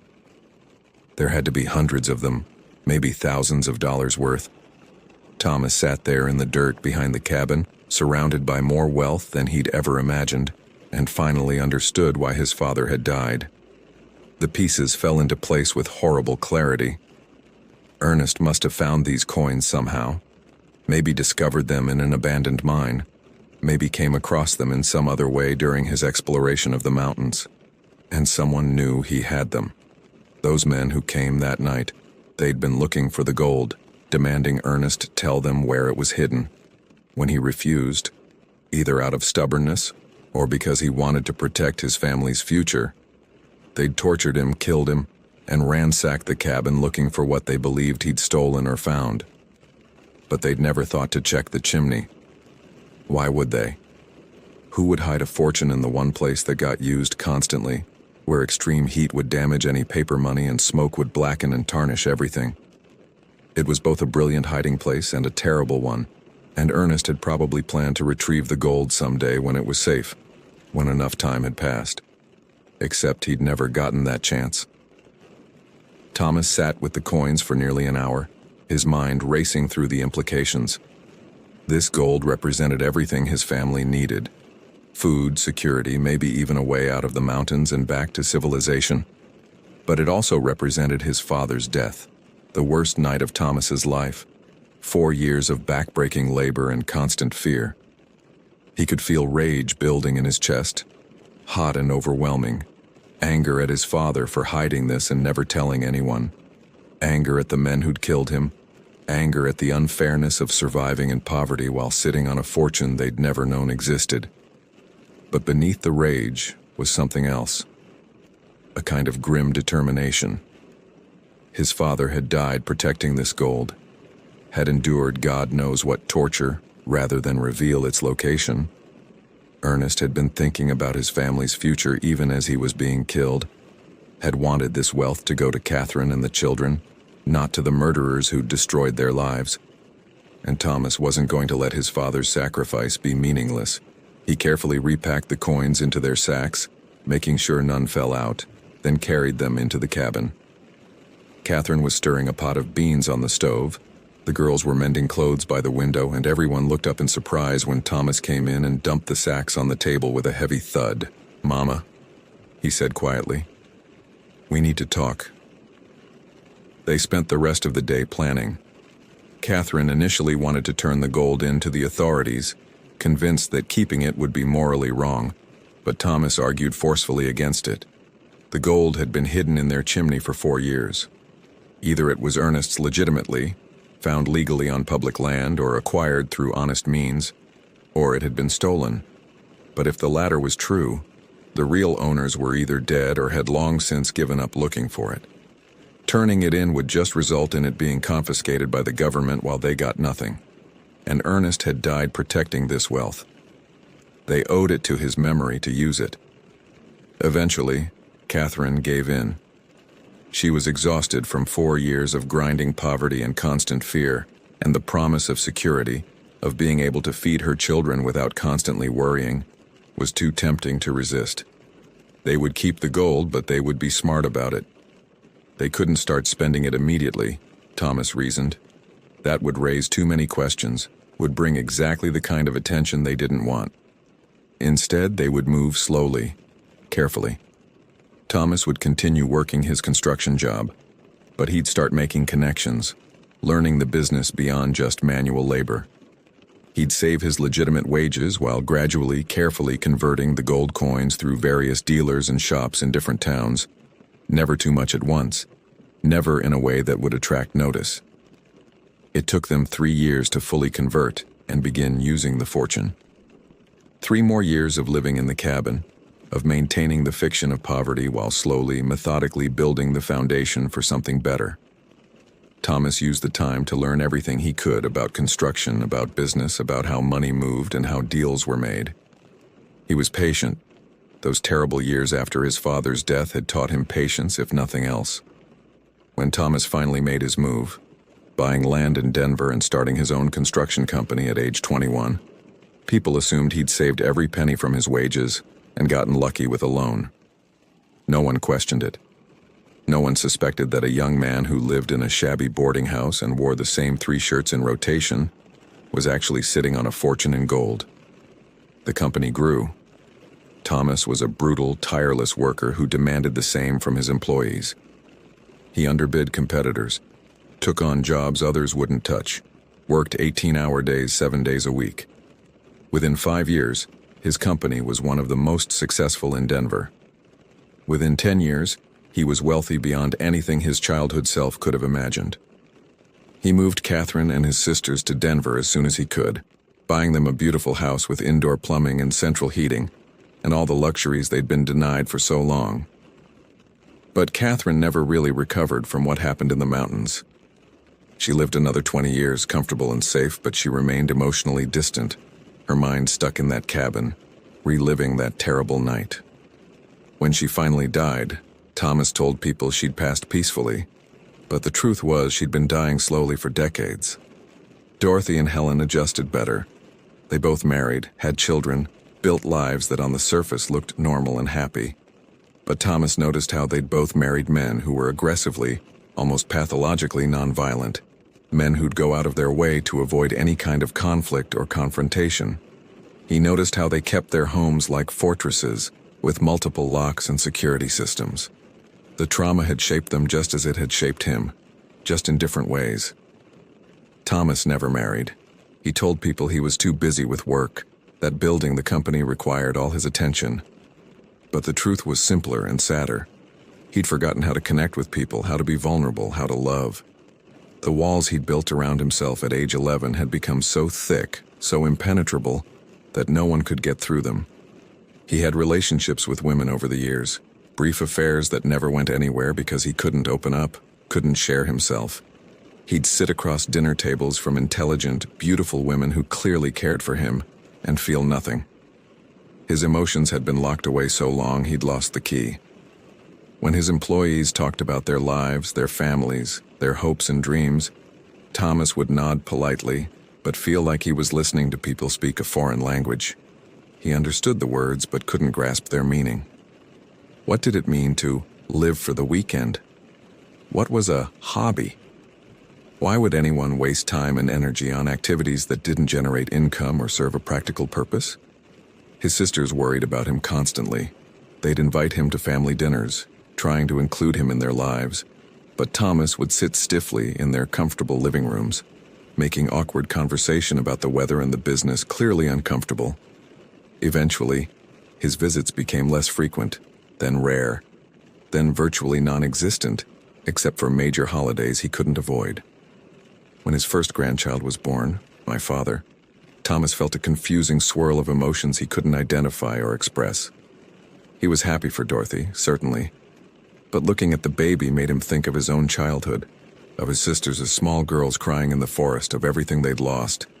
He'd buy extravagant gifts, the most expensive toys and clothes, desperately trying to express feelings he couldn't voice. But when anyone tried to thank him or show him affection, he'd freeze up, his body going rigid, his face becoming a mask. The pattern continued with his other grandchildren. He loved them fiercely, wanted the best for them, would have given them anything. But he couldn't show it in the ways that mattered. He couldn't hug them, couldn't tell them stories, couldn't be emotionally present. The wall was too high, too thick, built from too much trauma and too many years of repression. When I was born, something in Thomas shifted. My father told me later that I looked almost identical to Helen at the same age. The same dark curls, the same wide eyes, the same serious expression. And seeing me brought back memories Thomas had spent decades trying to suppress. Helen as a little girl, crying in the forest, asking when Papa was coming back. Helen, traumatized and withdrawn, barely speaking for months after their father's death. Helen, who'd eventually grown up and found happiness but who'd never fully healed from what she'd experienced. Thomas looked at me and saw his sister, saw the child he'd failed to protect, the innocence he hadn't been able to preserve. It made him want to give me everything, to surround me with such wealth and security that I'd never know fear or hunger or loss. But it also made him terrified to get close, terrified that his presence would somehow taint me, that the darkness he carried would infect me. So he remained distant, showering me with gifts but unable to offer warmth, desperate to show love but trapped behind walls he'd spent a lifetime building. Every time I tried to hug him, he'd see Helen's face from that terrible night. Every time I smiled at him, he'd remember her tears. The resemblance that should have brought him joy instead brought him agony. My father finally told me all of this the day after Thomas's funeral, his voice breaking at several points as he described his grandfather's story, my great-grandfather's death, the years of suffering that had forged my grandfather into the man he became. As he talked, I cried for the grandfather I'd never truly known, for the little boy who'd heard his father's screams and spent the rest of his life running from them, for all the love he'd felt but couldn't express. He wanted you to know, my father said quietly. Before he died, he made me promise to tell you when you were old enough to understand. He said he was sorry for being distant, sorry he couldn't be the grandfather you deserved.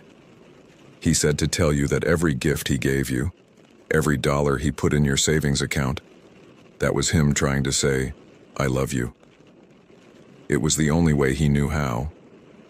I thought about the savings account that had grown over the years, thought about all those crisp $100 bills pressed into my hand with a wink and a pat on the shoulder. I thought about my grandfather's uncomfortable silence, his rigid posture when I tried to hug him, the way his eyes would sometimes get distant when he looked at me, like he was seeing someone else from another time. And I understood, not just intellectually, but deeply in my bones. I understood the weight he'd carried, the walls he'd built, the ways trauma shapes us into people we never planned to be. I understood that love doesn't always look like warmth and affection, that sometimes it looks like a silent man who works himself to exhaustion to make sure his family never wants for anything. Sometimes it looks like distance maintained not from coldness but from fear of causing pain. Did he ever go back? I asked. To the cabin? My father shook his head. Not once. He sold the property years ago to the Forest Service. As far as I know, the cabin collapsed decades ago, reclaimed by the forest. He never wanted to see it again. We sat in silence for a long time, both of us processing the story, both of us thinking about the man we'd buried yesterday, the complicated, damaged, loving person who'd done his best with what he had. I forgive him, I said finally. I want you to know that. Whatever he thought he needed forgiveness for, whatever guilt he carried, I forgive him. I understand now. I understand everything. My father nodded, tears streaming down his face. I think, he said quietly, that's what he needed to hear most of all. That night, alone in my room, I took out my savings account statement and looked at the numbers representing years of my grandfather's silent love. The money had come from gold hidden in a chimney, had been paid for with Ernest's life and Thomas's childhood, and Catherine's sanity and Dorothy and Helen's innocence. It was wealth built on tragedy, prosperity purchased with blood. But it was also a gift, freely given by a man who'd survived unimaginable trauma and still found the strength to build something beautiful from the ruins. My grandfather had taken the worst night of his life and transformed it into security for his family, had turned screams in the darkness into opportunity and hope. I kept the money, not because I needed it, but because refusing it would dishonor his sacrifice and his love. Instead, I used it the way he would have wanted, to build something meaningful, to help others, to ensure that the pain his father had endured and the childhood he'd sacrificed hadn't been for nothing. Wherever he is now, and I'd like to think he's somewhere, finally at peace, finally reunited with the father whose death shaped his entire life. I hope he knows I understand. I hope he knows I love him, not despite his coldness, but including it, seeing it for what it was. Armor built by a traumatized child who never got the chance to heal. Rest in peace, Grandpa. Rest in peace, Ernest. May you both finally know the warmth and connection you were denied in life, and may the gold that cost so much finally, at last, mean something beyond suffering.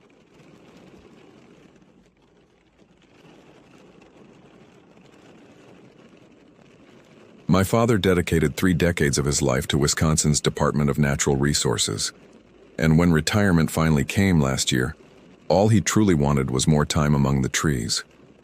Hunting had always served as the foundation of our relationship, the one constant thread connecting us through my childhood and teenage years. With my departure for Air Force basic training approaching in just weeks, this late-season deer hunt in Michigan's Upper Peninsula carried weight beyond the simple pursuit of game. It felt like a farewell, a final shared experience before my life took me far from these northern woods. Dad selected the Trap Hills region of Ottawa National Forest with deliberate care. He'd studied maps for weeks, circling remote areas where few hunters ventured, particularly late in the season. The territory was isolated, genuinely wild country where cell service disappeared and the nearest town sat more than 20 miles away.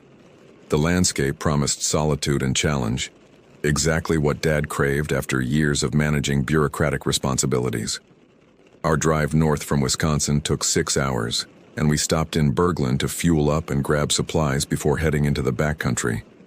The town consisted of little more than a gas station, a small general store, and a handful of weathered houses scattered along a single main road. Inside the gas station, fluorescent lights buzzed overhead while Dad studied a local map spread across the counter, tracing our intended route with his finger.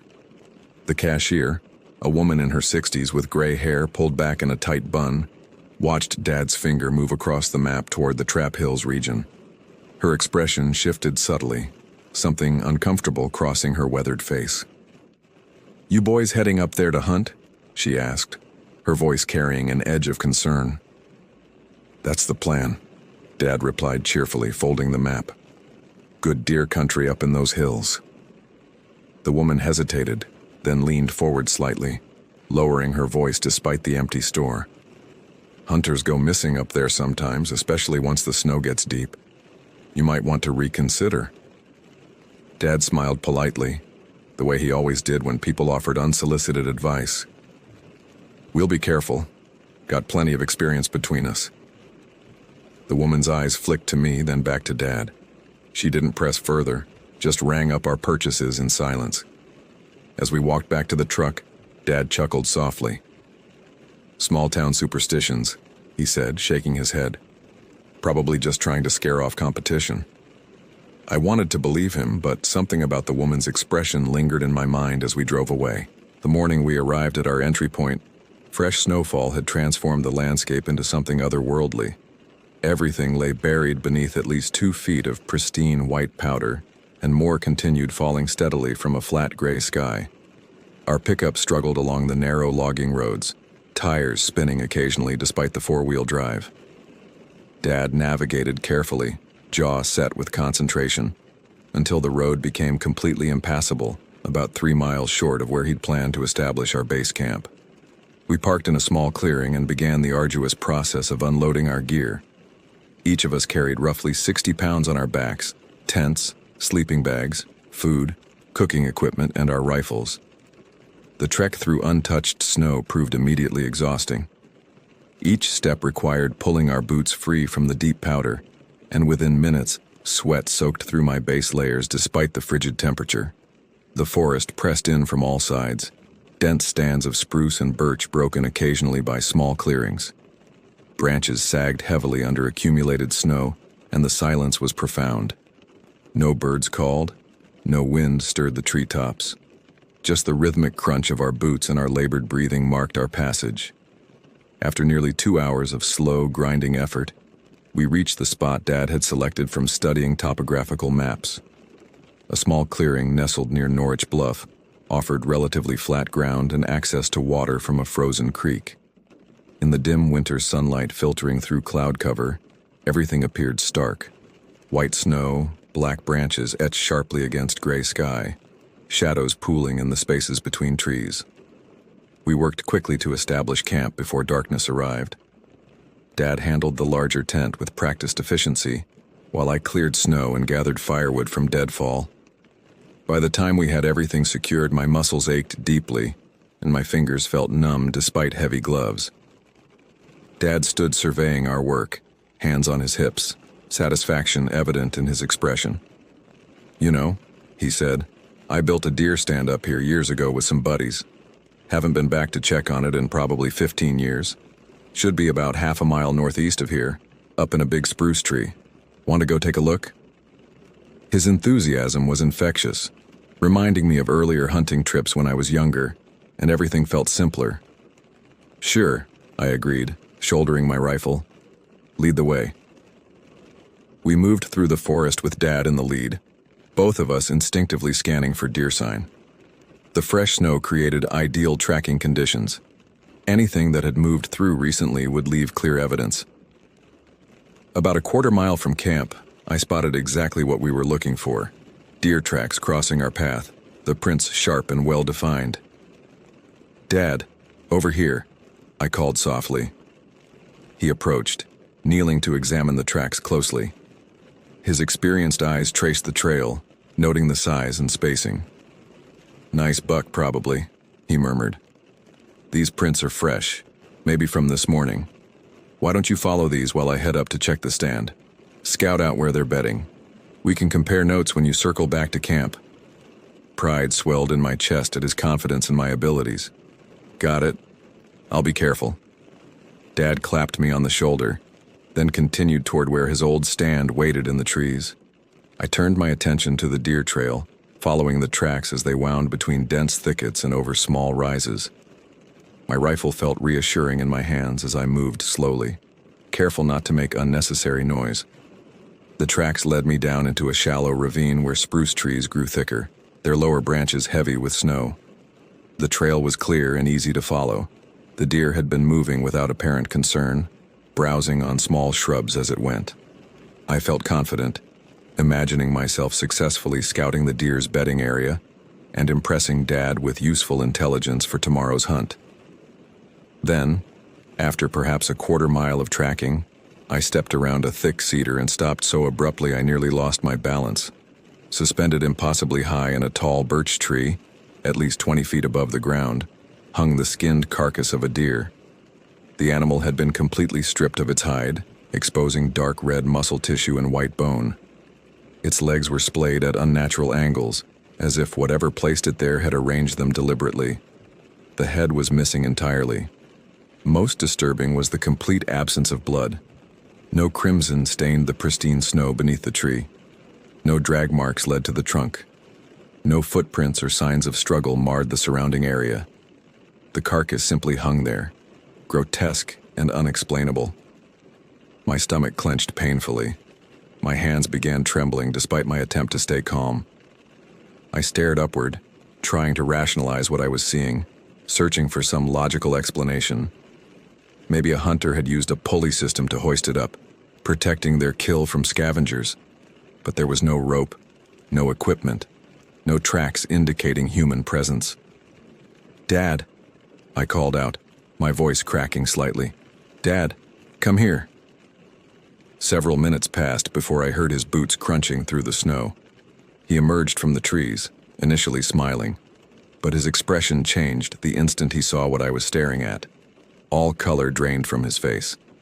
His jaw tightened, and his eyes narrowed as he studied the hanging carcass in silence. "What?" I started, but couldn't finish the question. Dad approached the tree slowly, circling it completely, examining every angle. His trained eye searched for evidence I might have missed, any sign that would explain this. When he finally spoke, his voice carried none of its usual confidence. "Probably just poachers," he said flatly, "or somebody's sick idea of a joke." But his tone betrayed him. I'd known my father my entire life, and I recognized when he was lying, or more accurately, when he was trying to convince himself of something he didn't truly believe. "Should we report it?" I asked. "To who?" "We're miles from anywhere." Dad continued staring upward, his expression troubled. Then he looked directly at me, and I saw something in his eyes I'd never seen before. Genuine fear. "Let's keep this to ourselves, okay? No point mentioning it and getting your mother worried for no reason." I nodded slowly, though questions churned in my mind. We stood there several more moments in uncomfortable silence before Dad finally turned away. "Come on," he said quietly. "Let's get back to camp."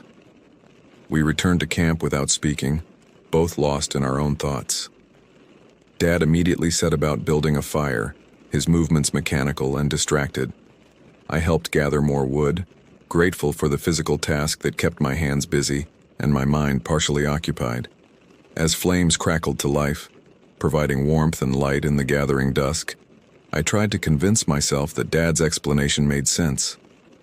Poachers existed everywhere.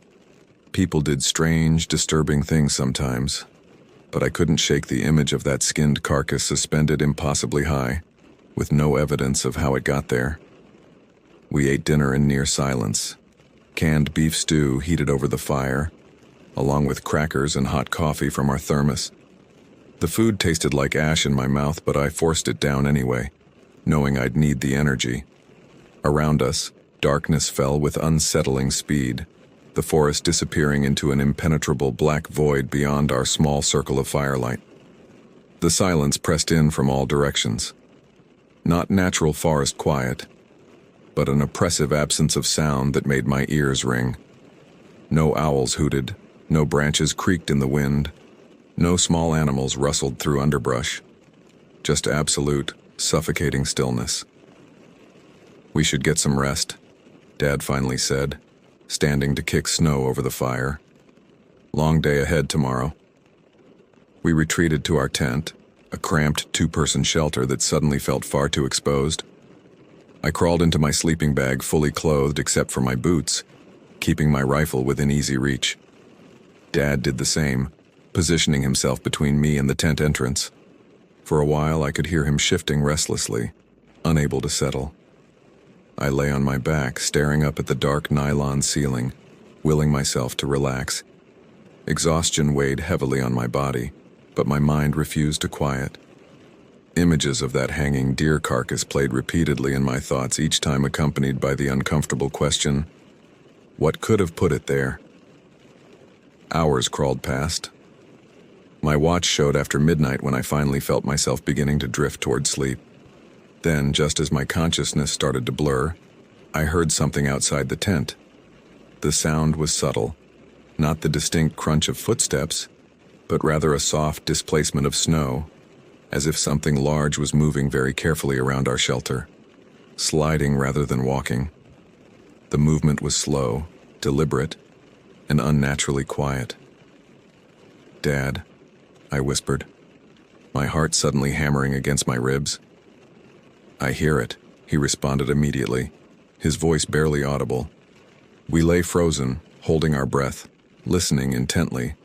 The sound continued circling the tent, maintaining a consistent distance of perhaps 6 or 7 feet.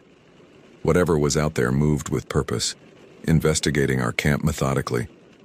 But there was no accompanying noise, no breathing, no snapping twigs, no animal sounds. Just that subtle shifting of snow. My fingers found my rifle, wrapping around the stock. Dad's hand moved too, reaching for his weapon. We waited, muscles tensed as the circling continued. Once around completely, then again. A third time. Then, as suddenly as it began, the sound stopped. Complete silence returned, somehow even more oppressive than before. Neither Dad nor I moved or spoke for what felt like an eternity. We simply waited, straining our ears for any indication of what had been out there or where it had gone. Eventually, exhaustion and adrenaline crash pulled me into fitful sleep, though nightmares plagued what little rest I managed. Morning arrived with pale, weak light filtering through cloud cover. I woke feeling unrested, my muscles stiff and aching. Dad was already awake, sitting upright in his sleeping bag, staring at the tent entrance with bloodshot eyes that suggested he'd gotten even less sleep than I had. "Morning," I mumbled, my throat dry. He nodded, but didn't speak immediately. After a moment, he unzipped the tent entrance and crawled outside. I followed, pulling on my boots and grabbing my rifle before emerging into the cold morning air. What I saw made my stomach drop. All of our tracks from the previous day, every footprint we'd made walking around camp, gathering firewood, moving to and from the tent, had been completely erased. The snow around our camp appeared freshly smoothed, as if someone had carefully brushed it clean. But in place of our tracks, a new pattern encircled our tent. Hoofprints, large, deep impressions pressed cleanly into the snow, forming a perfect circle around where we'd slept. But these weren't normal deer tracks. Each print measured nearly 10 inches long, the cloven shape exaggerated and sharp, pressed so deeply into the snow that they must have been made by something extraordinarily heavy. Dad walked slowly around the circle, examining each print carefully. His face had gone pale, jaw clenched tightly. I watched him complete the circuit, then crouch beside one particularly clear impression, tracing its outline with his gloved finger. "Dad, what kind of animal makes tracks like this?" I asked, though part of me didn't want to hear the answer. He remained crouched for a long moment before standing and looking at me directly. His eyes held an expression I'd never seen there before, deep, genuine fear mixed with grim determination. "This isn't right," he said quietly. "None of this is right." "What do you mean? What made these?" He shook his head slowly, scanning the silent forest that surrounded us. The trees seemed to press in closer, shadows pooling between them despite the daylight. "I don't know," he admitted, his voice barely above a whisper. "But tonight we're not sleeping on the ground. We're going to stay in that old deer stand." I wanted to argue to suggest we simply pack up and leave immediately, but one look at Dad's expression told me he'd already made up his mind. And truthfully, the idea of being elevated above ground level held a certain desperate appeal. "Okay," I agreed. "What about today?"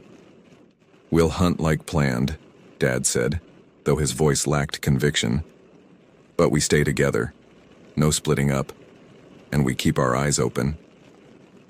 We spent the day attempting to hunt, but both of our hearts weren't truly in it. We moved through the forest mechanically, occasionally spotting deer sign but never pursuing it with real interest. The entire time, I felt watched. That uncomfortable sensation of unseen eyes tracking our movements from somewhere within the dense trees. Dad felt it too, I could tell. His head constantly turned, scanning our surroundings, rifle held ready across his chest. We spoke rarely, and when we did, it was in whispers that seemed too loud against the oppressive silence.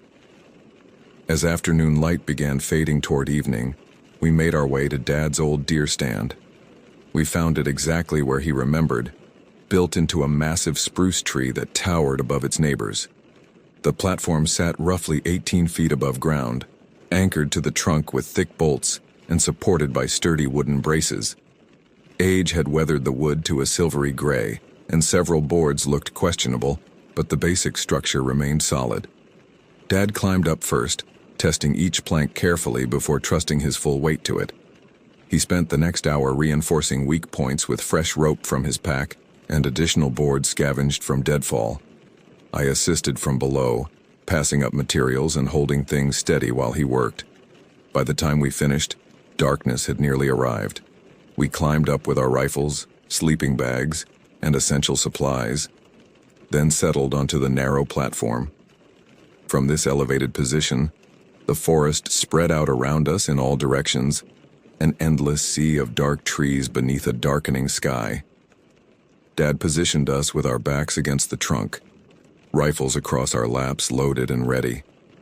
He didn't build a fire, didn't even want to use our flashlights. We sat in gathering darkness, breath misting in the freezing air, waiting. The temperature dropped steadily. Cold seeped through my layers, settling deep into my bones until my teeth chattered softly.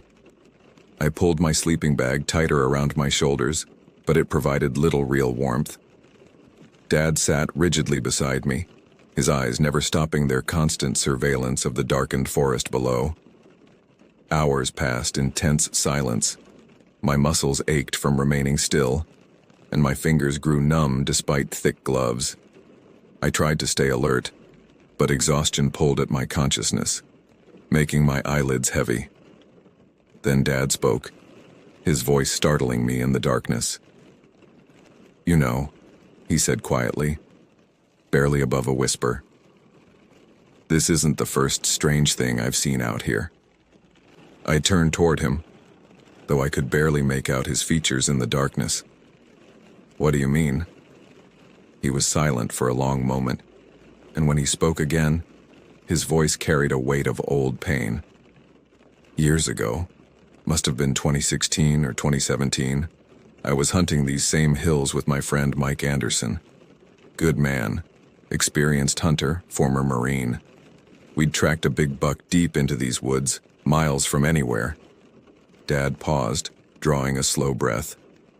Mike took point while I held back to flank around. We were maybe 200 yards apart, coordinating through hand signals. Then, Mike just disappeared. One moment I could see him moving through the trees ahead of me, and the next, nothing. My heart began beating faster as I listened. I got to where he should have been within minutes. Dad continued, his voice tight. Found his rifle snapped clean in two. Not broken, snapped. The barrel was bent at an angle, twisted like someone had grabbed it with inhuman strength and just wrenched it apart. There were some scraps of his jacket scattered around and... He trailed off. "And what?" I prompted, though part of me didn't want to know. And drag marks, leading off into the deeper woods. But they weren't normal. They were too deep, too wide. Whatever made them was big. Search and rescue looked for 3 weeks. Never found Mike. Never found any other trace of him. Silence fell between us again, heavier than before. My mind reeled, trying to process what Dad had told me. He'd never mentioned this before, never even hinted at such an experience. "Why didn't you tell me this earlier?" I asked. "Because I didn't want it to be true," he said simply. I convinced myself there had to be some rational explanation. An accident, maybe a bear attack, something normal. But deep down I knew, this forest has something in it that shouldn't exist. Before I could respond, Dad suddenly tensed beside me, his hand gripping my arm tightly. "Look," he breathed. "Down there." I followed his gaze into the darkness below our stand. At first I saw nothing, just black shadows between black trees. Then, gradually, something emerged from the darkness. A pale shape, too tall and too thin to be human, standing motionless between 2 spruce trees about 40 yards away. It remained perfectly still, and in the faint moonlight filtering through cloud cover, I could make out only suggestions of its form: abnormally long limbs, a body stretched vertically in a way that violated human proportions, and something that might have been a head, though the angle seemed wrong. My breath caught in my throat. Beside me, Dad had gone absolutely rigid, not even breathing. We both stared at the thing, paralyzed by a primal fear that went beyond rational thought. The shape didn't move toward us. It simply stood there, watching. How long we remained like that, frozen in mutual observation, I couldn't say. Minutes felt like hours. My eyes ached from staring, desperate to make out more detail but simultaneously terrified of seeing it clearly. Then, without any sound or warning, the figure simply melted backward into the shadows. One moment it was there, and the next nothing. Just empty darkness between the trees. Dad released a shuddering breath beside me. "We're leaving," he whispered hoarsely. "First light. We're getting out of here." I nodded, not trusting my voice. We sat in terrified vigil for the remaining hours of darkness, neither of us sleeping, rifles held ready, jumping at every small sound. When the first gray hints of dawn finally appeared, washing the world in weak, colorless light, Dad immediately began preparing to descend. But before we could climb down, I glanced toward a distant ridgeline visible through the trees. My blood turned ice cold. Standing at the top of the ridge, clearly silhouetted against the pale sky, was a figure. A man dressed in hunting clothes, identical to what Dad was wearing. Same jacket, same hat, same stance. It stood completely motionless, facing in our direction. "Dad," I said, my voice shaking. "Dad, look at the ridge." He turned, following my gaze. When he saw the figure, he went pale. His hand instinctively reached out to touch his own jacket, confirming it was real, that he was really here beside me. The figure remained on the ridge, unmoving. "Don't look at it," Dad said, his voice tight with barely controlled panic. "Just don't. Pack up. We're going. Now." We descended from the stand with reckless speed, no longer caring about the noise we made. Dad moved with frantic urgency, grabbing only our rifles and leaving everything else behind. Sleeping bags, extra supplies, everything. We needed to move fast, to put distance between ourselves and whatever nightmare inhabited these woods. The hike back toward our truck became a desperate race. Dad led the way, pushing a brutal pace despite the deep snow. My lungs burned, legs screaming with exhaustion, but terror drove me forward. I didn't look back toward the ridge, terrified of what I might see if I did. We'd covered perhaps 2 miles when Dad suddenly stopped, breathing hard. "Need to stop for just a minute," he gasped. "Just a minute." "Okay," I agreed, my own chest heaving. Dad moved behind a thick cluster of cedars, presumably to relieve himself. I stood at the edge of the trail, rifle ready, eyes scanning the forest nervously. Seconds passed, then a minute, then 2. "Dad?" I called out. "You okay?" No response. My heart began racing again. "Dad!" I called louder, moving around the cedar thicket. He wasn't there. The snow beyond the cedars showed no tracks, no sign anyone had been there at all. Panic seized my chest, squeezing until I could barely breathe. "Dad!" I shouted, spinning in a circle. "Dad, where are you?" Then I saw movement through the trees. Relief flooded through me. "Thank God," I breathed, starting toward the figure. "Dad, you scared me." The words died in my throat. The figure stood about 50 yards away, and yes, it wore Dad's jacket. But as it slowly turned to face me, I saw with horrible clarity that something was terribly, fundamentally wrong. The proportions were distorted. Limbs too long, joints bending at impossible angles beneath the clothing. The face was a mockery, features stretched and hollow, skin pulled tight over protruding bones. The eyes were empty black voids, and when its mouth opened, the jaw unhinged far too wide, revealing darkness inside. I stood frozen, unable to move or scream, as the thing stared at me with my father's face twisted into something nightmarish. Then it dropped onto all fours. The movement was fluid and utterly wrong, limbs bending in ways human anatomy shouldn't allow. It began moving toward me, silent and impossibly fast, covering ground with a loping gait that churned snow without sound. Terror broke my paralysis. I turned and ran, pumping my legs frantically, rifle clutched uselessly in my hands. Behind me, I could sense rather than hear the thing closing the distance. My mind screamed at me not to look back, but I couldn't help myself. I glanced over my shoulder. It was less than 20 yards away, moving with that horrible, silent efficiency, wearing my father's clothes like a stolen skin. Desperation sparked an idea. The spare tent strapped to my backpack. It was dry nylon, would burn quickly. With shaking hands, I tore it loose while still running, fumbling for the lighter in my pocket. The first flick produced nothing. Second flick, a spark. Third time, flame. I touched the lighter to the tent material and it caught immediately, flame spreading across the fabric with gratifying speed. I threw the burning mass behind me onto the snow. The creature recoiled violently from the sudden fire, circling away from the flames and smoke. That momentary hesitation gave me the seconds I needed. I ran harder than I'd ever run in my life, crashing through brush, stumbling over hidden obstacles, but never stopping. The truck appeared ahead and I hit it at full speed, wrenching the door open and throwing myself inside. My hands shook so badly I could barely get the key in the ignition, but finally, mercifully, the engine roared to life. I threw the transmission into reverse, tires spinning wildly before catching traction. The truck fishtailed, but I corrected, then slammed it into drive and accelerated down the narrow logging road, branches scraping against the sides, not caring about anything except getting away from those woods.